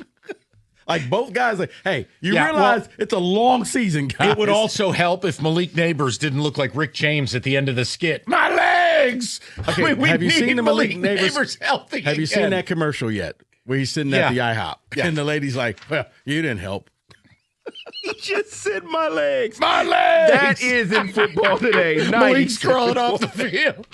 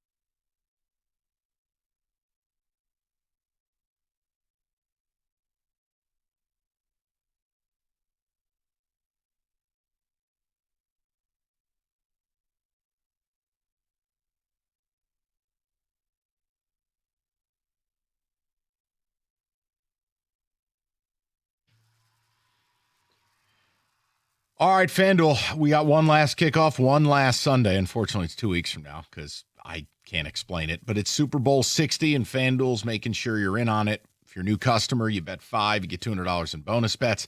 So whether you're backing the favorite or the dog, guys, we all know what's going to happen. It's the apocalypse. Sam Darnold's going to win a Super Bowl. After that, there is no more. It's FanDuel.com/Michigan to get started. 21 and up, present Michigan. First online real money wager only. $5 first deposit required. Bonuses issued as non-withdrawable bonus bets that expire 7 days after receipt. Restrictions apply. See terms. Sportsbook.fanduel.com. You get a gambling problem, call 1-800-GAMBLER. That's 1-800-GAMBLER.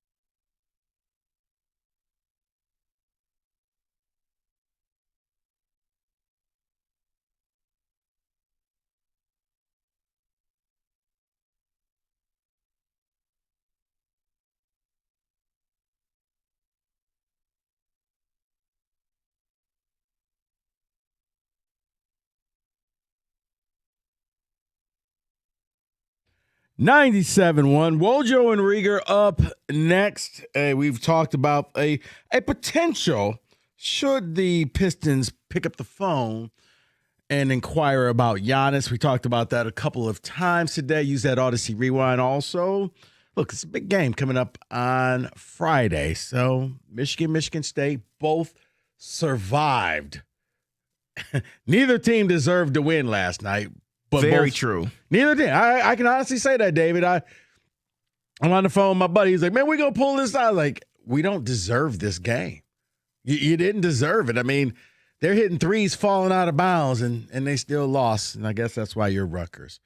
Text, please.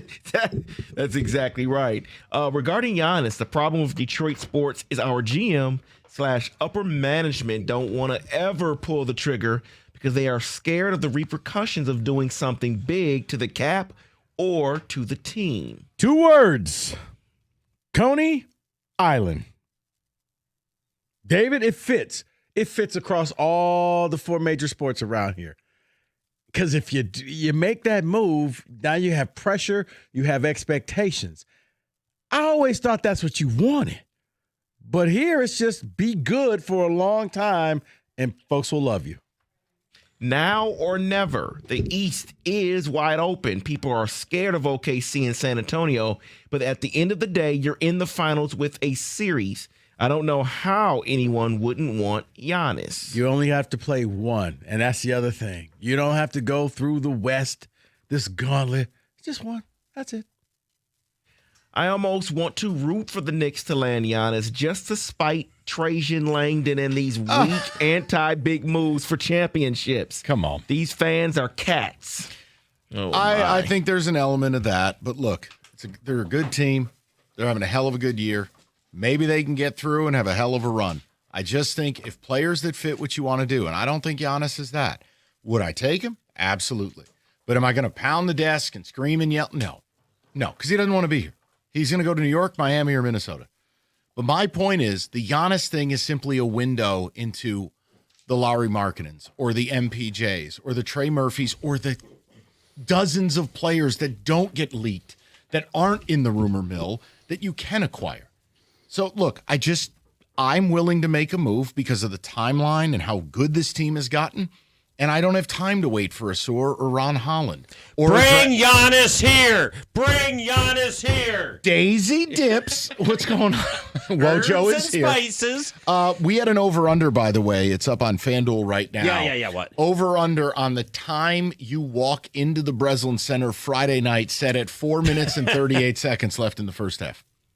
Well, like that Notre Dame game years ago. It depends on traffic. No, it's an 8 o'clock tip. It's an 8 o'clock tip, right? And I won't be on the air here. Yeah, he's already taken the show off. Well, yeah, so I can cover the big basketball game. See, I was on the air. Oh, he wasn't going to do any of the show. Oh, please. No, he wasn't going to do the show. That was going to be his excuse. Oh, right. Come on. Well, I got to stop and get that Big John steak and onion thing, don't I? Is that a thing? Like 6 people know that reference, and 2 of them are sitting here. But by the way, I am 100% with you on Giannis. Before the season, I was like, yes, Giannis is going to be available. Do it. I mean, I think he would be perfect. Do it. But that was before the Pistons developed it a little bit more, a lot more actually, and B, Giannis is he even going to be ready injuries this year? What's the timeline of him coming back? 6 weeks. And I think by the time he gets traded, he's going to go into the tent like Kirby Joseph. Yeah, I'm with Rico. He's going to go from Lieutenant Dan to Titanium Legs Lieutenant Dan real quick. Did I say I was hurt? Got new legs. Oh, man. Can somebody fix Kirby Joseph then if you could do that? Buddy, the longer that goes without someone saying he's going to be ready for training camp, I'll tell you. I see Giannis. Let's do a mock draft. The thing I don't necessarily agree, why would Giannis not want to come to Detroit? He spent his whole career in Milwaukee. He's not here's sun the thing, chasing, Wojo. star chasing. I don't think it's star chasing. I think that for people who say he doesn't want to come to Detroit, you got to look. It's like a bad. You got Cade. He's a star in the making. I think it's people want to play with other stars. I think a guy like Giannis, they view him as a global icon. New York and Miami, those are global marketplaces. No disrespect to our fair city. Yeah, but Milwaukee hasn't hampered him in becoming global. Kind of has. Yeah. Well, he's pretty globally. How many global-ish? Yeah, but there's no Milwaukee-style pizza. Oh, that's good. That's okay. true. You know what? They got Leaving beers. that one alone. What do you guys have coming up next? Well, we're going to chew it and do it. And Oh, yeah, together, actually. You guys all want to say it together on 3. What do you say? No, but I heard what you did to Cop last night. It was hilarious. I was driving home, and you're like, you want to say it with me? we are going to talk about the Power in Giannis thing numbers. a little bit now that it's out there. That because you were kind of wondering, are they really going to deal him? And also, let's say a prayer for Bill Belichick next year. He's got to get in, doesn't Buddy, he? I have news for you. Nothing could drag me down. Eli got snubbed. I saw. You personally did that, didn't you? You made phone calls. If he doesn't get in, is He's he a like very- the only quarterback ever to win 2 Super Bowls not to be in the Hall of Fame? That's because he's garbage. Mike's a very petty person. Guy made 3 Pro Bowls. He was never an All-Pro. He was never the best QB in the sport. David Tyree. 117 Could you- wins, 117 losses, and he never had a year under 10 interceptions. Could you imagine a Lions fan if Goff won 2 Super Bowls saying, but he's not that Yeah. good. We're He ain't New Yorkers. We have mobile." standards. Good night, everybody. We'll talk to you tomorrow.